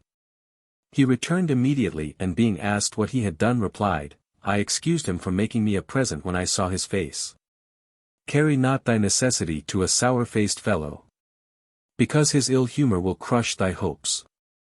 If thou confidest thy heart's grief, tell it to one whose face will comfort thee like ready cash. Story 14. A year of dearth set in at Alexandria, so that even a dervish lost the reins of patience from his hands, the pearls of heaven were withheld from the earth and the lamentations of mankind ascended to the firmament. There was no wild beast, fowl, fish or ant whose wailings prompted by distress had not reached the sky. For a wonder the heart smoke of the people did not condense to form clouds and the torrents of their tears rain. In such a year there was an hermaphrodite. I owe it to my friends not to describe him because it would be an abandonment of good manners, especially in the presence of great men. On the other hand, it would likewise be improper and in the way of negligence not to mention anything about him because certain people would impute it to the ignorance of the narrator. Accordingly I shall briefly describe him in the following 2 distichs because a little indicates much and a handful is a sample of a donkey load. If a Tatar slays that hermaphrodite, the Tatar must not be slain in return. How long will he be like the bridge of Baghdad, with water flowing beneath and men on the back? Such a man, a portion of whose eulogy thou hast now heard, possessed in that year boundless wealth, bestowed silver and gold upon the needy and laid out tables for travelers. A company of dervishes who were by the presence of distress on the point of starvation were inclined to accept of his hospitality and consulted me on the subject, but I struck my head back from assenting and replied, "A lion does not eat the half of which a dog consumed, although he may die of hunger in his lair, though getting rich in wealth and property like Faridun. A worthless man is to be considered of no account." Story 15. Hatim Tai, having been asked whether he had seen in the world anyone of more exalted sentiments than himself, replied, "Yes, one day I slaughtered 40 camels to entertain Arab emirs. I had occasion to go out on some business into a corner of the desert, where I noticed a gatherer of briars, who had accumulated a hillock of thistles. And I asked him why he had not become a guest of Hatim since many people had come round to his banquet, but he replied, 'Who eats bread by the work of his own hand will not bear to be obliged to Hatim Tai.' Then I saw that his sentiments were more exalted than mine." Story 16. Moses, to whom be salutation, beheld a dervish who had on account of his nudity concealed himself in the sand, exclaiming, "O Moses, utter a supplication to God the Most High to give me an allowance because I am, on account of my distress, on the point of starvation." Moses accordingly prayed and departed, but returning a few days afterwards he saw that the dervish was a prisoner and surrounded by a crowd of people. On asking for the reason he was informed that the dervish had drunk wine, quarreled, slain a man and was to be executed in retaliation. If the humble cat possessed wings, he would rob the world of every sparrow egg. It may happen that when a weak man obtains power, he arises and twists the hands of the weak. And if Allah were to bestow abundance upon his servants, they would certainly rebel upon earth. What has made thee wade into danger, O fool, till thou hast perished? Would that the ant had not been able to fly. When a base fellow obtains dignity, silver and gold, his head necessarily demands to be knocked. Was not after all this maxim uttered by a sage? That ant is the best which possesses no wings. The Heavenly Father has plenty of honey, but the Son has a hot disease. He who does not make thee rich knows better what is good for thee than thyself. Story 17. I noticed an Arab of the desert sitting in a company jewelers at Basra and narrating stories to them. He said, "I had once lost my road in the desert and consumed all my provisions. I considered that I must perish when I suddenly caught sight of a bag full of pearls, and I shall never forget the joy and ecstasy I felt on thinking they might be parched grain, nor the bitterness and despair when I discovered them to be pearls. In a dry desert and among moving sand, it is the same to a thirsty man whether he has pearls or shells in his mouth. When a man has no provisions and his strength is exhausted, it matters not whether his girdle is adorned with pearls or potsherds." Story 18. An Arab suffering in the desert from extreme thirst recited, "Would that before my death I could one day enjoy my wish, that a river's waves might strike my knee, and I might fill my water bag." In the same manner another traveler lost himself in an extensive region, having neither any strength nor food left, but he possessed some money and roamed about, and the road leading him nowhere he perished from exhaustion. Some people afterwards discovered his corpse with the money in front of it and the following written on the ground: "If possessed of all the Jafari gold, it will avail nothing to a hungry man, to a poor man burnt in the desert. Boiled turnips are more valuable than pure silver." Story 19. I never lamented about the vicissitudes of time or complained of the turns of fortune except on the occasion when I was barefooted and unable to procure slippers. But when I entered the great mosque of Kufa with a sore heart and beheld a man without feet, I offered thanks to the bounty of God, consoled myself for my want of shoes, and recited, "A roast fowl is to the sight of a satiated man less valuable than a blade of fresh grass on the table. And to him who has no means nor power, a burnt turnip is a roasted fowl." Story 20. A king with some of his courtiers had during a hunting party and in the winter season strayed far from inhabited places, but when the night set in he perceived the house of a dakin and said, "We shall spend the night there to avoid the injury of the cold." One of the viziers, however, objected, alleging that it was unworthy of the high dignity of a padshah to take refuge in the house of a dakin, and that it would be best to pitch tents and to light fires on the spot. The dakin, who had become aware of what was taking place, prepared some food he had ready in his house, offered it, kissed the ground of service, and said, the high dignity of the sultan would not have been so much lowered. But the courtiers did not wish the dignity of the dakin to become high. The king, who was pleased with these words, moved for the night into the man's house and bestowed a dress of honor upon him the next morning.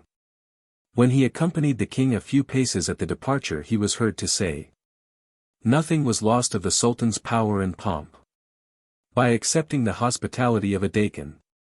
But the corner of the dakin's cap reached the sun, when a sultan such as thou overshadowed his head." Story 21. It is related that a sultan thus addressed a miserly beggar who had accumulated great riches, "It is evident that thou possessest boundless wealth, and we have an affair on hand in which thou canst aid us by way of a loan. When the finances of the country are in a flourishing condition it will be repaid." The miser replied, "It is not befitting the power and dignity of a padshah to soil the hands of his noble aspirations with the property of an individual like myself who has collected it grain by grain." The king replied, "It does not matter, because the money will be spent upon infidels. The wicked women should be joined to the wicked men. If the water of a Christian's well is impure, what matters it if thou washest a dead Jew therein?" They said, "The lime mortar is not clean." We replied, "We shall plug therewith the privy holes." I heard that he refused to comply with the behest of the king, began to argue and to look insolently. Whereon the king ordered the sum in question to be released from his grasp by force and with a reprimand. If an affair cannot be accomplished with gentleness, he forsooth turns his head to impudence, who has no regard for himself. It is proper that no one should pay him any. Story 22. I met a trader who possessed 150 camel loads of merchandise with 40 slaves and servants. One evening in the oasis of Kish he took me into his apartment, and taking all night no rest kept up an incoherent gabble, saying, "I have such and such a warehouse in Turkestan, such and such goods in Hindostan. This is the title deed of such and such an estate, and in this affair such and such a man is security." He said, "I intend to go to Alexandria because it has a good climate," and correcting himself continued, "No, because the African sea is boisterous. O Sadi, I have one journey more to undertake, and after performing it I shall during the rest of my life sit in a corner and enjoy contentment." I asked, "What journey is that?" He replied, "I shall carry Persian brimstone to China because I heard that it fetched a high price. I shall also carry Chinese porcelain to Rum and Rumi brocade to India and Indian steel to Aleppo, convey glassware of Aleppo to Yemen, striped cloth of Yemen to Pairs. After that I shall abandon trading and shall sit down in a shop." He had talked so much of this nonsense that no more strength remained in him, so he said, "O Sadi, do thou also tell me something of what thou hast seen and heard."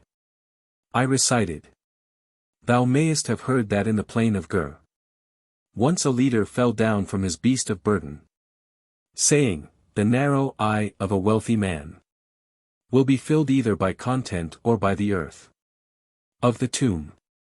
Story 23. I heard about a wealthy man who was as well known for his avarice as Hatem Tai for his liberality.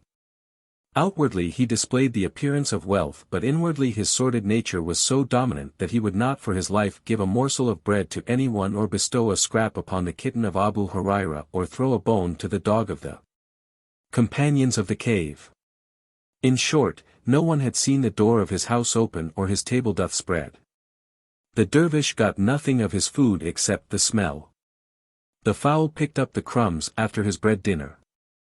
I heard that he was sailing in the Mediterranean with the pride of Pharaoh in his head according to the words of the Most High, until drowning overtook him when all of a sudden a contrary wind befell the ship. As it is said, "What can thy heart do to thy distressed nature, for the wind is not fair? It is not at all times suitable for a ship." He uplifted the hands of supplication and began to lament in vain, but Allah the Most High has commanded, when they sail in a ship they call upon Allah, sincerely exhibiting unto him their religion.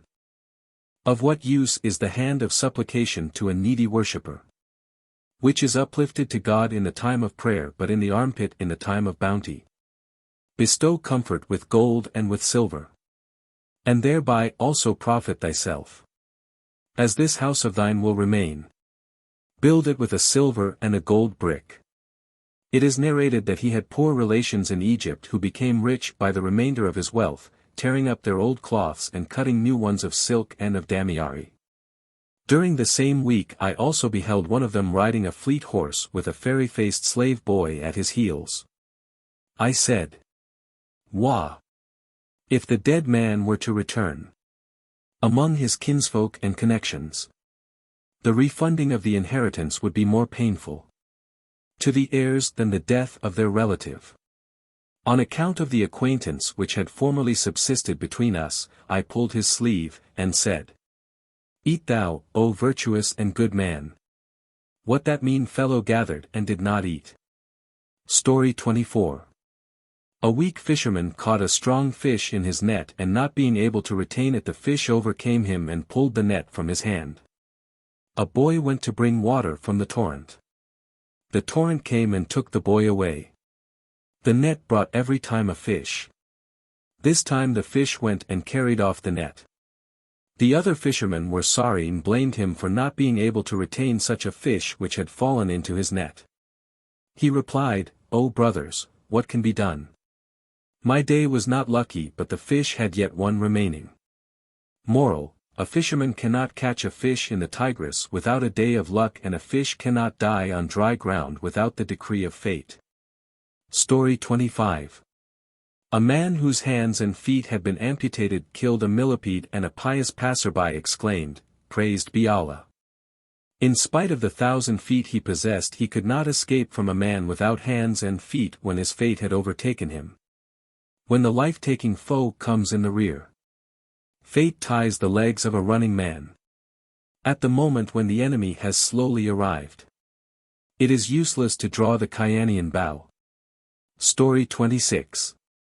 I have seen a fat fool, dressed in a costly robe, with a turban of Egyptian linen on his head, riding on an Arab horse.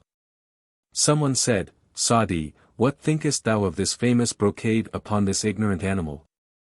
I replied, "It is like ugly characters scrawled with gold water. Verily he is like an ass among men. A calf, a body which is bleeding. This animal cannot be said to resemble a man, except in his cloak, turban and outward adornment. Examine all his property and belongings of his estate. Thou wilt find nothing lawful to take except his blood. If a noble man becomes impoverished, imagine not that his high worth will also decrease. But if into a silver threshold golden nails are driven by a Jew, think not that he will thereby become noble." Story 27. A thief said to a mendicant, "Art thou not ashamed to stretch out thy hand for a grain of silver to every sordid fellow?" He replied, "To hold out the hand for a grain of silver is better than to get it cut off for 1.5 days. Story 28. It is related that an athlete had been reduced to the greatest distress by adverse fortune.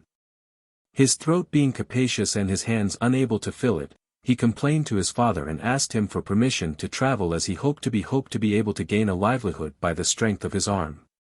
Excellence and skill are lost unless exhibited. Lignum aloes is placed on fire and musk rubbed.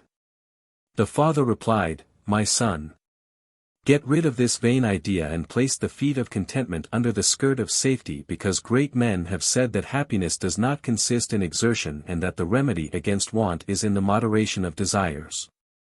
No one can grasp the skirt of luck by force. It is useless to put vasma on a bald man's brow. If thou hast 200 accomplishments for each hair of thy head, they will be of no use if fortune is unpropitious. What can an athlete do with adverse luck?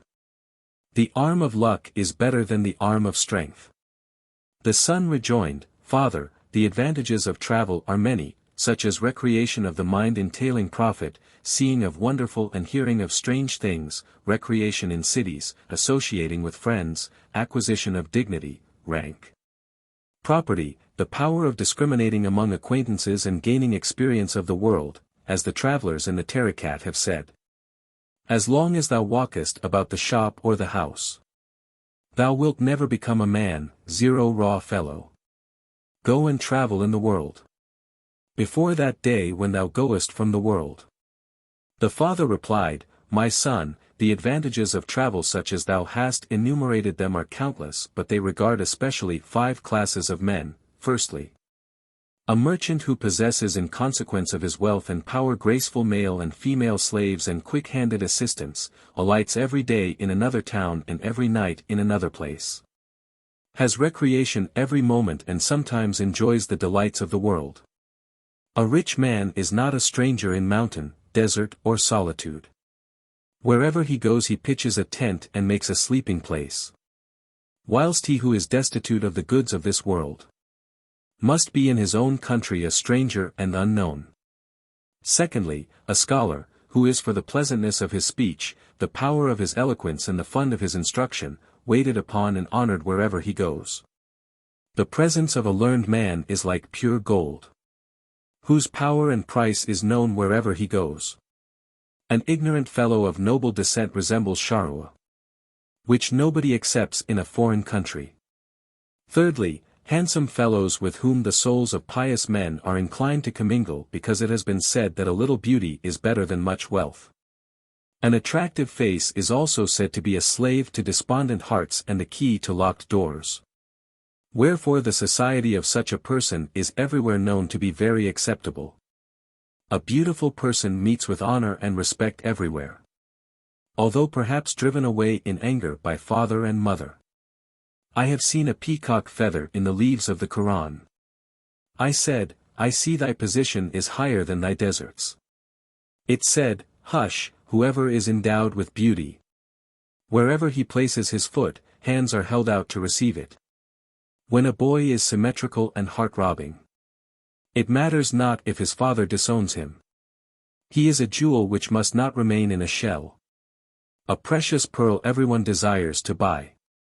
Fourthly, one with a sweet voice, who retains, with a David-like throat, water from flowing and birds from soaring. By means of this talent he holds the hearts of people captive, and religious men are delighted to associate with him. My audition is intent on the beautiful melody. Who is that performing on the double chord? How pleasant is the gentle and melancholy lay to the ear of the boon companions who quaff the morning draught. Better than a handsome face is a pleasant voice. The former is joy to the senses, the latter food for the soul. Fifthly, the artisan, who gains a sufficient livelihood by the strength of his arm, so that his reputation is not lost in struggling for bread. As wise men have said, if he goes abroad from his own town, the patcher of clothes meets with no bardship or trouble. But if the government falls into ruin, the king of Nimruz will go to bed hungry.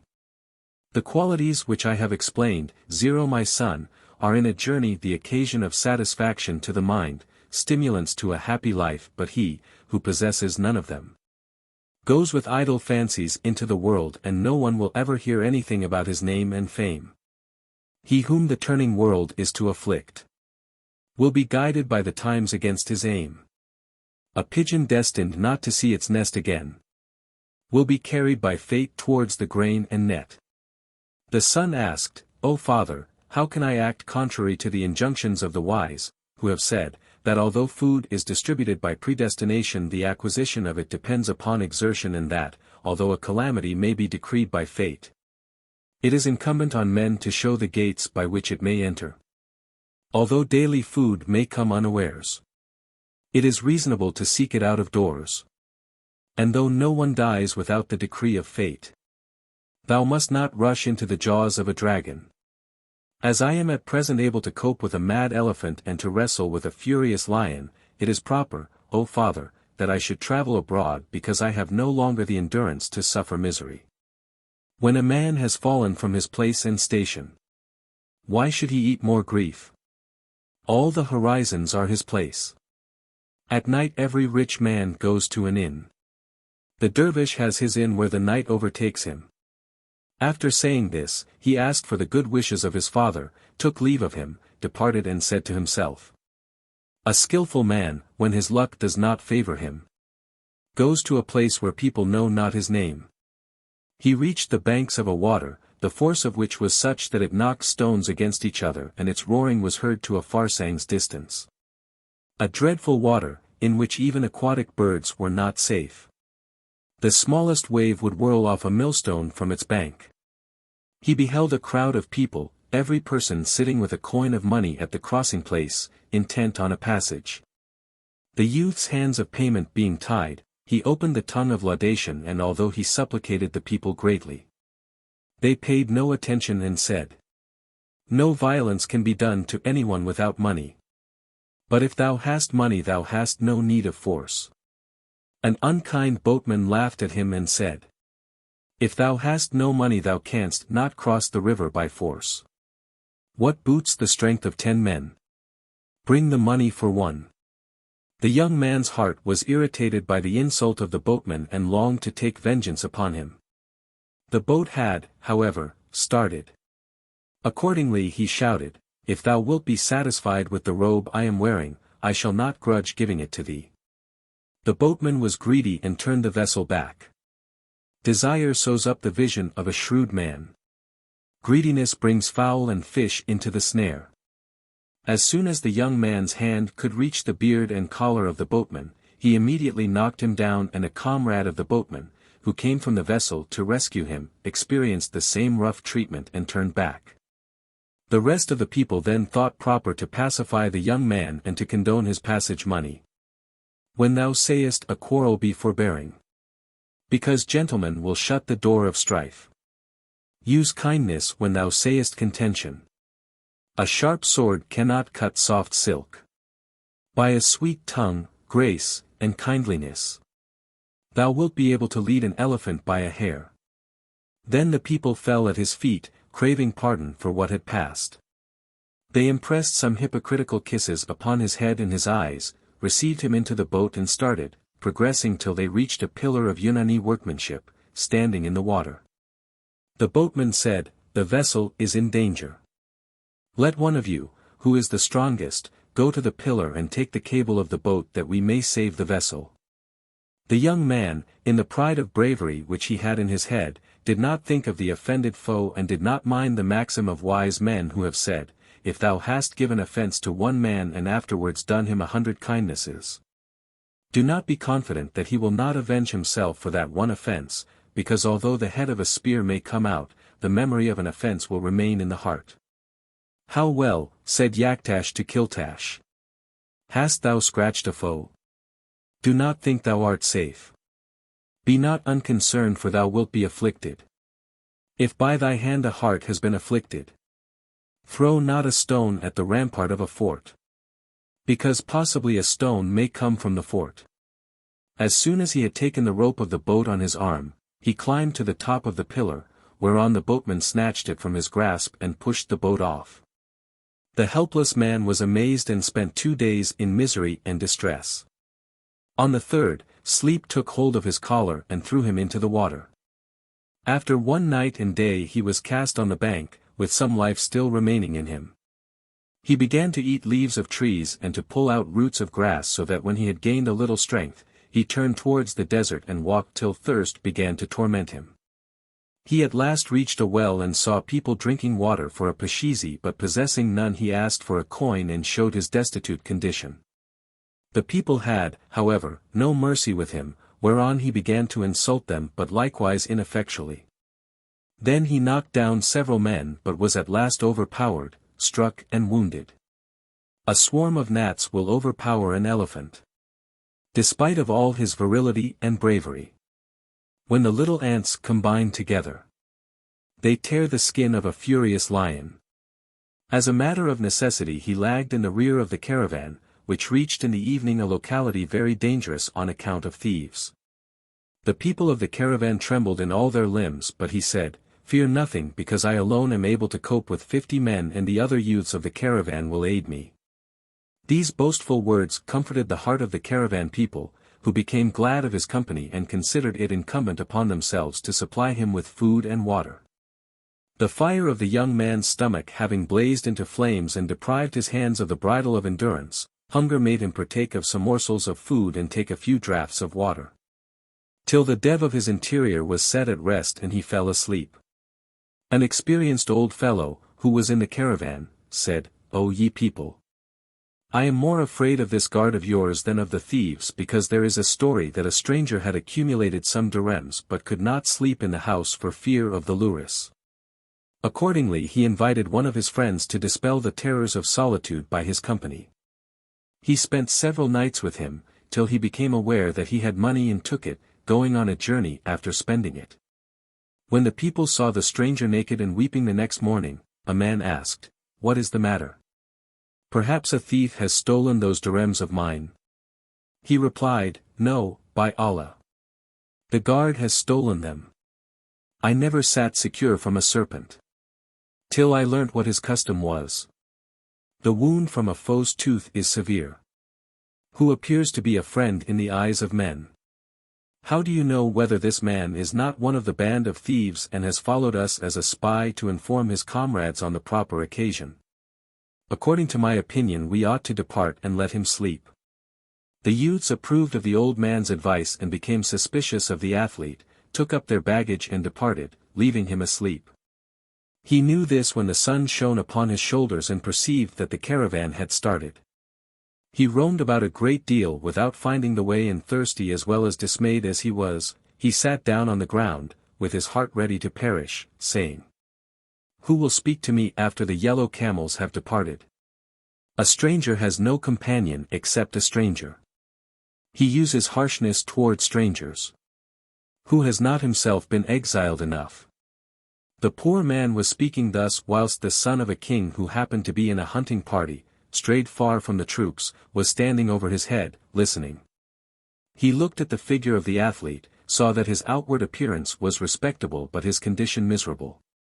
He then asked him whence he had come and how he had fallen into this place. The athlete briefly informed him of what had taken place, whereon the royal prince, moved by pity, presented him with a robe of honor and a large sum of money and sent a confidential man to accompany him till he again reached his native town. His father was glad to see him and expressed gratitude at his safety. In the evening he narrated to his father what had befallen him with the boat, mentioned the violence of the boatmen, the harshness of the rustics near the well and the treachery of the caravan people on the road. The father replied, "My son, have not I told thee at thy departure that the brave hands of empty-handed persons are like the broken paw of a lion? How well has that empty-handed fighter said, 'A grain of gold is better than 50 men of strength.'" The son replied, "O father, thou wilt certainly not obtain a treasure except by trouble, wilt not overcome thy foe unless thou hazardest thy life, and wilt not gather a harvest unless thou scatterest seed.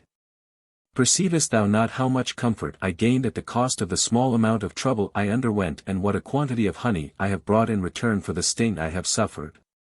Although not more can be acquired than fate has decreed. Negligence in striving to acquire is not commendable. If a diver fears the crocodile's throat, he will never catch the pearl of great price. The nether millstone is immovable, and therefore must bear a heavy load. What will a fierce lion devour at the bottom of his den? What food does a fallen hawk obtain? If thou desirest to catch game at home, Thou must have hands and feet like a spider.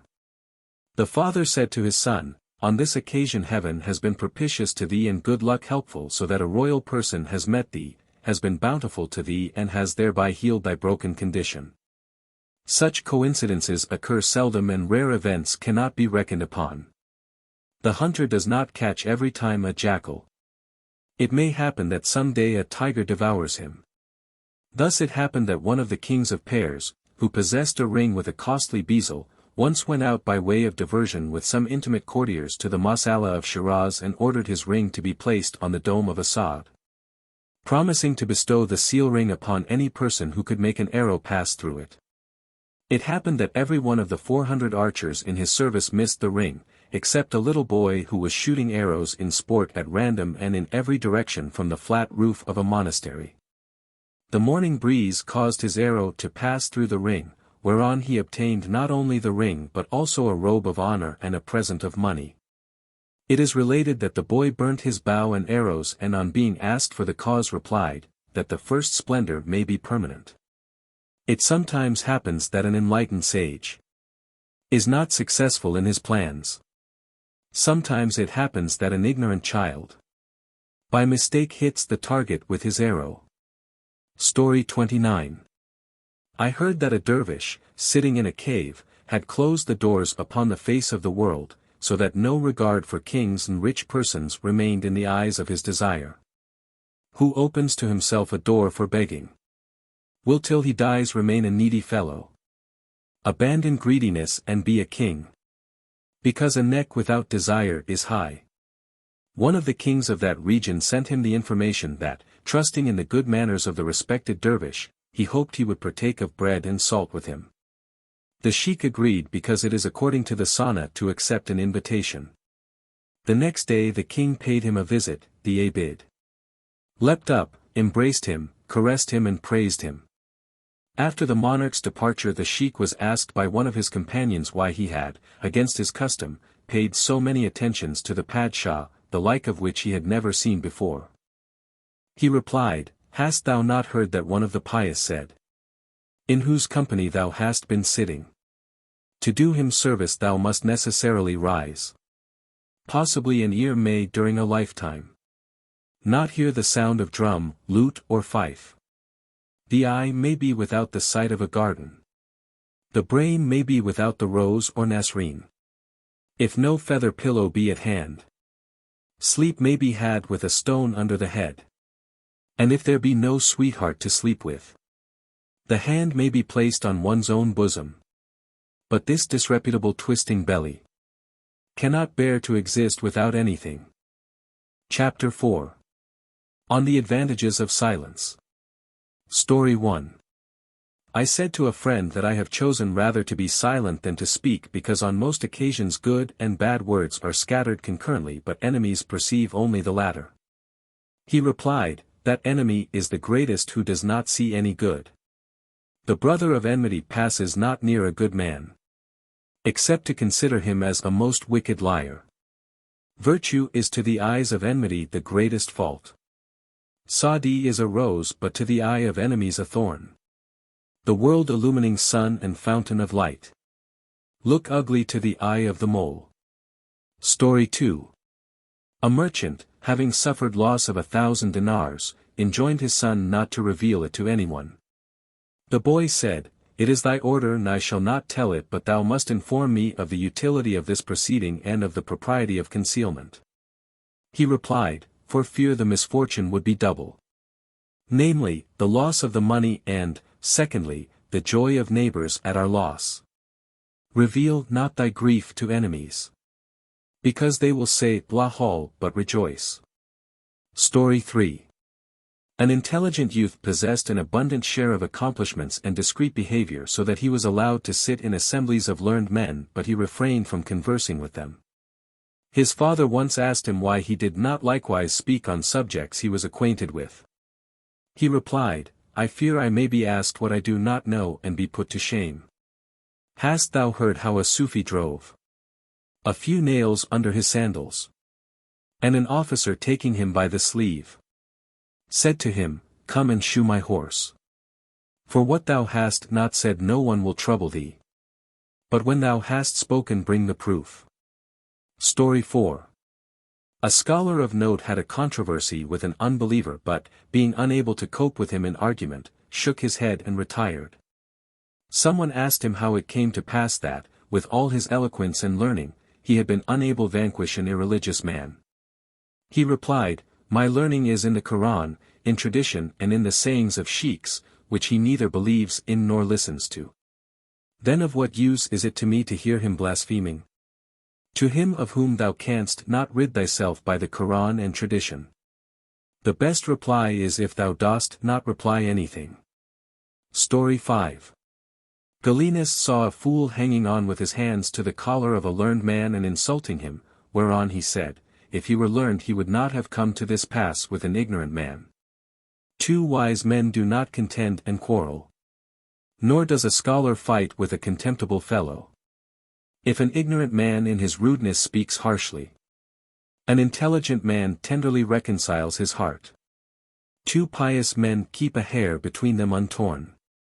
And so does a mild with a headstrong man. If however both sides are fools, if there be a chain they will snap it. An ill-humored man insulted someone. He bore it and replied, O man of happy issue! I am worse than thou canst say that I am. Because I know thou art not aware of my faults as I am. Story 6. Subhan Vale is considered to have had no equal in rhetorics because he had addressed an assembly during a year and had not repeated the same word but, when the same meaning happened to occur, he expressed it in another manner, and this is one of the accomplishments of courtiers and princes. A word if heart-binding and sweet, is worthy of belief and of approbation. When thou hast once said it, do not utter it again. Because sweets, once partaken of, suffice. Story 7. I heard a philosopher say that no one has ever made a confession of his own folly except he who begins speaking, whilst another has not yet finished his talk. Words have a head, O shrewd man, and a tail. Do not insert thy words between words of others. The possessor of deliberation, intelligence and shrewdness does not say a word till he sees silence. Story 8. Several officials of Sultan Mahmud asked Hassan Muhammadi one day what the Sultan had told him about a certain affair. He replied, You must yourselves have heard it. They rejoined, What he says to thee he does not think proper to communicate to the like of us. He answered, Because he trusts that I shall not reveal it. Then why do you ask me to do so? A knowing man will not utter every word which occurs to him. It is not proper to endanger one's head for the king's secret. Story 9. I was hesitating in the conclusion of a bargain for the purchase of a house when a Jew said, Buy it, for I am one of the landholders of this ward. Ask me for a description of the house as it is, and it has no defect. I replied, Except that thou art the neighbor of it. A house which has a neighbor like thee is worth 10 dirhams of a deficient standard. But the hope must be entertained that after thy death it will be worth 1,000. Story 10.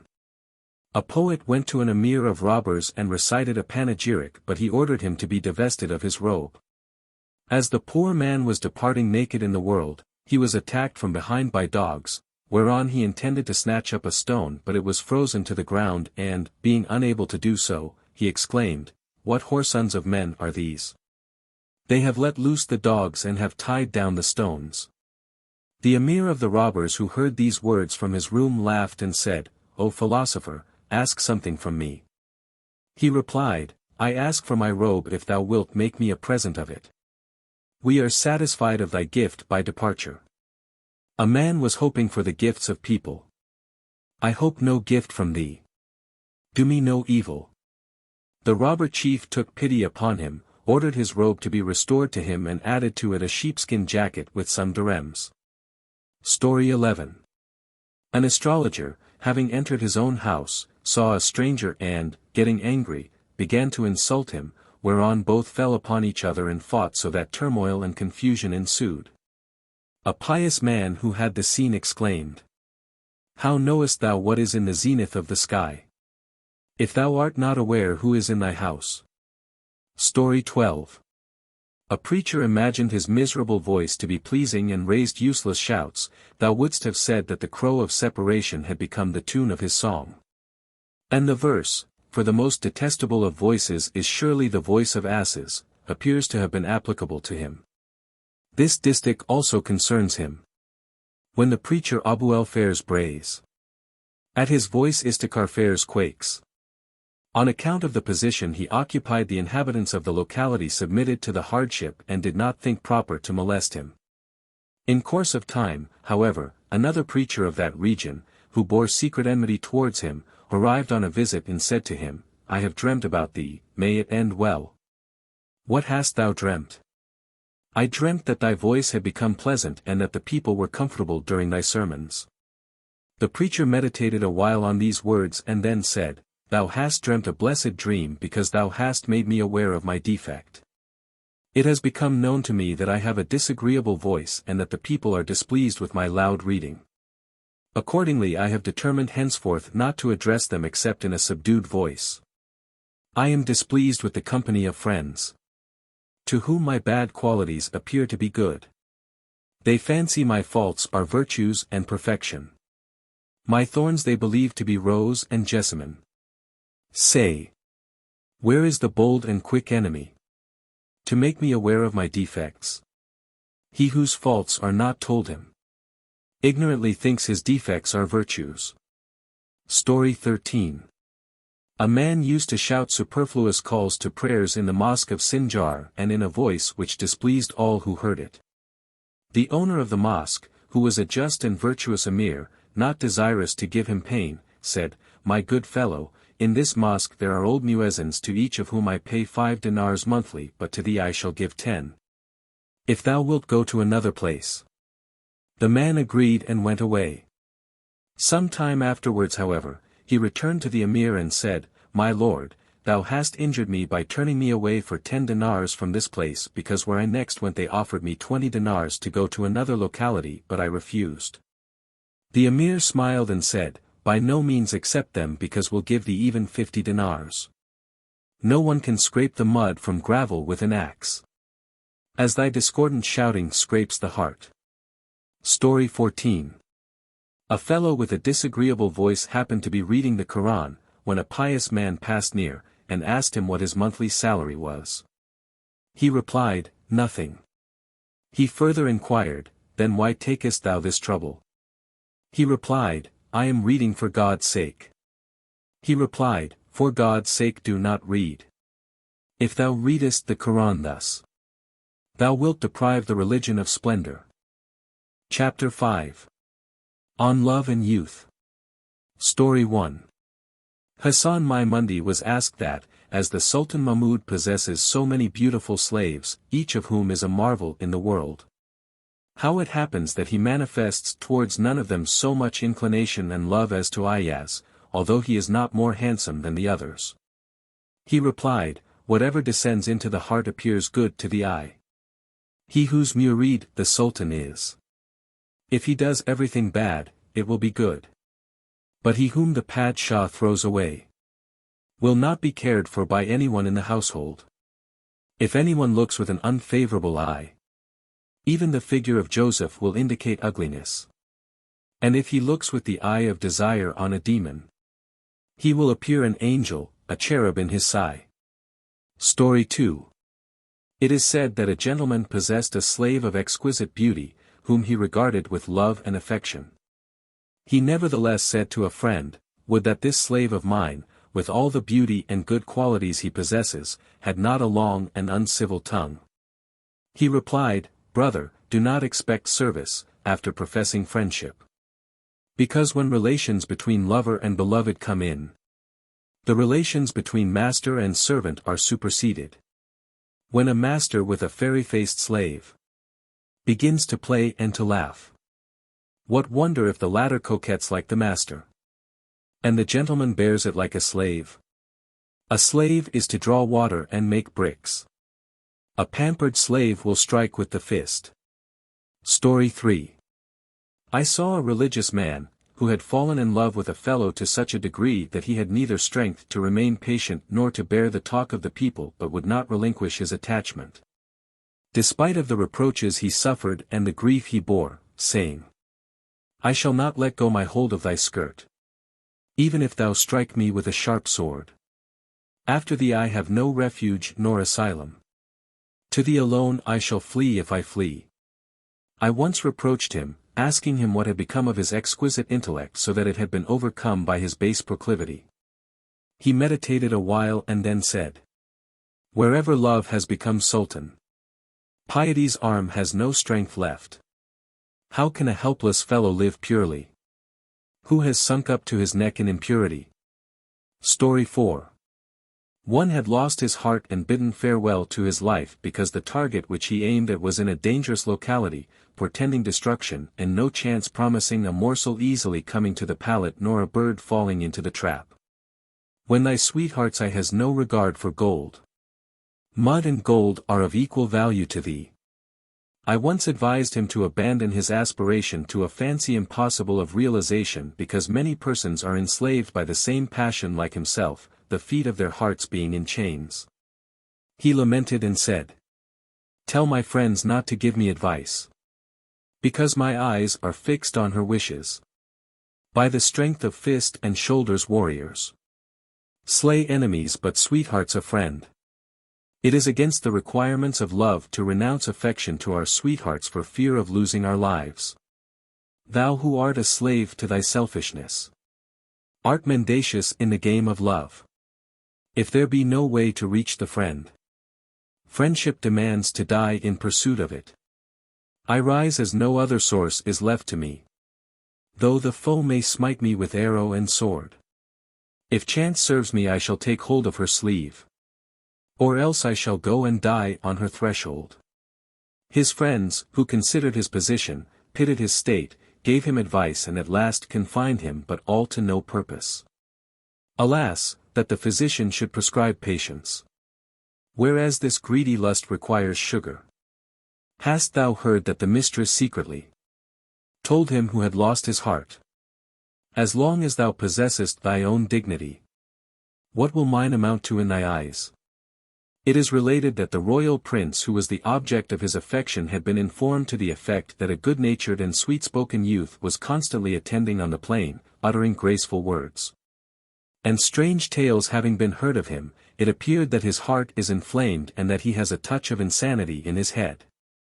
The boy knew that his heart had become attached to him and that he had raised this dust of calamity. Accordingly he galloped towards him. When the youth perceived the prince approaching him, he wept and said, He who has slain me has come back again. It seems his heart burns for him whom he has slain. Although he accosted the youth graciously, asking him whence he came and what his occupation was, he was so plunged in the depths of the ocean of love that he could not breathe. If thou recitest the 7 portions of the lesson by heart, when thou art demented by love thou knowest not the A, B, C. The prince said, Why speakest thou not to me? I also belong to the circle of dervishes, nay I am even in their service. In consequence of the force of the friendly advances of his beloved, he raised his head from the dashing waves of love and said, It is a marvel that with thy existence mine remains. That when thou speakest words to me remain. Saying these words he uttered a shout and surrendered his life. It would not be strange if he had been slain at his tent door. But it would be strange that if alive he should escape safe. Story 5. A schoolboy was so perfectly beautiful and sweet-voiced that the teacher, in accordance with human nature, conceived such an affection towards him that he often recited the following verses. I am not so little occupied with thee, O heavenly face, that remembrance of myself occurs to my mind. From thy sight I am unable to withdraw my eyes. Although when I am opposite I may see that an arrow comes. Once the boy said to him, As thou strivest to direct my studies, direct also my behavior. If thou perceivest anything reprovable in my conduct, although it may seem approvable to me, inform me thereof that I may endeavor to change it.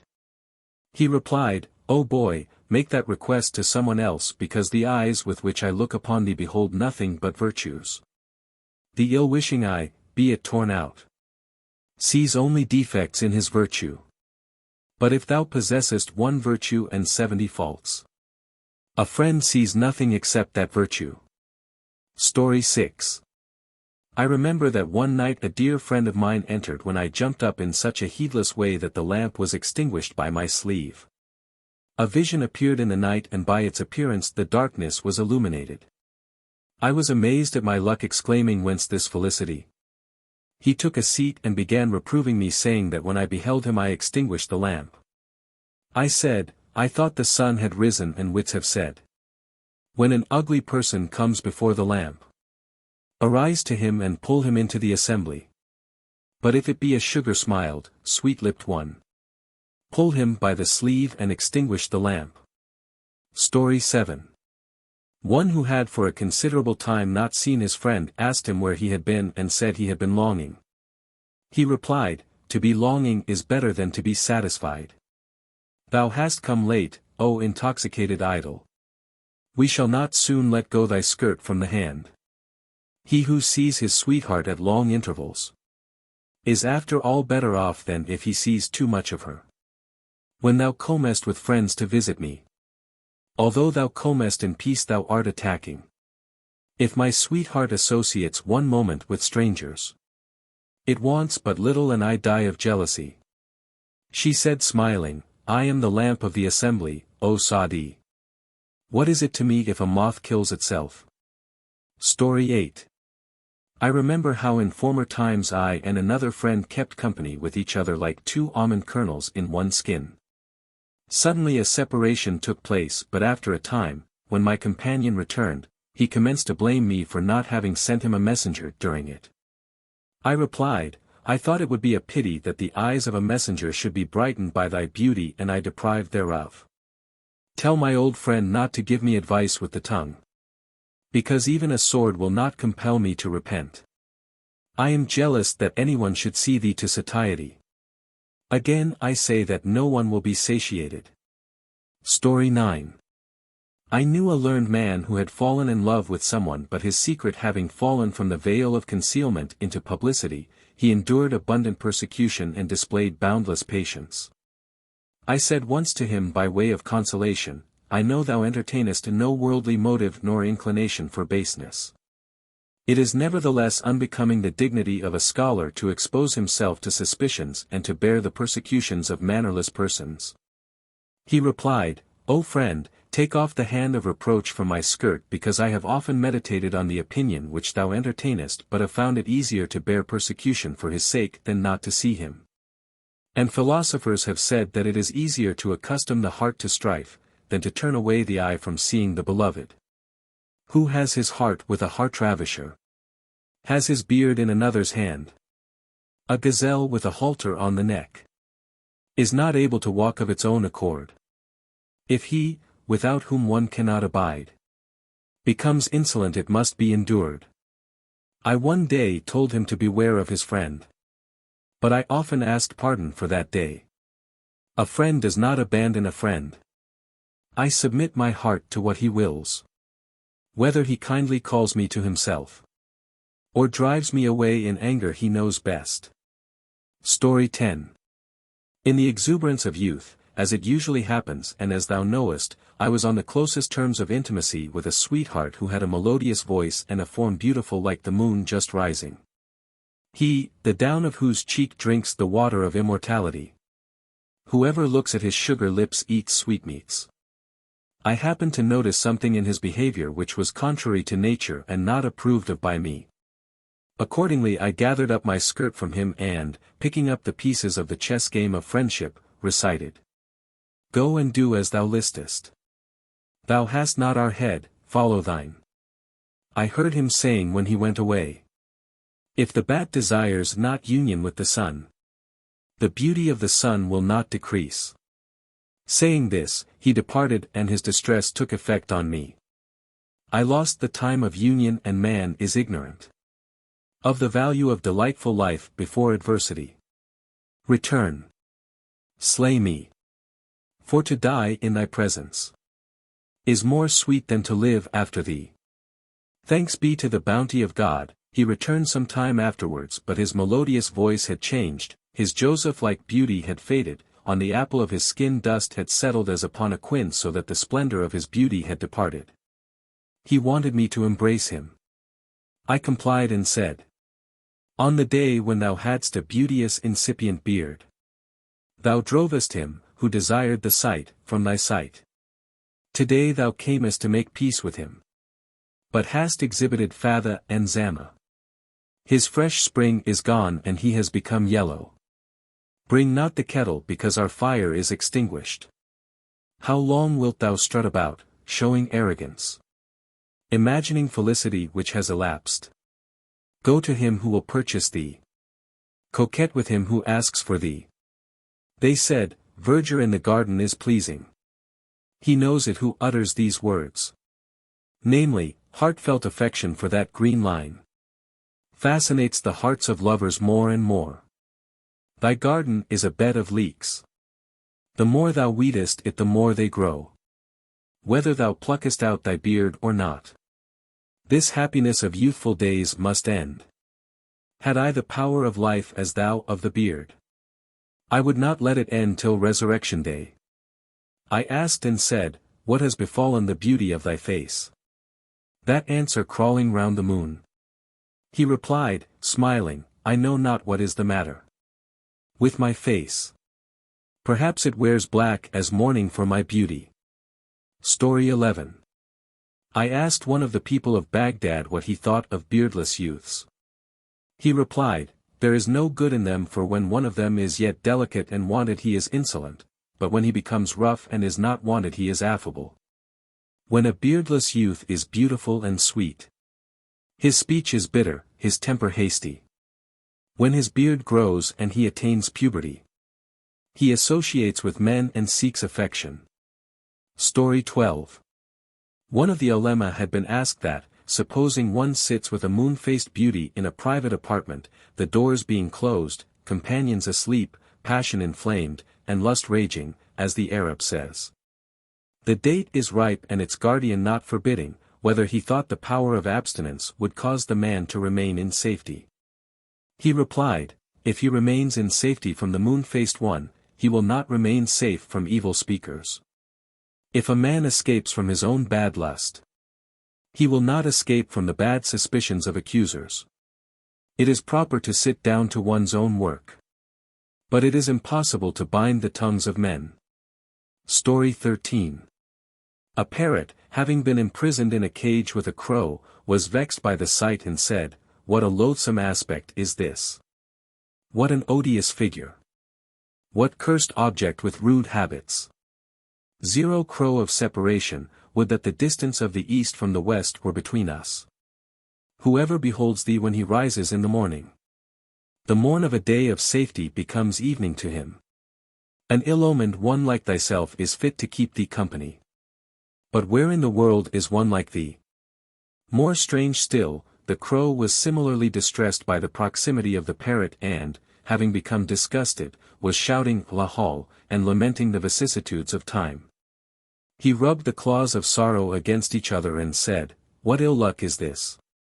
What base destiny and chameleon-like times? It was befitting my dignity to strut about on a garden wall in the society of another crow. It is sufficient imprisonment for a devote to be in the same stable with profligates. What sin have I committed that I have already in this life, as a punishment for it, fallen into the bonds of this calamity in company with such a conceited, uncongenial and heedless fool? No one will approach the foot of the wall upon which they paint thy portrait. If thy place were in paradise, others would select hell. I have added this parable to let thee know that no matter how much a learned man may hate an ignorant man, the latter hates him equally. A hermit was among profligates, when one of them, a balky beauty, said, if thou art tired of us, sit not sour, for thou art thyself bitter in our midst. An assembly joined together like roses and tulips. Thou art withered wood, growing in its midst, like a contrary wind and unpleasant frost. Like snow inert, like ice bound fast. Story 14. I had a companion with whom I had traveled for years and eaten salt. Boundless intimacy subsisted between us till at last he suffered my mind to be grieved for the sake of some paltry gain and our friendship closed. Despite of this, however, mutual attachment of heart still subsisted between us because I heard him one day reciting in an assembly the following two distichs of my composition. When my sweetheart enters sweetly smiling, she adds more salt to my bleeding wound. How would it be if the tip of her curls fell into my hand, like the sleeve of the bountiful into the hands of dervishes? Some friends bore witness not so much to the gracefulness of these verses as to the beauty of my conduct which they approved.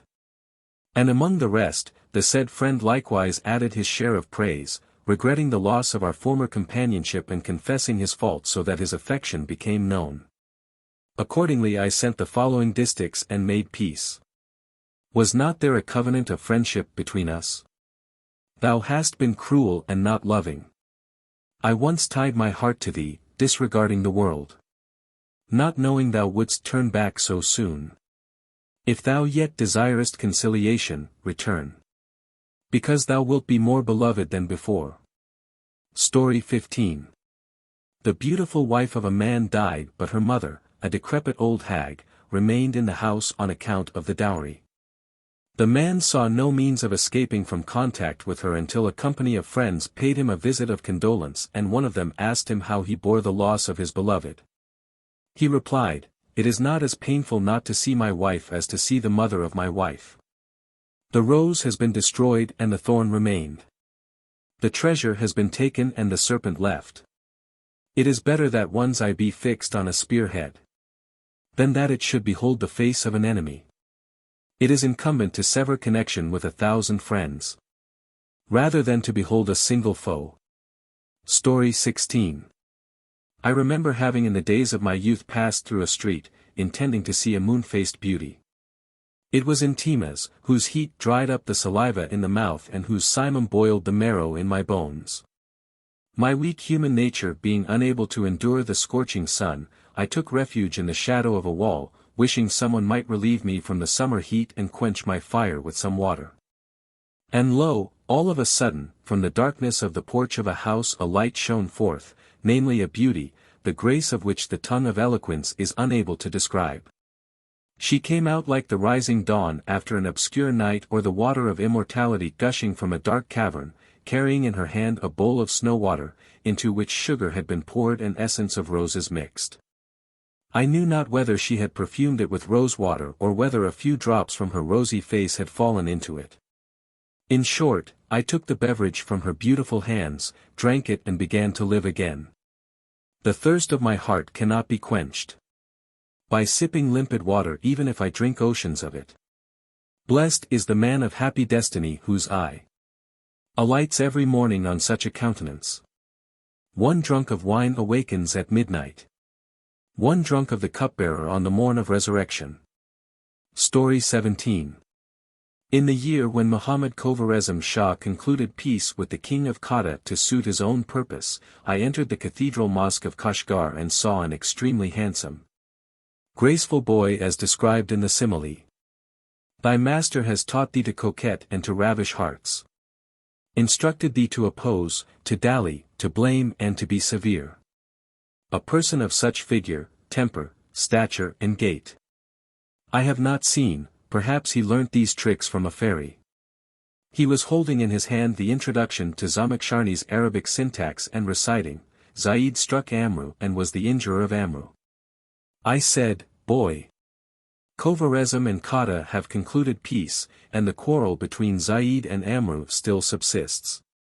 He smiled and asked for my birthplace. I replied, the soil of Shiraz. He continued, What rememberest thou of the compositions of Sadi? I recited. I am tired by a Navi who makes a furious attack upon me, like Zaid in his opposition to Amru. When Zaid submits he does not raise his head. And how can elevation subsist when submission is the regent? He considered a while and then said, Most of his poetry current in this country is in the Persian language. If thou wilt recite some, it will be more easily understood. Then I said, when thy nature has enticed thee with syntax, it blotted out the form of intellect from our heart. Alas, the hearts of lovers are captive in thy snare. We are occupied with thee but thou with Amru and Zaid. The next morning, when I was about to depart, some people told him that I was Sadi. Whereon he came running to me and politely expressed his regret that I had not revealed my identity before so that he might have girded his loins to serve me in token of the gratitude due to the presence of a great man. In spite of thy presence no voice came to say, I am he. He also said, what would it be if thou wert to spend in this country some days in repose that we might derive advantage by serving thee? I replied, I cannot on account of the following adventure which occurred to me. I beheld an illustrious man in a mountain region, who had contentedly retired from the world into a cave. Why, said I, comest thou not into the city, for once to relax the bonds of thy heart? He replied, fairy-faced maidens are there. When clay is plentiful, elephants will stumble. This I said. Then we kissed each other's heads and faces and took leave of each other. What profits it to kiss a friend's face, and at the same time to take leave of him? Thou wouldst say that he who parts from friends is an apple. One half of his face is red and the other yellow. If I die not of grief on the day of separation, reckon me not faithful in friendship. Story 18. A man in patched garments accompanied us in a caravan to the Hijaz, and one of the Arab emirs presented him with 100 dinars to spend upon his family, but robbers of the Kafacha tribe suddenly fell upon the caravan and robbed it clean of everything. The merchants began to wail and to cry, uttering vain shouts and lamentations. Whether thou implorest or complainest, the robber will not return the gold again. The dervish alone had not lost his equanimity and showed no change. I asked, perhaps they have not taken thy money? He replied, yes, they have, but I was not so much accustomed to that money that separation therefrom could grieve my heart. The heart must not be tied to anything or person, because to take off the heart is a difficult affair. I replied, what thou hast said resembles my case because, when I was young, my intimacy with a young man and my friendship for him were such that his beauty was the qibla of my eye and the chief joy of my life union with him. Perhaps an angel in heaven but no mortal can be on earth equal in beauty of form to him. I swear by the amity, after which companionship is illicit, no human sperm will ever become a man like him. All of a sudden the foot of his life sank into the mire of non-existence. The smoke of separation arose from his family. I kept him company on his grave for many days, and one of my compositions on his loss is as follows. Would that on the day when the thorn of fate entered thy foot, the hand of heaven had struck a sword on my head, so that this day my eye could not see the world without thee. Here I am on thy grave, would that it were over my head. He who could take neither rest nor sleep, before he had first scattered roses and narcissi. The turns of heaven have strewn the roses of his face. Thorns and brambles are growing on his tomb. After separation from him I resolved and firmly determined to fold up the carpet of pleasure during the rest of my life and to retire from mixing in society. Last night I strutted about like a peacock in the garden of union. But today, through separation from my friend, I twist my head like a snake. The profit of the sea would be good if there were no fear of waves. The company of the rose would be sweet if there were no pain from thorns. Story 19. A king of the Arabs, having been informed of the relations subsisting between Layla and Mejnun, with an account of the latter's insanity, to the effect that he had in spite of his great accomplishments and eloquence, chosen to roam about in the desert and to let go the reins of self-control from his hands, he ordered him to be brought to his presence, and this having been done, he began to reprove him and to ask him what defect he had discovered in the nobility of the human soul that he adopted the habits of beasts and abandoned the society of mankind. Mejnun replied, many friends have blamed me for loving her. Will they not see her one day and understand my excuse? Would that those who are reproving me could see thy face, O ravisher of hearts! That instead of a lemon in thy presence, they might heedlessly cut their hands. That the truth may bear witness to the assertion, this is he for whose sake ye blamed me. The king expressed a wish to see the beauty of Layla in order to ascertain the cause of so much distress. Accordingly he ordered her to be searched for. The encampments of various Arab families having been visited, she was found, conveyed to the king and led into the courtyard of the palace. The king looked at her outward form for some time and she appeared despicable in his sight because the meanest handmaids of his harem excelled her in beauty and attractions. Mejnun, who shrewdly understood the thoughts of the king, said, "It would have been necessary to look from the window of Mejnun's eye at the beauty of Layla when the mystery of her aspect would have been revealed to thee. If the record of the glade which entered my ears had been heard by the leaves of the glade they would have lamented with me. O company of friends, say to him who is unconcerned. Would that thou knewest what is in a pining heart. Who are healthy have no pain from wounds. I shall tell my grief to no one but a sympathizer. It is useless to speak of bees to one who never in his life felt their sting. As long as thy state is not like mine, my state will be but an idle tale to thee." Story 20. It is related that the Qazi of Hamdan, having conceived affection towards a farrier boy and the horseshoe of his heart being on fire, he sought for some time to meet him, roaming about and seeking for opportunities.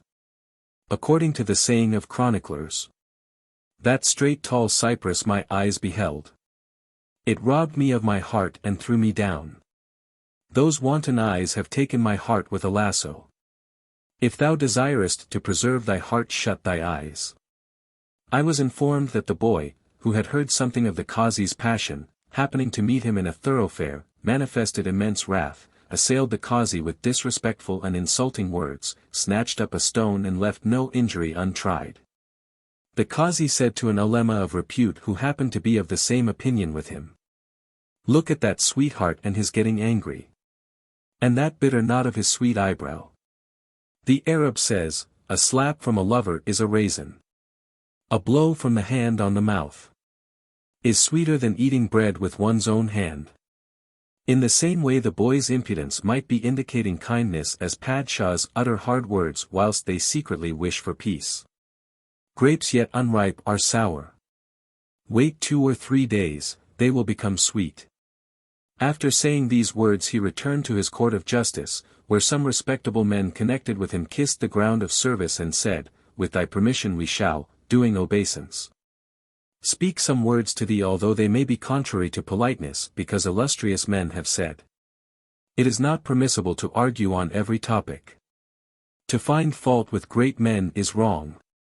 But as in consequence of favors conferred by thy lordship in former times upon thy servants it would be a kind of treachery to withhold the opinion they entertain. They inform thee that the proper way is not to yield to thy inclinations concerning this boy but to fold up the carpet of lascivious desires because thy dignity as Qazi is high and must not be polluted by a base crime. The companion thou hast seen is this, and our words thou hast heard are these. One who has done many disreputable things cares nothing for the reputation of anyone.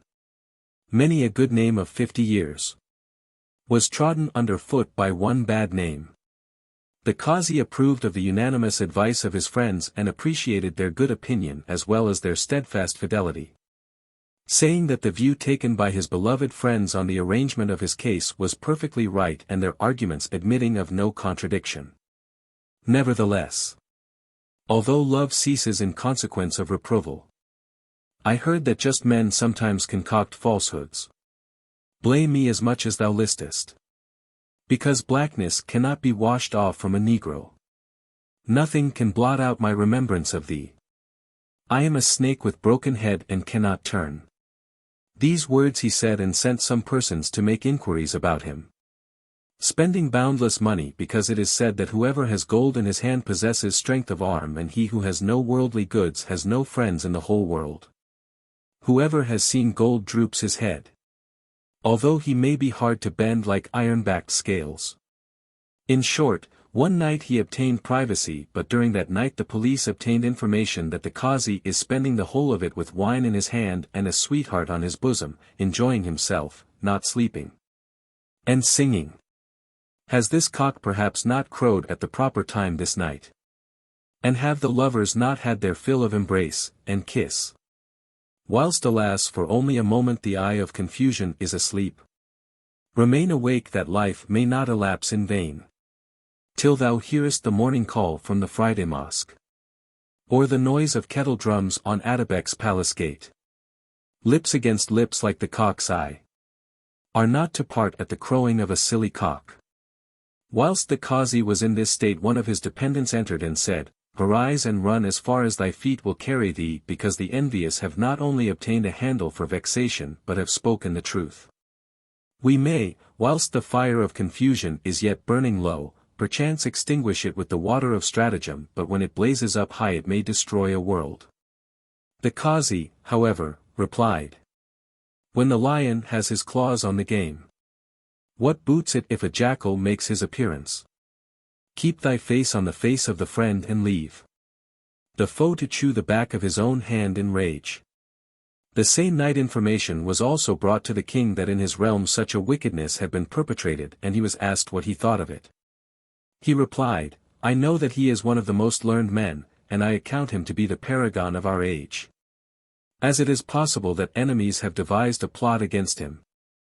I give no credit to this accusation unless I obtain ocular evidence, because philosophers have said, he who grasps the sword in haste will repenting carry the back of his hand to his teeth and bite it. I heard that at dawn the king with some of his courtiers arrived at the pillow of the Qazi, saw a lamp standing, the sweetheart sitting, the wine spilled, the goblet broken, and the Qazi plunged in the sleep of drunkenness, unaware of the realm of existence. The king awakened him gently and said, Get up, for the sun has risen. The Qazi, who perceived the state of affairs, asked, From what direction? The Sultan was astonished and replied, From the east as usual. The Qazi exclaimed, Praise be to Allah. The door of repentance is yet open, because according to tradition the gate of repentance will not be locked against worshippers till the sun rises in its setting place. These two things impelled me to sin. My ill luck and my imperfect understanding. If thou givest me punishment I deserve it. And if thou forgivest pardon is better than revenge. The king replied, As thou knowest that thou must suffer capital punishment, it is of no use to repent. But their faith availed them not after they had beholden our vengeance. What is the use to promise to forego thieving, when a lasso cannot be thrown up to the palace? Say to the tall man, Do not pluck the fruit. For he who is short cannot reach the branch. For thee, who hast committed such wickedness, there is no way of escape.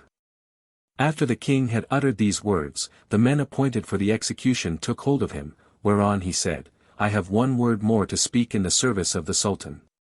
The king, who heard him, asked, What is it?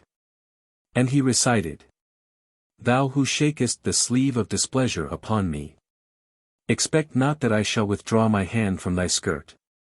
If escape be impossible from this crime which I committed, I trust to the clemency which thou possessest. The king replied, Thou hast adduced this wonderful sally and hast announced a strange maxim, but it is impossible according to reason and contrary to usage that thy accomplishments and eloquence should this day save thee from the punishment which I have decreed. And I consider it proper to throw thee headlong from the castle that others may take an example. He continued, O Lord of the world, I have been nourished by the bounty of this dynasty, and this crime was not committed only by me in the world. Throw another man headlong that I may take the example. The king burst out laughing, pardoned his crime and said to his dependents who desired the Qazi to be slain, Every one of you who are bearers of your own faults ought not to blame others for their defects. Story 21. A virtuous and beauteous youth was pledged to a chaste maiden. I read that in the great sea they fell into a vortex together. When a sailor came to take his hand, lest he might die in that condition, he said in anguish from the waves, Leave me. Take the hand of my love. Whilst saying this, he despaired of life. In his agony he was heard to exclaim, "Learn not the tale of love from the wretch, who forgets his beloved in distress." Thus the lives of the lovers terminated. Learn from what has occurred that thou mayest know. Because Sadi is of the ways and means of love affairs well aware in the Arabian city of Baghdad. Tie thy heart to the heart-charmer thou possessest, and shut thy eye to all the rest of the world. If Mejnun and Layla were to come to life again, they might indite a tale of love on this occurrence. Chapter 6. On Weakness and Old Age. Story 1. I was holding a disputation with a company of learned men in the Cathedral Mosque of Damascus when a youth stepped among us, asking whether anyone knew Persian, whereon most of them pointed to me. I asked him what the matter was, and he said that an old man, aged 150 years, was in the agony of death, but saying something in Persian which nobody could understand, and that if I were kindly to go and see him I might obtain the information whether he was perhaps desirous of making his last will. When I approached his pillow, he said, "A while ago I said I shall take some rest. But alas, the way of my breath is choked. Alas, that from the variegated banquet of life we were eating a while and told it is enough." I interpreted these words in the Arabic language to the Damascenes, and they were astonished that despite of his long life he regretted the termination of it so much. I asked him how he felt, and he replied, "What shall I say? Hast thou not seen what misery he feels? The teeth of whose mouth are being extracted? Consider what his state will be at the hour when life, so precious to him, abandons his body." I told him not to worry his imagination with the idea of death and not to allow a hallucination to obtain dominion over his nature, because Ionian philosophers have said that although the constitution may be good, no reliance is to be placed on its permanence, and although a malady may be perilous it does not imply a full indication of death. I asked, "If thou art willing, I shall call a physician to treat thee." He lifted his eyes and said, smiling, "The skilled doctor strikes his hands together on beholding a rival prostrate like a potsherd. A gentleman is engaged in adorning his hall with paintings, whilst the very foundation of the house is ruined. An aged man was lamenting in his last agony, whilst his old spouse was rubbing him with sandal. When the equilibrium of the constitution is destroyed, neither incantations nor medicines are of any avail." Story 2. It is related that an old man, having married a girl, was sitting with her privately in an apartment adorned with roses, fixing his eyes and heart upon her. He did not sleep during long nights, but spent them in telling her jokes and witty stories, hoping to gain her affection and to conquer her shyness.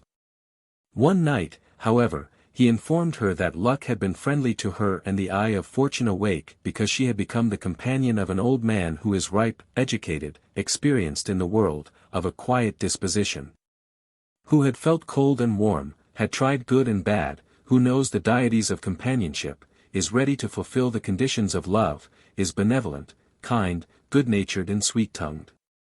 As far as I am able I shall hold thy heart, and if injured I shall not injure in return. Though sugar may be thy food as of a parrot, I shall sacrifice sweet life to thy support. Thou hast not fallen into the hands of a giddy youth, fun of whims, headstrong, fickle-minded, running about every moment in search of another pleasure and entertaining another opinion, sleeping every night in another place and taking every day another friend. Young men are joyous and of handsome countenance, but inconstant in fidelity to anyone. Expect not faithfulness from nightingales, who sing every moment to another rose. Contrary to aged men who spend their lives according to wisdom and propriety, not according to the impulses of folly and youth. Find one better than thyself and consider it fortunate, because with one like thyself thou wilt be disappointed." The old man said, I continued in this strain, thinking that I had captivated her heart and that it had become my prey. She drew, however, a deep sigh from her grief-filled heart and said, "All the words thou hast uttered, weighed in the scales of my understanding. are not equivalent to the maxim I once heard announced in my tribe: an arrow in the side of a young woman is better than an old man. When she perceived in the hands of her husband something pendant like the nether lip of a fasting man, she said, "This fellow has a corpse with him." But incantations are for sleepers, not for corpses. A woman who arises without satisfaction from a man will raise many a quarrel and contention. An old man who is unable to rise from his place, except by the aid of a stick, how can his own stick rise? In short, there being no possibility of harmony, a separation at last took place. When the time of the lady's uddat had terminated, she was given in marriage to a young man who was violent, ill-humored and empty-handed.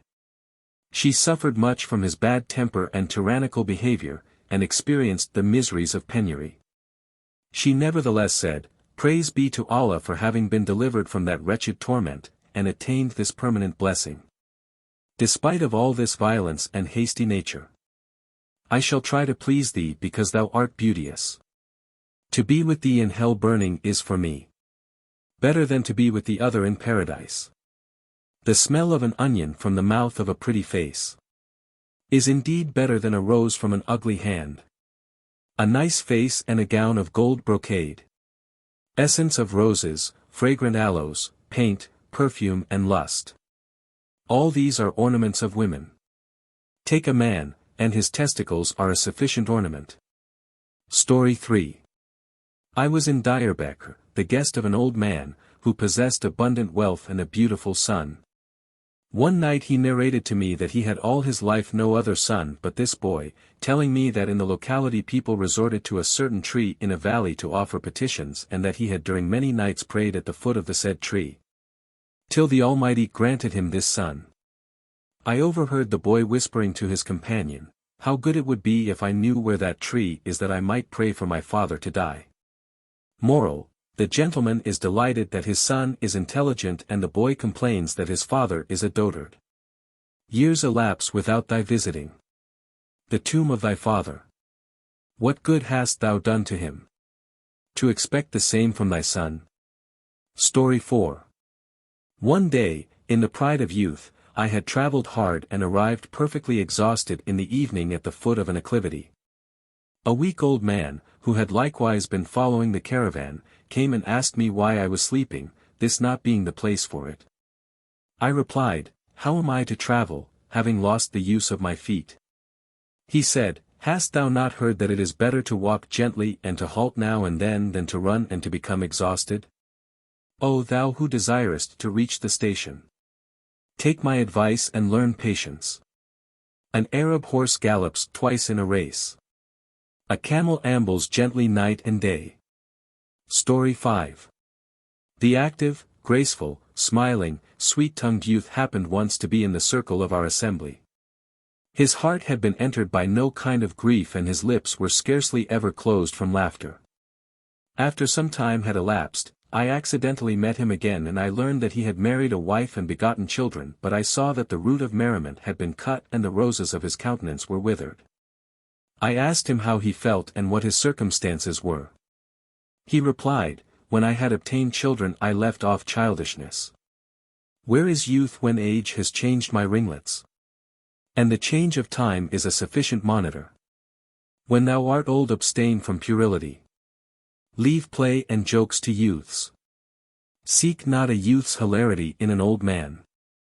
For the water gone from the brook returns no more. When the harvest time of a field arrives, it will no longer wave in the breeze like a young crop. The period of youth has departed.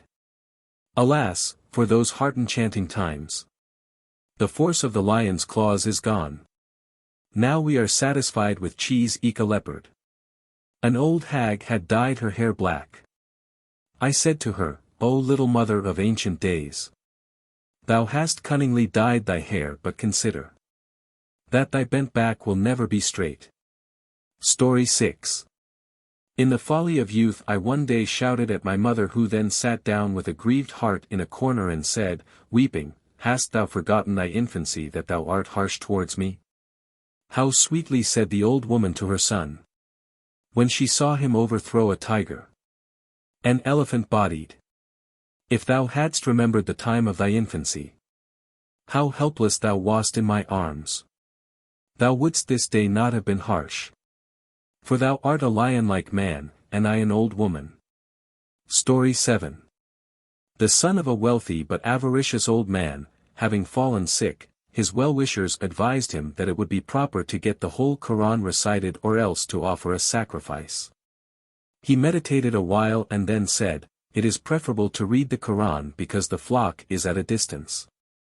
A holy man, who had heard this, afterwards remarked, "He selected the reading of the Quran because it is at the tip of the tongue but the money at the bottom of the heart. It is useful to bend the neck in prayers, if they are to be accompanied by almsgiving. For 1 dinar he would remain sticking in mud like an ass. But if thou askest for Alhamdu he will recite it 100 times. Story 8. An old man, having been asked why he did not marry, replied that he could not be happy with an aged woman, and on being told that as he was a man of property, he might take a young one. He said, "I being an old man and unwilling to associate with an old woman, how could a young one conceive friendship for me who am aged? Let not a man of 70 years make love. Thou art confessedly blind, kiss her and sleep. The lady wants strength, not gold. 1 passage is preferable to her than 10 man of flesh." Story 9. I have heard that in these days a decrepit aged man took the fancy in his old head to get a spouse. He married a beauteous little girl, Jewel by name. When he had concealed his casket of jewels from the eyes of men, a spectacle took place as is customary in weddings. But in the first onslaught the organ of the sheik fell asleep. He spanned the bow but hit not the target, it being impossible to sew a tight coarse robe except with a needle of steel. He complained to his friends and showed proofs that his furniture had been utterly destroyed by her impudence. Such fighting and contention arose between man and wife, that the affair came before the Qazi, and Sadi said, "After all this reproach and villainy the fault is not the girl's. Thou whose hand trembles, how canst thou bore a jewel?" Chapter 7. On the effects of education. Story 1. A vizier who had a stupid son gave him in charge of a scholar to instruct him and if possible to make him intelligent. Having been some time under instruction but ineffectually, the learned man sent one to his father with the words, "The boy is not becoming intelligent and has made a fool of me." When a nature is originally receptive, instruction will take effect thereon. No kind of polishing will improve iron whose essence is originally bad. Wash a dog in the 7 oceans. He will be only dirtier when he gets wet. If the ass of Jesus be taken to Mecca, he will on his return still be an ass. Story 2.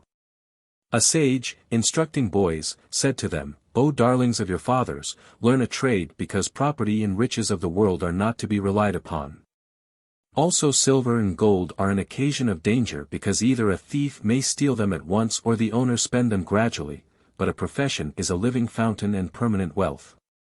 And although a professional man may lose riches, it does not matter because a profession is itself wealth and wherever he goes he will enjoy respect and sit in high places. Whereas he who has no trade will glean crumbs and see hardships. It is difficult to obey after losing dignity, and to bear violence from men after being caressed. Once confusion arose in Damascus. Everyone left his snug corner. Learned sons of peasants became the viziers of padshahs. Imbecile sons of the viziers went as mendicants to peasants. If you wanted thy father's inheritance, acquire his knowledge, because this property of his may be spent in 10 days. Story 3. An illustrious scholar, who was the tutor of a royal prince, had the habit of striking him unceremoniously and treating him severely. The boy, who could no longer bear this violence, went to his father to complain, and when he had taken off his coat, the father's heart was moved with pity. Accordingly he called for the tutor and said, "Thou dost not permit thyself to indulge in so much cruelty towards the children of my subjects as thou inflictest upon my son. What is the reason?" He replied, "It is incumbent upon all persons in general to converse in a sedate manner and to behave in a laudable way, but more especially upon padshahs, because whatever they say or do is commented on by everybody. The utterances or acts of common people being of no such consequence. If 100 unworthy things are committed by a dervish, his companions do not know one in 100. But if a padshah utters only one jest, it is borne from country to country. It is the duty of a royal prince's tutor to train up the sons of his lord in refinement of morals, and Allah caused her to grow up as a beautiful plant more diligently than the sons of common people. He whom thou hast not punished when a child will not prosper when he becomes a man. While a stick is green, thou canst bend it as thou listest. When it is dry, fire alone can make it straight."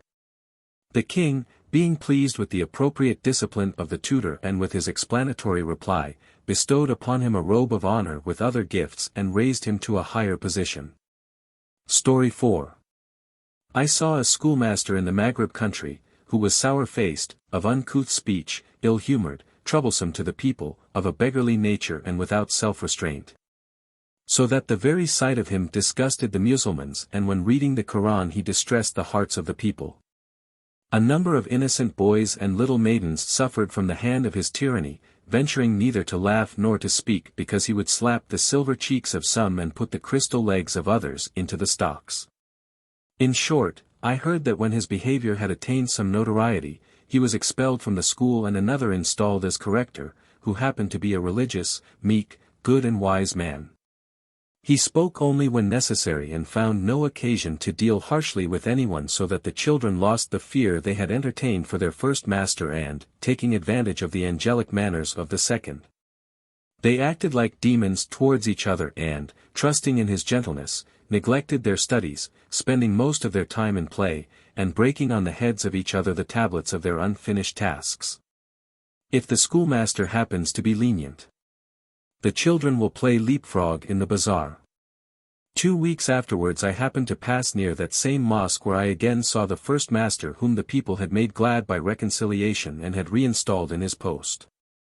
I was displeased, exclaimed Lahal, and asked why they had again made Iblis the teacher of angels.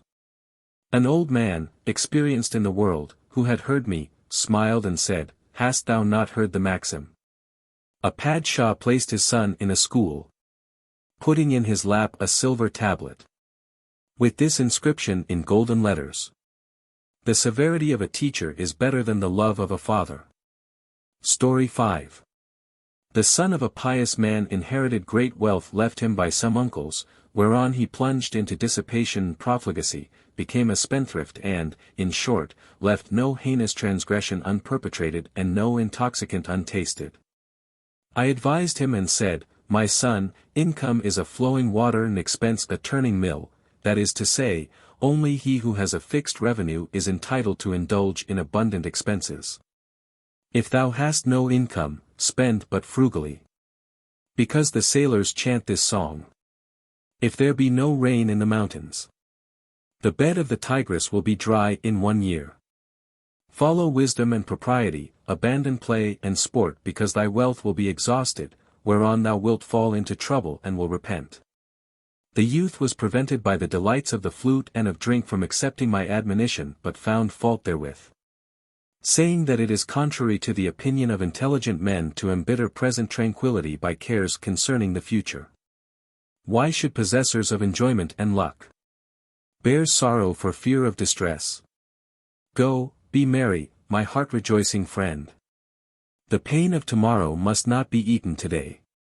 And how could I restrain myself, who am occupying the highest seat of liberality, have bound the knot of generosity, and the fame of whose beneficence has become the topic of general conversation? Who has become known for his liberality and generosity must not put a lock upon his direms. When the name of a good fellow has spread in a locality, the door cannot be dosed against it.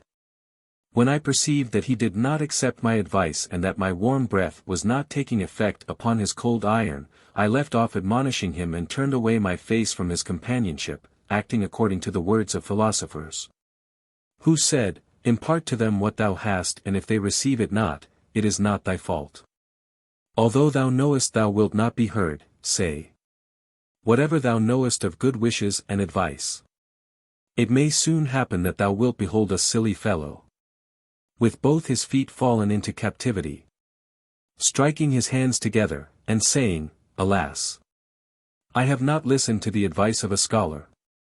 After some time I saw the consequences of his dissolute behavior which I apprehended realized. When I beheld him sowing patch upon patch and gathering crumb after crumb, my heart was moved with pity for his destitute condition, in which I did not consider it humane to scratch his internal wounds with reproaches or to sprinkle salt upon them. Accordingly, I said to myself, a foolish fellow in the height of intoxication cares not for the coming day of distress. The tree which sheds its foliage in spring will certainly have no leaves remaining in winter. Story 6.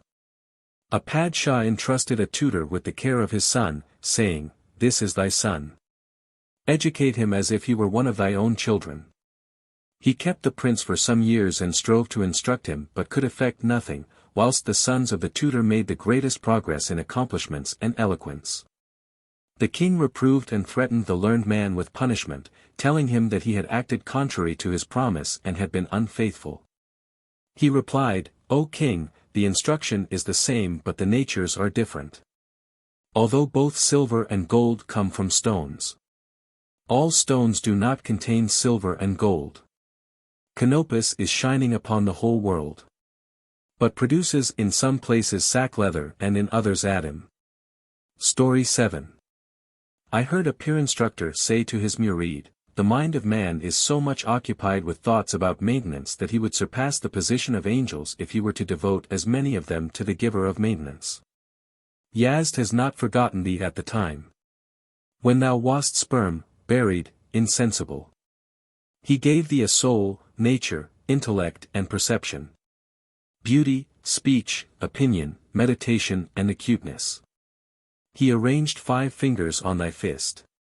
He fixed 2 arms to thy shoulders. O thou whose aspirations are base, thinkest he will now forget to provide thee with a maintenance? Story 8. I saw an Arab of the desert who said to his boy, O son, on the day of resurrection thou wilt be asked what thou hast gained and not from whom thou art descended, that is to say, thou wilt be asked what thy merit is and not who thy father was. The covering of the Kaaba which is kissed has not been ennobled by the silkworm. It was some days in company with a venerable man, wherefore it became respected like himself. Story 9. It is narrated in the compositions of philosophers that scorpions are not born in the same manner like other living beings but that they devour the bowels of their mother and, after gnawing through the belly, betake themselves to the desert. The skins which may be seen in the nests of scorpions are the evidence of this. I narrated this story to an illustrious man who then told me that his own heart bore witness to the truth of it, for the case could not be otherwise inasmuch as they, having in their infancy dealt thus with their fathers and mothers, they were beloved and respected in the same manner when they grow old. A father thus admonished his son. O noble fellow, remember this advice. Whoever is not faithful to his origin will not become the companion of happiness. A scorpion, having been asked why he did not go out in winter, replied, What honor do I enjoy in summer that I should come out also in winter? Story 10. The wife of a dervish had become enceinte, and when the time of her confinement was at hand, the dervish who had no child during all his life said, If God the Most High and Glorious presents me with a son, I shall bestow everything I possess as alms upon dervishes, except this patched garment of mine which I am wearing. It happened that the infant was a son.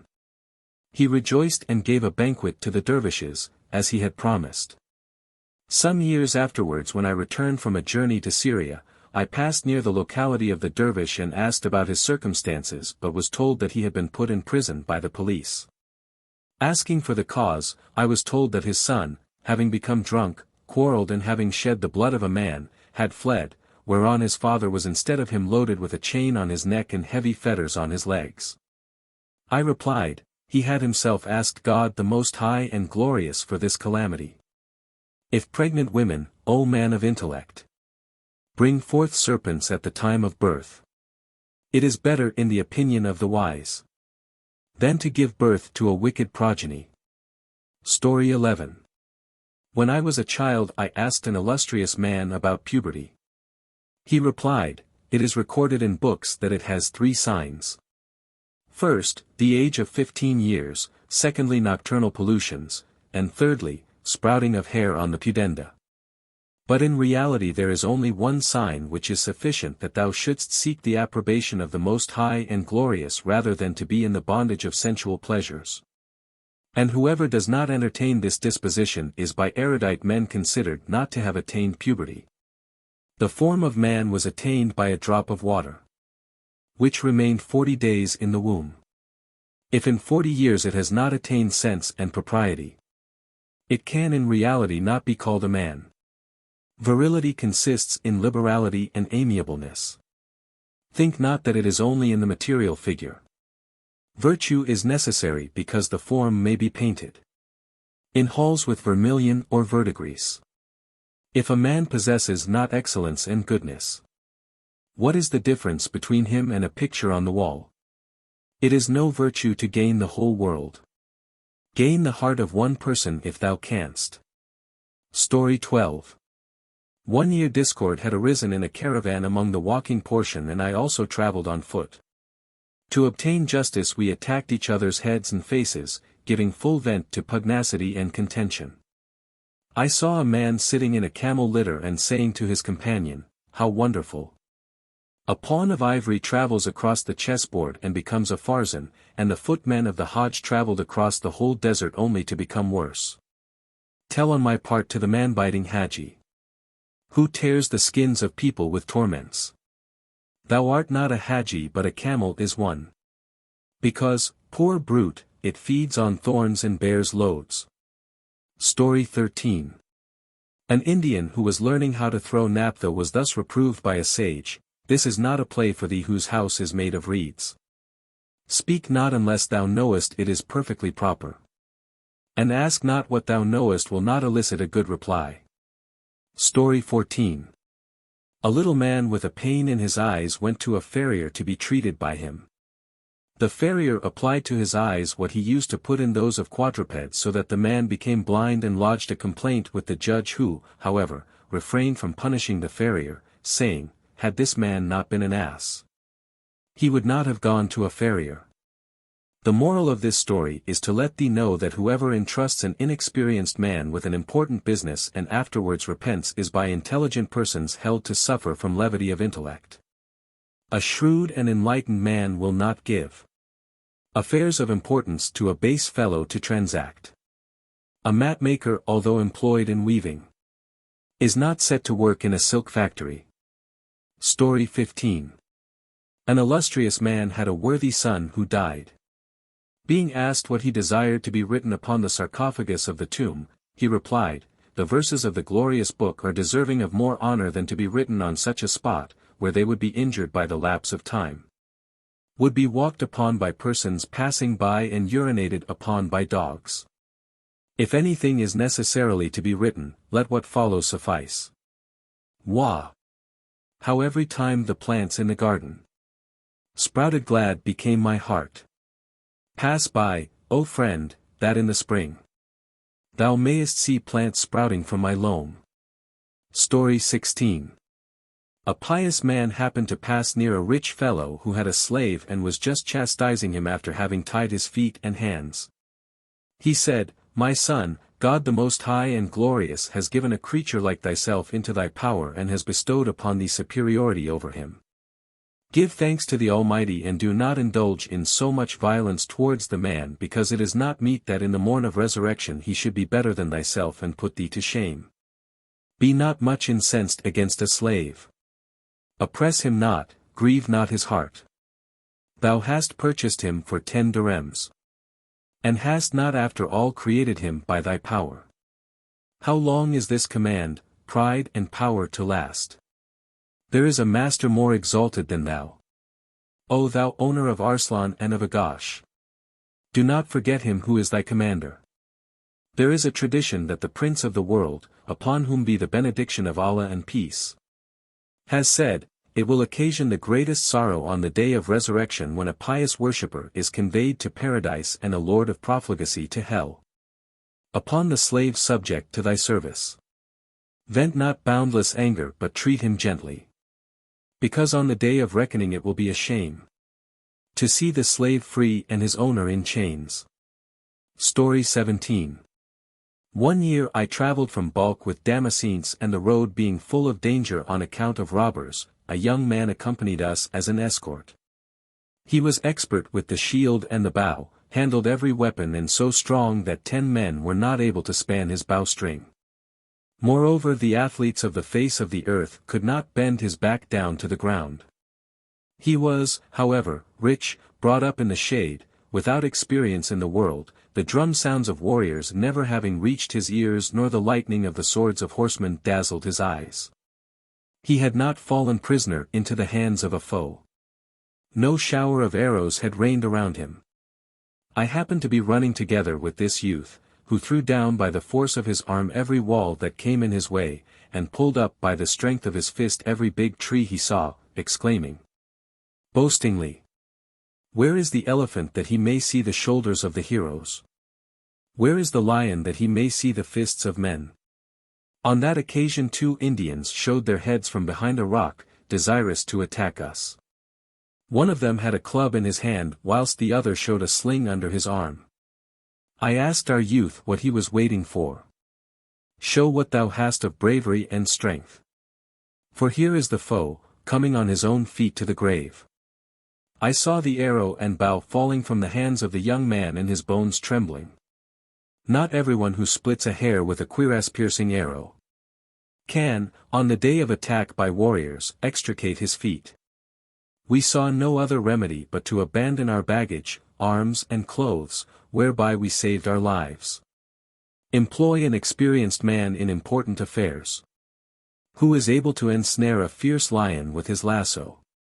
A youth, though he may have a strong arm and elephant body, his joints will snap asunder for fear in contact with a foe. The issue of a battle is known by a tried man before the contest, like the solution of a legal question to a learned man. Story 18. I noticed the son of a rich man, sitting on the grave of his father and quarreling with a dervish boy, saying, "The sarcophagus of my father's tomb is of stone and its epitaph is elegant. The pavement is of marble, tessellated with taqwa-like bricks.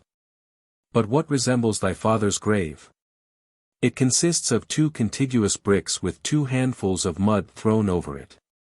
The dervish boy listened to all this and then observed, "By the time thy father is able to shake off those heavy stones which cover him, mine will have reached paradise. An ass with a light burden no doubt walks easily. A dervish who carries only the load of poverty will also arrive lightly burdened at the gate of death. Whilst he who lived in happiness, wealth and ease will undoubtedly on all these accounts die hard. At all events, a prisoner who escapes from all his bonds is to be considered more happy than an emir taken prisoner." Story 19. I asked an illustrious man for the reason of the tradition, "Account as an enemy the passion which is between thy 2 loins." He replied, "The reason is because whatever enemy thou propitiatest becomes thy friend, whereas the more thou indulgest in a passion, the more it will oppose thee. Man attains angelic nature by eating sparingly. But if he be voracious like beasts he falls like a stone. He whose wishes thou fulfillest will obey thy command, contrary to passion, which will command, when obeyed." Story 20. Contention of Sadi with a disputant concerning wealth and poverty. I saw a man in the form but not with the character of a dervish, sitting in an assembly, who had begun a quarrel, and, having opened the record of complaints, reviled wealthy men, alleging at last that the hand of power of dervishes to do good was tied and that the foot of the intention of wealthy men to do good was broken. The liberal have no money. The wealthy have no liberality. I, who had been cherished by the wealth of great men, considered these words offensive and said, my good friend, the rich are the income of the destitute and the hoarded store of recluses, the objects of pilgrims, the refuge of travelers. The bearers of heavy loads for the relief of others. They give repasts and partake of them to feed their dependents and servants, the surplus of their liberalities being extended to widows, aged persons, relatives and neighbors. The rich must spend for pious uses, vows and hospitality.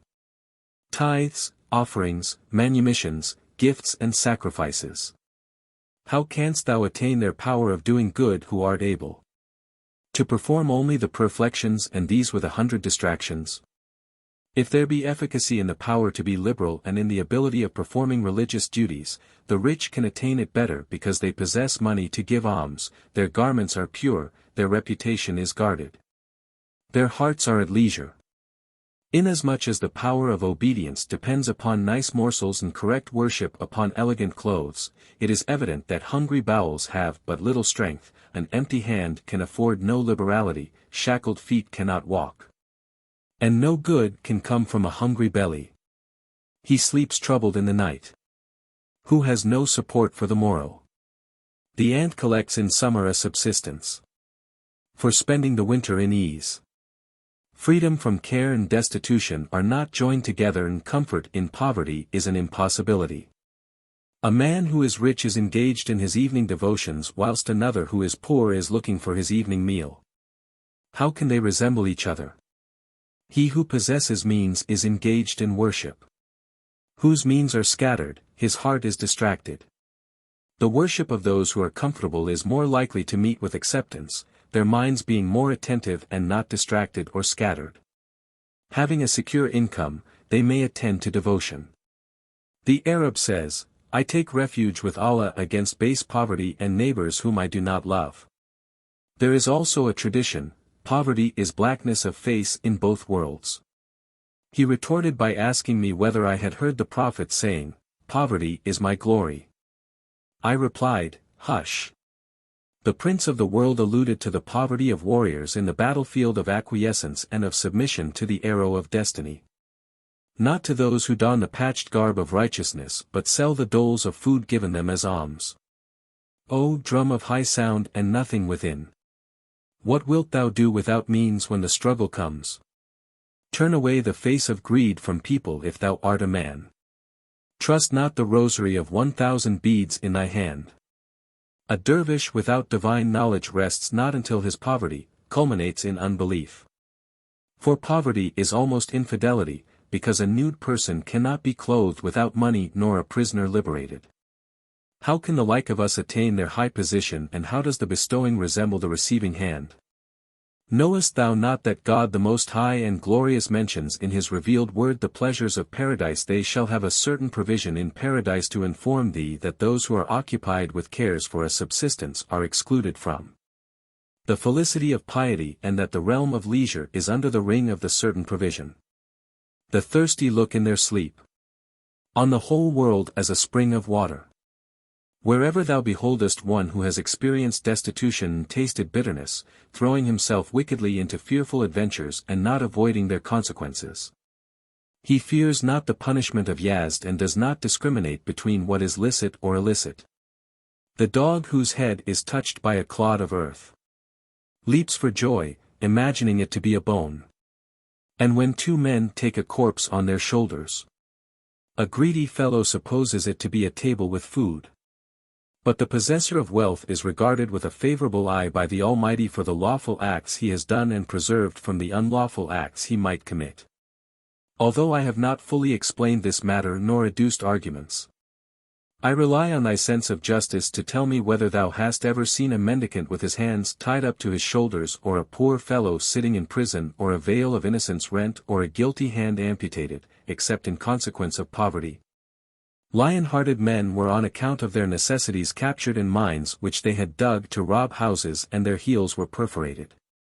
It is also possible that a dervish, impelled by the cravings of his lust and unable to restrain it, may commit sin because the stomach and the sexual organs are twins, that is to say, they are the two children of one belly, and as long as one of these is contented, the other will likewise be satisfied. I heard that a dervish had been seen committing a wicked act with a youth, and although he had been put to shame, he was also in danger of being stoned. He said, "O Mussulmans, I have no power to marry a wife and no patience to restrain myself. What am I to do? There is no monasticism in Islam." Among the number of causes producing internal tranquility and comfort in wealthy people, the fact may be reckoned that they take every night a sweetheart in their arms and may every day contemplate a youth whose brightness excels that of the shining morn and causes the feet of walking cypresses to conceal themselves abashed. Plunging the fist into the blood of beloved persons. Dyeing the fingertips with the color of the jujube fruit. It is impossible that with his beauteous stature he should prowl around prohibited things or entertain intentions of ruin to himself. How could he who took as booty a Huri of paradise take any notice of the Benes of Yama? Who has before him fresh dates which he loves, has no need to throw stones on clusters upon trees. Mostly empty-handed persons pollute the skirt of modesty by transgression, and those who are hungry steal bread. When a ferocious dog has found meat, he asks not whether it is of the camel of Salah or the ass of Dujjal. What a number of modest women have on account of poverty fallen into complete profligacy, throwing away their precious reputation to the wind of dishonor. With hunger the power of abstinence cannot abide. Poverty snatches the reins from the hands of piety. Whilst I was uttering these words, the dervish lost the bridle of patience from his hands, drew forth the sword of his tongue, caused the steed of eloquence to caper in the plain of reproach and said, "Thou hast been so profuse in this panegyric of wealthy men and hast talked so much nonsense that they might be supposed to be the antidote to poverty or the key to the storehouse of provisions. Whereas they are a handful of proud, arrogant, conceited and abominable fellows intent upon accumulating property and money and so thirsting for dignity and abundance, that they do not speak to poor people except with insolence, and look upon them with contempt. They consider scholars to be mendicants and insult poor men on account of the wealth which they themselves possess and the glory of dignity which they imagine is inherent in them. They sit in the highest places and believe they are better than anyone else. They never show kindness to anybody and are ignorant of the maxim of sages that he who is inferior to others in piety but superior in riches is outwardly powerful but in reality a destitute man. If a wretch on account of his wealth is proud to a sage, consider him to be the podex of an ass, though he may be a perfumed ox." I said, "Do not think it allowable to insult them for they are possessors of generosity." He rejoined, "Thou art mistaken. They are slaves of money. Of what use is it that they are like bulky clouds and rain not, like the fountain of light, the sun, and shine upon no one? They are mounted on the steed of ability but do not use it. They would not stir a step for God's sake nor spend one dirham without imposing obligation and insult. They accumulate property with difficulty, guard it with meanness and abandon it with reluctance, according to the saying of illustrious men that the silver of an avaricious man will come up from the ground when he goes into the ground. One man gathers wealth with trouble and labor, and if another comes, he takes it without either." I retorted, "Thou hast not become aware of the parsimony of wealthy men except by reason of mendicancy or else, to him who has laid aside covetousness, a liberal and an avaricious man would appear to be the same. The touchstone knows what gold is and the beggar knows him who is stingy." He rejoined, "I am speaking from experience when I say that they station rude and insolent men at their gates to keep off worthy persons, to place violent hands upon men of piety and discretion, saying, 'Nobody is here.' And verily they have spoken the truth. Of him who has no sense, intention, plan or opinion. The gatekeeper has beautifully said, 'No one is in the house.'" I said this is excusable because they are teased out of their lives by people expecting favors and driven to lamentation by petitions of mendicants. It being according to common sense an impossibility to satisfy beggars even if the sand of the desert were to be transmuted into pearls. The eye of greediness, the wealthy of the world, can no more fill than dew can replenish a well. Hadden Tide dwelt in the desert. Had he been in a town he would have been helpless against the assaults of beggars and they would have torn to pieces his upper garments as it is recorded in the Tayabat. Look not at me that others may not conceive hopes. Because there is no reward to be got from beggars. He said, No. I take pity on their state. I replied, No. Thou enviest them their wealth. We were thus contending with each other, every pawn he put forward I endeavored to repel, and every time he announced check to my king. I covered him with my queen until he had gambled away all his ready cash and had shot off all the arrows of his quiver in arguing. Have a care, do not throw away the shield when attacked by an orator who has nothing except borrowed eloquence to show. Practice thou religion and marifé because a Suja-speaking orator displays weapons at the gate but no one is in the fort. At last no arguments remained to him and, having been defeated, he commenced to speak nonsense as is the custom of ignorant men who, when they can no more address proofs against their opponent, shake the chain of enmity like the idol carver Azer who being unable to overcome his son in argument began to quarrel with him saying if thou forbearest not I will surely stone thee. The man insulted me. I spoke harshly to him. He tore my collar and I caught hold of his chin case. He falling upon me and I on him. Crowds running after us and laughing. The finger of astonishment of a world on the teeth. From what was said and heard by us. In short we carried our dispute to the Qazi and agreed to abide by a just decision of the judge of Mussulmans, who would investigate the affair and tell the difference between the rich and the poor. When the Qazi had seen our state and heard our logic, he plunged his head into his collar and after meditating for a while spoke as follows, O thou, who hast lauded the wealthy and hast indulged in violent language towards dervishes. Thou art to know that wherever a rose exists, there also thorns occur.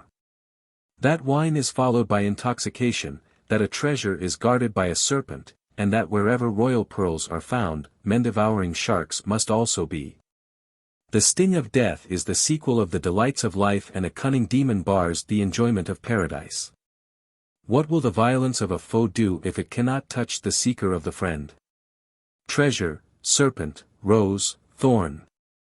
Grief and pleasure are all linked together. Perceivest thou not that in a garden there are musk willows as well as withered sticks? And likewise in the crowd of the rich there are grateful and impious men, as also in the circle of dervishes some are forbearing and some are impatient. If every drop of dew were to become a pearl, the bazaar would be full of them as of ass shells. Those near to the presence of the Most High and Glorious are rich men with the disposition of dervishes and dervishes with the inclination of the rich.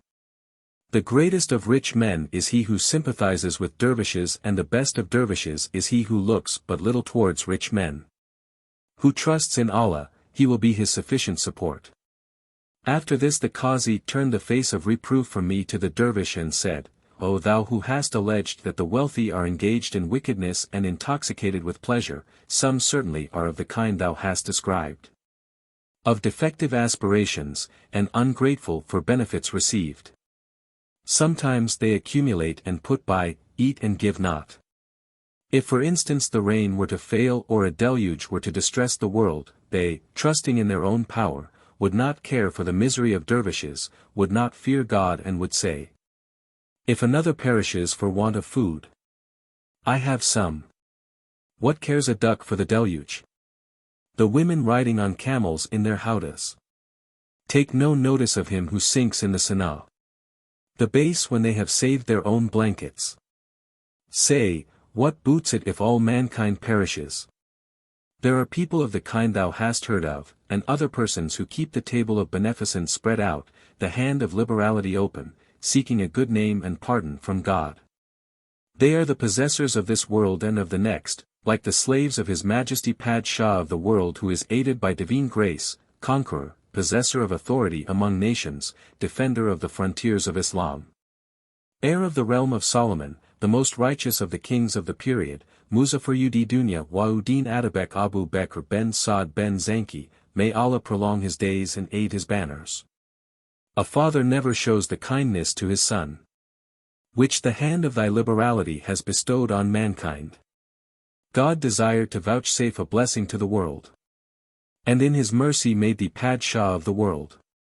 When the Qazi had thus far protracted his remarks and had caused the horse of his eloquence to roam beyond the limits of our expectation, we submitted to his judicial decision, condoned to each other what had passed between us, took the path of reconciliation, placed our heads on each other's feet by way of apology, kissed each other's head and face, terminating the discussion with the following two distichs. Complain not of the turning of the spheres, O dervish, because thou wilt be luckless if thou deest in this frame of mind. O wealthy man, since thy heart and hand are successful, eat and be liberal, for thou hast conquered this world and the next. Chapter 8. On Rules for Conduct in Life. Maxim 1. Property is for the comfort of life, not for the accumulation of wealth. A sage, having been asked who is lucky and who is not, replied, he is lucky who has eaten and sowed, but he is unlucky who has died and not enjoyed. Pray not for the nobody who has done nothing, who spent his life in accumulating property but has not enjoyed it. Moses, upon whom be peace, thus advised Quran, do thou good as Allah has done unto thee. But he would not listen, and thou hast heard of his end. Who has not accumulated good with dirhams and dinars, has staked his end upon his dirhams and dinars. If thou desirest to profit by riches of the world, be liberal to mankind as God has been liberal to thee. The Arab says, be liberal without imposing obligations, and verily the profit will return to thee. Wherever the tree of beneficence has taken root, its tallness and branches pass beyond the sky. If thou art desirous to eat the fruit thereof, do not put a saw to its foot by imposing obligations. Thank God that thou hast been divinely aided, and not excluded from his gifts and bounty. Think not thou conferrest an obligation on the Sultan by serving him, but be obliged to him for having kept thee in his service. Maxim 2. Two men took useless trouble and strove without any profit, when one of them accumulated property without enjoying it, and the other learnt without practicing what he had learnt. However much science thou mayest acquire, thou art ignorant when there is no practice in thee. Neither deeply learned nor a scholar will be. A quadruped loaded with some books. What information or knowledge does the silly beast possess? Whether it is carrying a load of wood or of books. Maxim 3. Knowledge is for the cherishing of religion, not for amassing wealth. Who sold abstinence, knowledge and piety, filled a granary but burnt it clean away. Maxim 4. A learned man who is not abstinent resembles a torchbearer who guides others but does not guide himself. Who has spent a profitless life, bought nothing and threw away his gold. Maxim 5. The country is adorned by intelligent and the religion by virtuous men. Padshahs stand more in need of the advice of intelligent men than intelligent men of the proximity of padshahs. If thou wilt listen to advice, Padshah, there is none better in all books than this. Entrust a business to an intelligent man, although it may not be his occupation. Maxim 6. Three things cannot subsist without three things: property without trade, science without controversy, and a country without punishment. Speak sometimes in a friendly, conciliatory, manly way. Perhaps thou wilt ensnare a heart with the lasso. Sometimes speak in anger, for 100 jars of sugar will on occasion not have the effect of 1 dose of colocynth. Maxim 7. To have mercy upon the bad is to injure the good, to pardon tyrants is to do violence to dervishes. If thou associatest and art friendly with a wretch, he will commit sin with thy wealth and make thee his partner. Admonition 1.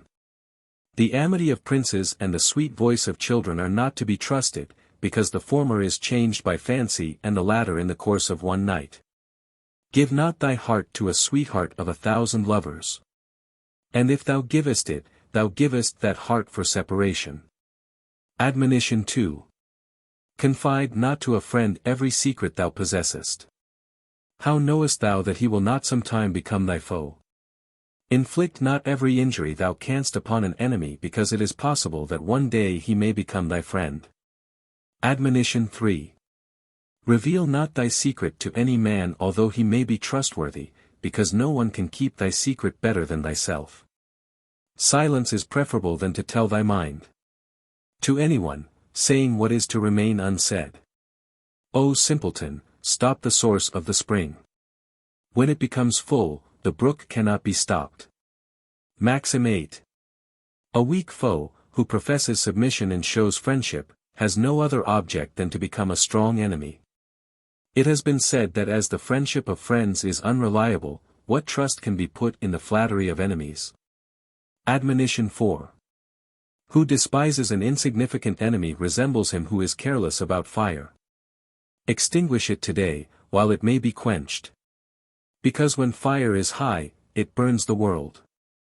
Allow not the bow to be spanned by a foe because an arrow may pierce. Admonition 5. Speak so between two enemies that thou mayest not be put to shame if they become friends. Between two men contention is like fire. The ill-starred backbiter being the wood-carrier. When both of them become friends again, he will among them be unhappy and ashamed. To kindle fire between two men is not wise but is to burn oneself therein. Converse in whispers with thy friends, lest thy sanguinary foe may hear thee. Take care of what thou sayest in front of a wall, because an ear may be behind the wall. Admonition 6. Whoever makes peace with the enemies of his friends greatly injures his friends. Wash thy hands, O wise man, from a friend who is sitting together with thy foes. Admonition 7. When thou art uncertain in transacting an affair, select that portion of it which will entail no danger to thee. Speak not harshly to a man of gentle speech. Seek not to fight with him who knocks at the door of peace. Admonition 8. As long as an affair can be arranged with gold, it is not proper to endanger life. When the hand is foiled in every stratagem, it is licit to put the hand to the sword. Admonition 9. Do not pity the weakness of a foe because when he gains strength he will not spare thee. Boast not of thy mustaches when thou sayest thy foe is weak. There is marrow in every bone, a man in every coat. Maxim 9. Whoever slays a bad fellow saves mankind from a calamity and him from the wrath of God. Condonation is laudable but nevertheless. Apply no salve to the wound of an oppressor of the people. He who had mercy upon a serpent knew not that it was an injury to the sons of Adam. Maxim 10. It is a mistake to accept advice from an enemy but permissible to hear it, and to act contrary to it is perfectly correct. Be cautious of what a foe tells thee to do, lest thou strike thy knee with the hand of pain. If he points thy way to the right like an arrow, deflect therefrom and take that to the left hand. Admonition 10. Wrath beyond measure produces estrangement and untimely kindness destroys authority. Be neither so harsh as to disgust the people with thee nor so mild as to embolden them. Severity and mildness together are best. Like a bleeder who is a surgeon and also applies a salve. A wise man uses neither severity to excess, nor mildness, for it lessens his authority. He neither exalts himself too much, nor exposes himself at once to contempt. A youth said to his father, O wise man, give me for instruction one advice like an aged person. He said, be kind but not to such a degree that a sharp-toothed wolf may become audacious. Maxim 11. May that prince never govern a kingdom who is not an obedient slave to God. Admonition 11. It is incumbent upon a padshah to give way to anger towards his slaves only so far as to retain the confidence of his friends. The fire of anger first burns him who has given cause for it and afterwards the flame may or may not reach the foe. It is not proper for sons of Adam born of earth to inflate their heads with pride, violence and wind. Thou who displayest so much heat and obstinacy must be, I think, not of earth but of fire. I visited a hermit in the country of Bilkan, and requested him to purge me of ignorance by instruction. He replied, "Be patient like earth, O lawyer. Or else, bury under the earth all thy learning." Maxim 12. An ill-humored man is captive in the hands of a foe, from the grasp of whose punishment he cannot be delivered wherever he may go. If from the hand of calamity an ill-natured man escapes into the sky, the evil disposition of his own nature retains him in calamity. Admonition 12. When thou perceivest that discord is in the army of the foe, be thou at ease. But if they are united, be apprehensive of thy own distress. Go and sit in repose with thy friends. When thou sayest war among the enemies. But if thou perceivest that they all agree, span thy bow and carry stones upon the rampart. Maxim 13. When all the artifices of an enemy have failed, he shakes the chain of friendship, and thereon performs acts of friendship which no enemy is able to do. Admonition 13. Strike the head of a serpent with the hand of a foe, because one of two advantages will result. If the enemy succeeds, thou hast killed the snake, and if the latter, thou hast been delivered from a foe. Advice. If thou art aware of news which will grieve a heart, remain silent that others may convey it. Nightingale, bring tidings of spring. Leave bad news to the owl. Caution. Give not information to a padshah of the treachery of anyone, unless thou art sure he will accept it, else thou wilt only be preparing thy own destruction. Prepare to speak only when thy words are likely to have effect. Speech is a perfection in the soul of man. But do not ruin thyself by speaking. Maxim 14. Whoever gives advice to a self-willed man stands himself in need of advice. Admonition 14. Swallow not the deception of a foe. Purchase not conceit from a panegyrist. The one has laid out a snare for provisions, and the other has opened the jaws of covetousness. Maxim 15. A fool is pleased by flattery like the inflated heel of a corpse that has the appearance of fatness. Take care not to listen to the voice of a flatterer, who expects cheaply to derive profit from thee. If one day thou failest to satisfy his wishes, he enumerates 200 faults of thine. Maxim 16. Unless an orator's defects are mentioned by someone, his good points will not be praised. Be not proud of the beauty of thy speech, of the approbation of an ignoramus, and of thy own opinion. Maxim 17. Everyone thinks himself perfect in intellect and his child in beauty. A Jew was debating with a Mussulman, till I shook with laughter at their dispute. The Moslem said in anger, "If this deed of mine is not correct, may God cause me to die a Jew." The Jew said, "I swear by the Pentateuch, that if my oath is false, I shall die a Moslem like thee. Should from the surface of the earth wisdom disappear, still no one will acknowledge his own ignorance." Maxim 18. 10 men eat at a table, but 2 dogs will contend for 1 piece of carrion. A greedy person will be hungry with the whole world, whilst a contented man will be satisfied with 1 bread. Wise men have said that poverty with content is better than wealth and not abundance. Narrow intestines may be filled with dry bread, but the wealth of the surface of the world will not fill a greedy eye. When the term of my father's life had come to an end, he gave me this one advice and passed away. Lust is fire, abstain therefrom. Make not the fire of hell sharp for thee. In that fire the burning thou wilt not be able to bear. Quench this fire with water today. Admonition 15. Whoever does no good in the time of ability will see distress in the time of inability. No one is more unlucky than an oppressor of men, because in the day of calamity no one is his friend. Maxim 19. Life is in the keeping of a single breath, and the world is an existence between 2 annihilations. Those who sell the religion for the world are asses. They sell Joseph, but what do they buy? Did I not command you, O sons of Adam, that ye should not worship Satan?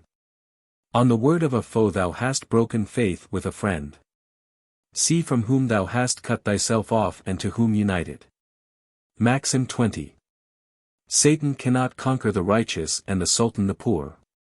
Lend nothing to a prayerless man, although his mouth may gasp from penury. Because he who neglects the commands of God will also not care for what he may be indebted to thee. Maxim 21. Whatever takes place quickly is not permanent. I have heard that Eastern loam is made in 40 days into a porcelain cup. 100 are daily made in Baghdad. Hence thou sayest also their price is vile. A little fowl issues from the egg and seeks food, whilst man's progeny has no knowledge, sense or discernment. Nevertheless the former attains nothing when grown up, whilst the latter surpasses all beings in dignity and excellence. Glass is everywhere, and therefore of no account, but a ruby difficult to get, and therefore precious. Maxim 22. Affairs succeed by patience and a hasty man fails. I saw with my eyes in the desert that a slow man overtook a fast one. A galloping horse, fleet like the wind, fell back, whilst the camel man continued slowly his progress. Maxim 23. Nothing is better for an ignorant man than silence, and if he were to consider it to be suitable, he would not be ignorant. If thou possessest not the perfection of excellence, it is best to keep thy tongue within thy mouth. Disgrace is brought on a man by his tongue. A walnut, having no kernel, will be light. A fool was trying to teach a donkey, spending all his time and efforts in the task. A sage observed, O ignorant man, what sayest thou? Fear blame from the censorious in this vain attempt. A brute cannot learn speech from thee.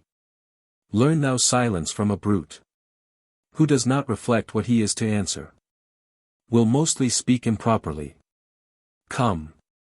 Either arrange thy words like a wise man, or remain sitting silent like a brute. Admonition 16. Whenever a man disputes with one who is more learned than himself to make people know of his learning, they will know that he is ignorant.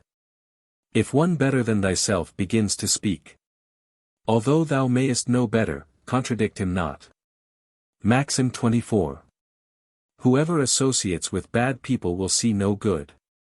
If an angel associates with a demon, he will learn from him fear, fraud and hypocrisy. Of the wicked thou canst learn only wickedness.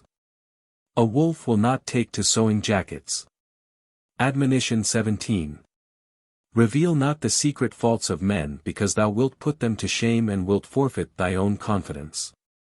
Maxim 25. Who acquires science and does not practice it, resembles him who possesses an ox but does not use him to plow or to sow seed. Maxim 26. From a body without a heart obedience does not arise, and a husk without a kernel is no stock in trade. Not everyone who is brisk in dispute is correct in business. Many a stature concealed by a sheet, if revealed, appears to be the mother of one's mother. Maxim 27. If every night were to be the night of Qadr, the night of Qadr would be without Qadr. If all stones were rubies of Badakhshan, the price of rubies and of stones would be the same. Maxim 28. Not everyone who is handsome in form possesses a good character, the qualities are inside not upon the skin. It is possible in one day to know from a man's qualities what degree of science he has reached. Be however not sure of his mind nor deceived. A wicked spirit is not detected sometimes for years. Caution 2. Who quarrels with great men sheds his own blood. One who thinks that he is great is truly said to be squinting. Thou wilt soon see thy forehead broken, if thou beatest it in play against a ram. Maxim 29. To strike one's fist on a lion, and to grasp the sharp edge of a sword with the hand, is not the part of an intelligent man. Do not fight or try thy strength with a furious man. Hide thy hands in thy armpits to avoid his fingernails. Caution 3. A weak man trying to show his prowess off against a strong one only aids his foe to encompass his own destruction. What strength has one brought up in the shade to go against champions in a fight? A man with weak arms in his folly throws his fist upon a man with iron claws. Maxim 30. Whoever does not listen to advice will have occasion to hear reproof. If admonition enters not thy ear, be silent when I blame thee. Elegant saying 1. Men void of accomplishments cannot behold those who possess some, without barking like the curs of the bazaar on seeing a hunting dog, but dare not come forward. That is to say, when a base fellow is unable to vie with an accomplished man, he sets about slandering him according to his own wickedness. The envious mean fellow will certainly slander, whose tongue of speech is dumb when face to face. Maxim 31. If there were no craving of the stomach, no bird would enter the snare of the fowler, nay, he would not even set the snare. Maxim 32. Sages eat slow, devotees half satisfy their appetite, recluses only eat to preserve life, youths until the dishes are removed, old men till they begin to perspire. But calendars till no room remains in the bowels for drawing breath and no food on the table for anybody. A slave to constipation spends 2 sleepless nights. One night from repletion and another from distress. Maxim 33. To consult women brings on ruin, and to be liberal to rebellious men crime. To have mercy on sharp-toothed tigers is to be tyrannical towards sheep. Admonition 18. Who has power over his foe and does not slay him is his own enemy. With a stone in the hand and a snake on a stone, it is folly to consider and to delay. Others, however, announce a contrary opinion and say that it is preferable to respite captives because the option of killing or not killing remains. But if they be slain without delay, it is possible that some advantage may be lost, the like of which cannot be again obtained. It is quite easy to deprive a man of life. When he is slain he cannot be resuscitated again. It is a condition of wisdom in the archer to be patient, because when the arrow leaves the bow it returns no more. Maxim 34. When a sage comes in contact with fools, he must not expect to be honored, and if an ignorant man overcomes a sage in an oratorical contest, it is no wonder, because even a stone breaks a jewel. What wonder is there that the song of a nightingale ceases when imprisoned with a crow? Or that a virtuous man under the tyranny of vagabonds feels affliction in his heart and is irate? Although a base stone may break a golden vase, the price of the stone is not enhanced nor of the gold lost. Maxim 35. Be not astonished when a wise man ceases to speak in company of vile persons, since the melody of a harp cannot overcome the noise of a drum and the perfume of ambergris must succumb to the stench of rotten garlic. A blatant ignoramus proudly lifted his neck, because he had overcome a scholar by his impudence. Knowest thou not that the Hijazi musical tune succumbs to the roar of the drum of war? Maxim 36. Even after falling into mud a jewel retains its costliness, and dust, although it may rise into the sky, is as contemptible as before. Capacity without education is deplorable, and education without capacity is thrown away. Ashes are of high origin because the nature of fire is superior, but as they have no value of their own, they are similar to earth, and the price of sugar arises not from the cane but from its own quality. The land of Canaan having no natural excellence, the birth of a prophet therein could not enhance its worth. Display thy virtue if thou hast any, not thy origin. The rose is the offspring of thorns and Abraham of Azar. Maxim 37. Musk is known by its perfume and not by what the druggist says. A scholar is silent like the perfumer's casket but displays accomplishments, whilst an ignoramus is loud-voiced and intrinsically empty like a war drum. A learned man among blockheads, so says the parable of our friends, is like a sweetheart among the blind, or a Quran among unbelievers. Maxim 38. A friend whom people have been cherishing during a lifetime they must not suddenly insult. It takes a stone many a year to become a ruby. Beware not to break it in a moment with a stone. Maxim 39. Intellect may become captive to lust like a weak man in the hands of an artful woman. Bid farewell to pleasure in a house where the shouting of a woman is loud. Maxim 40. A design without strength to execute it is fraud and deception, and application of strength without a design is ignorance and lunacy. Discernment is necessary. Arrangement and intellect, then a realm. For realm and wealth with an ignorant man are weapons against himself. Maxim 41. A liberal man who eats and bestows is better than a devout who fasts and hoards.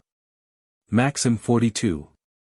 Who has renounced appetites for the sake of approbation by men has fallen from licit into illicit appetites.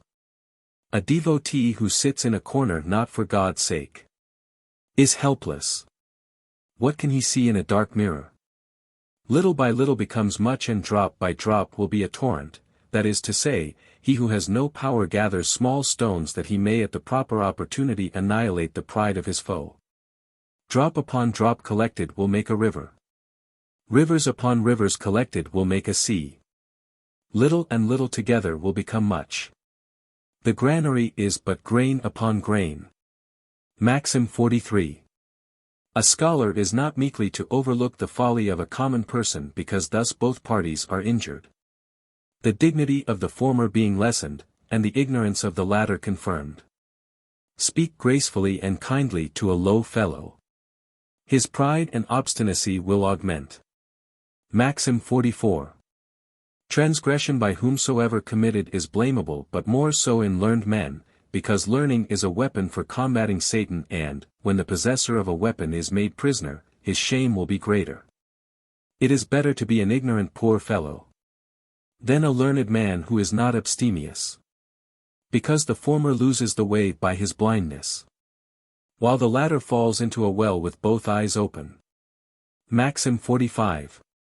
Whose bread is not eaten by others while he is alive, he will not be remembered when he is dead. A widow knows the delight of grapes and not the lord of fruits. Joseph the just, salutation to him, never ate to satiety in the Egyptian dearth for fear he might forget the hungry people. How can he who lives in comfort and abundance know what the state of the famished is? He is aware of the condition of the poor, who has himself fallen into a state of distress. O thou who art riding a fleet horse, consider that the poor thorn-carrying ass is in water and mud. Ask not for fire from thy poor neighbor's house, because what passes out of his window is the smoke of his heart. Admonition 19. Ask not a dervish in poor circumstances, and in the distress of a year of famine, how he feels, unless thou art ready to apply a salve to his wound or to provide him with a maintenance. When thou sayest an ass, fallen in mud with his load, have mercy in thy heart and step not on his head. But when thou hast gone and asked him how he fell, gird thy loins and take hold of his tail like a man. Maxim 46. Two things are contrary to reason, to enjoy more than is decreed and to die before the time appointed. Fate will not change by 1,000 laments and sighs, by thanks or complaints, issuing from the mouth. The angel appointed over the treasures of wind cares not if the lamp of a widow dies. Admonition 20. O thou asker of food, sit for thou wilt eat, and 0 thou ask by death, run not for thou wilt not save thy life. Whether thou strivest for a maintenance or not, God the Most High and Glorious will send it to thee.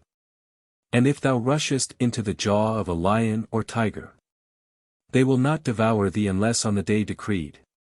Maxim 47. What is not placed cannot be reached by the hand, and whatever is placed will be reached wherever it is. Hast thou heard that Alexander went into the darkness, and after all his efforts could not taste the water of immortality? Maxim 48. A rich profligate is a lump of earth gilded, and a pious dervish is a sweetheart besmeared with earth.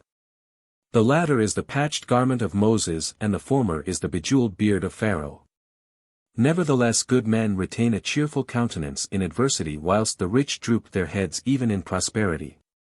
Who possesses wealth and dignity but therewith succors not those whose minds are distressed. Inform him that no kind of wealth and dignity he will enjoy in the mansion of the next world. Maxim 49. An envious man is avaricious with the wealth of God and hates the guiltless as foes. I saw a crack-brained little man reviling a possessor of dignity, who replied, O fellow, if thou art unlucky, what guilt is there in lucky men? Forbear to wish evil to an envious man, because the ill-starred fellow is an evil to himself. What needest thou to show enmity to him, who has such a foe on the nape of his neck? Maxim 50. A disciple without intention is a lover without money. A traveler without knowledge is a bird without wings, a scholar without practice is a tree without fruit, and a devotee without science is a house without a door. The Quran was revealed for the acquisition of a good character, not for chanting written chapters. A pious unlettered man is like one who travels on foot, whilst a negligent scholar is like a sleeping rider. A sinner who lifts his hands in supplication is better than a devotee who keeps them proudly on his head. A good-humored and pleasant military officer is superior to a theologian who injures men. One being asked what a learned man without practice resembled, replied, a bee without honey. Say to the rude and unkind bee, at least forbear to sting, if thou givest no honey. Maxim 51. A man without virility is a woman and an avaricious devote is a highway robber. O thou, who hast put on a white robe for a show, to be approved of men, whilst the book of thy acts is black. The hand is to be restrained from the world, no matter whether the sleeve be short or long. Maxim 52. Regret will not leave the hearts of two persons and their feet of contention will not emerge from the mire, a merchant with a wrecked ship and a youth sitting with calendars. Dervishes will consider it licit to shed thy blood, if they can have no access to thy property. Either associate not with a friend who dons the blue garb, or bid farewell to all thy property. Either make no friends with elephant keepers, or build a house suitable for elephants. Maxim 53. Although a sultan's garment of honor is dear, yet one's own old robe is more dear. And though the food of a great man may be delicious, the broken crumbs of one's own sack are more delicious. Vinegar by one's own labor and vegetables are better than bread received as alms, and veal. Maxim 54. It is contrary to what is proper, and against the opinion of to partake of medicine by guess and to go after a caravan without seeing the road. The Imam Murshid Muhammad Ghazali, upon whom be the mercy of Allah, having been asked in what manner he had attained such a degree of knowledge, replied, by not being ashamed to ask about things I did not know. The hope of recovery is according to reason, that he should feel thy pulse who knows thy nature. Ask what thou knowest not, for the trouble of asking will indicate to thee the way to the dignity of knowledge. Admonition 21. Whatever thou perceivest will become known to thee in due course of time. Make no haste in asking for it, else the awe of thy dignity will be lessened. When Lockman saw that in the hands of David all iron became by miracle soft like wax, he asked not, what art thou doing? Because he knew he would learn it without asking. Maxim 55.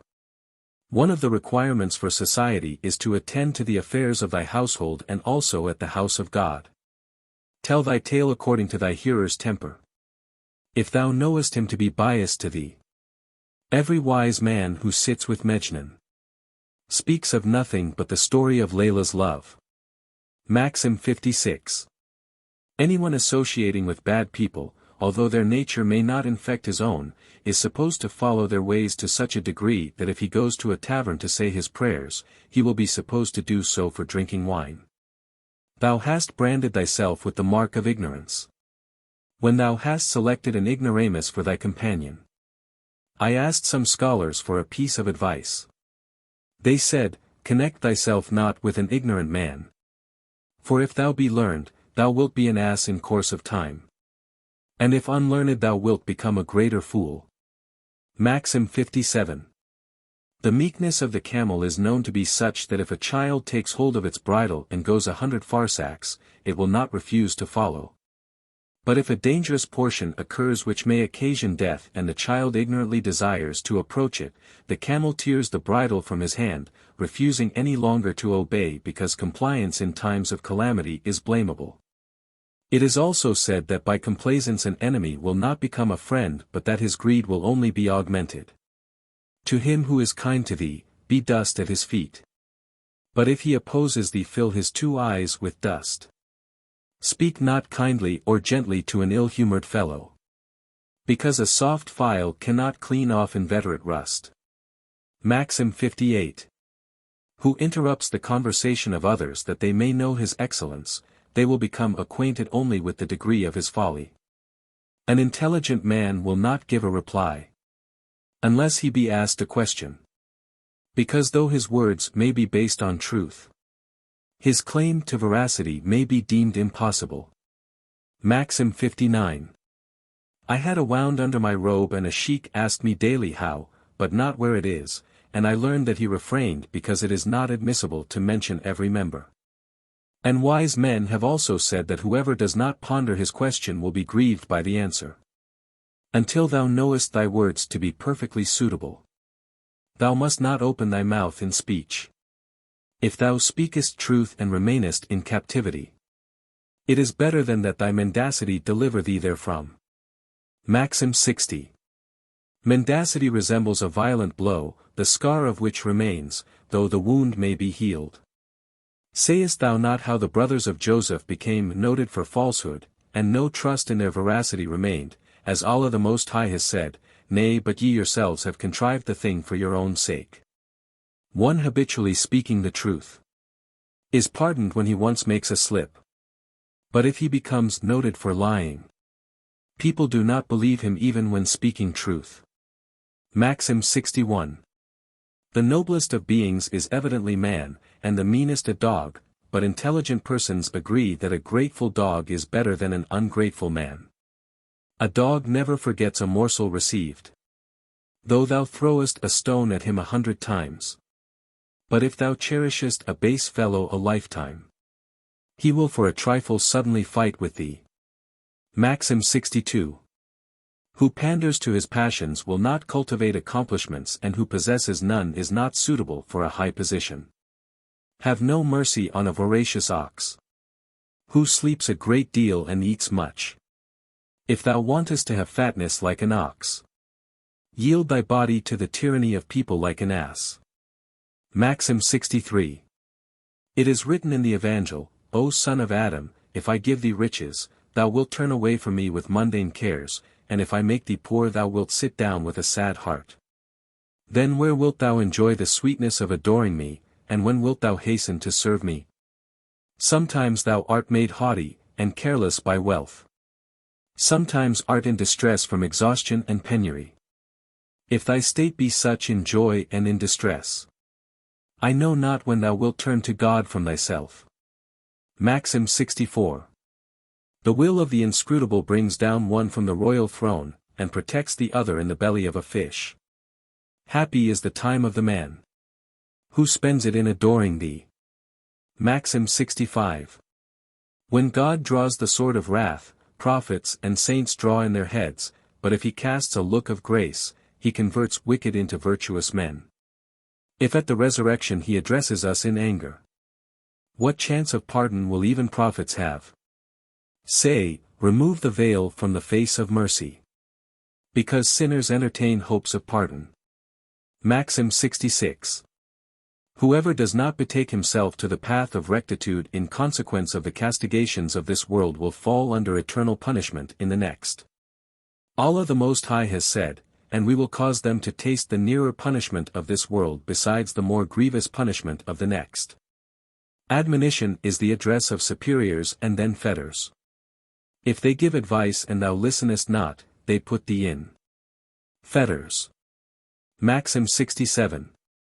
Fortunate men are admonished by the adventures and similes of those who have preceded them, before those who follow them can use the event as a proverb, like thieves who shorten their hands, lest their hands be cut off. The bird does not go to the grain displayed when it beholds another fowl in the trap. Take advice by the misfortunes of others, that others may not take advice from thee. Maxim 68.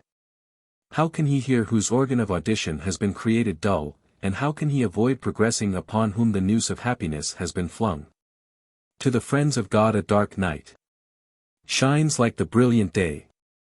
This felicity is not by strength of arm, unless God the giver bestows it. To whom shall I complain of thee? There is no other judge, and there is no other hand superior to thine. Whom thou guidest, no one can lead astray. Whom thou castest off no one can guide. Maxim 69. The earth receives showers from heaven and gives to it only dust. Every vessel exudes what it contains. If my humor appears to thee unbecoming, lose not thy own good humor. Maxim 70. A mendicant with a good end is better than a padshah with a bad end. The grief thou sufferest before the joy is better than the grief endured after joy. Maxim 71. The Most High sees a fault and conceals it, and a neighbor sees it not, but shouts. Let us take refuge with Allah. If people knew our faults, no one could have rest from interference by others. Maxim 72. Gold is obtained from a mine by digging it, but from a miser by digging the soul. Vile men spend not, but preserve. They say hope of spending is better than spending. One day thou sayest the wish of the foe fulfilled. The gold remaining and the vile man dead. Maxim 73. Who has no mercy upon inferiors will suffer from the tyranny of superiors. Not every arm which contains strength breaks the hand of the weak for showing bravery. Injure not the heart of the helpless, for thou wilt succumb to the force of a strong man. Maxim 74. When a wise man encounters obstacles, he leaps away and casts anchor at the proper opportunity, for thus he will be in the former instance safe on shore, and in the latter he will enjoy himself. Maxim 75. The gambler requires 3 sixes and only 3 aces turn up. The pasture is 1,000 times more pleasant than the racecourse, but the steed has not the bridle at its option. Story 1. A dervish prayed thus, O Lord, have mercy upon the wicked, because thou hast already had mercy upon good men by creating them to be good. Maxim 76. The first sovereign who laid stress on costume and wore rings on his left hand was Jamshid. And being asked why he had adorned his left whereas excellence resides in the right hand, he replied, the right hand is fully ornamented by its own rectitude. Feridun ordered Chinese embroiderers to write around the borders of his tent. Keep the wicked well, O intelligent man, because the good are in themselves great and fortunate. Story 2. A great man having been asked why he wore his seal ring on his left hand, whereas the right possesses so much excellence, replied, Knowest thou not that the meritorious are always neglected? He who has created joy and distress apportions either excellence or luck. Maxim 77. He may freely warn who neither fears to lose his life nor hopes for gold. Pour either gold at the feet of a monotheist, or place an Indian saber to his head. He entertains no hope nor fear from anyone. And this is a sufficient basis of monotheism. Maxim 78. The Padshah is to remove oppressors, the police, murderers, and the Qazi to hear complaints about thieves. But 2 enemies willing to agree to what is right will not apply to him. When thou sayest that it must be given what is right, pay it rather with grace than fighting and distressed. If a man pays not his tax of his own accord, the officer's man will take it by force. Maxim 79. The teeth of all men are blunted by sourness, but those of the Qazi by sweetness. The Qazi whom thou bribest with 5 cucumbers will prove that 10 melon fields are due to thee. Maxim 80. What can an old prostitute do but vow to become chaste, and an policeman not to commit oppression upon men? A youth who sits in a corner is a hero in the path of God. Because an old man is unable to rise from his corner. A youth must be strong-minded to abstain from lust. Because even the sexual tool of an old man, of sluggish desire, rises not. Maxim 81. A sage was asked, of so many notable, high, and fertile trees which God the Most High has created, not one is called free, except the cypress, which bears no fruit. What is the reason of this? He replied, every tree has its appropriate season of fruit, so that it is sometimes flourishing therewith, and looks sometimes withered by its absence. With the cypress, however, neither is the case, it being fresh at all times, and this is the quality of those who are free. Place not thy heart on what passes away, for the Tigris will flow after the caliphs have passed away in Baghdad. If thou art able, be liberal like the date tree. And if thy hand cannot afford it, be liberal like the cypress. Maxim 82. 2 men died, bearing away their grief. One had possessed wealth and not enjoyed it, the other knowledge and not practiced it. No one sees an excellent but avaricious man, without publishing his defect. But if a liberal man has 100 faults, his generosity covers his imperfections. Conclusion of the book. The book of the Gulistan has been completed, and Allah had been invoked for aid. By the grace of the Almighty, may His name be honored, throughout the work the custom of authors to insert verses from ancient writers by way of loan, has not been followed. To adorn oneself with one's own rag is better than to ask for the loan of a robe. Most of the utterances of Sadi being exhilarant and mixed with pleasantry, short-sighted persons have on this account lengthened the tongue of blame, alleging that it is not the part of intelligent men to spend in vain the kernel of their brain, and to eat without profit the smoke of the lamp. It is, however, not concealed from enlightened men, who are able to discern the tendency of words, that pearls of curative admonition are strung upon the thread of explanation, and that the bitter medicine of advice is commingled with the honey of wit, in order that the reader's mind should not be fatigued, and thereby excluded from the benefit of acceptance. And praise be to the Lord of both worlds. We gave advice in its proper place, spending a lifetime in the task. If it should not touch anyone's ear of desire, the messenger told his tale, it is enough. O thou who lookest into it, ask Allah to have mercy on the author and to pardon the owner of it. Ask for thyself whatever benefit thou mayest desire, and after that pardon for the writer of it. If I had on the day of resurrection an opportunity near the compassionate one, I should say, O Lord, I am the sinner and thou the beneficent master. For all the ill I have done I crave for thy bounty. Gratitude is due from me to God that this book is ended before my life has reached its termination.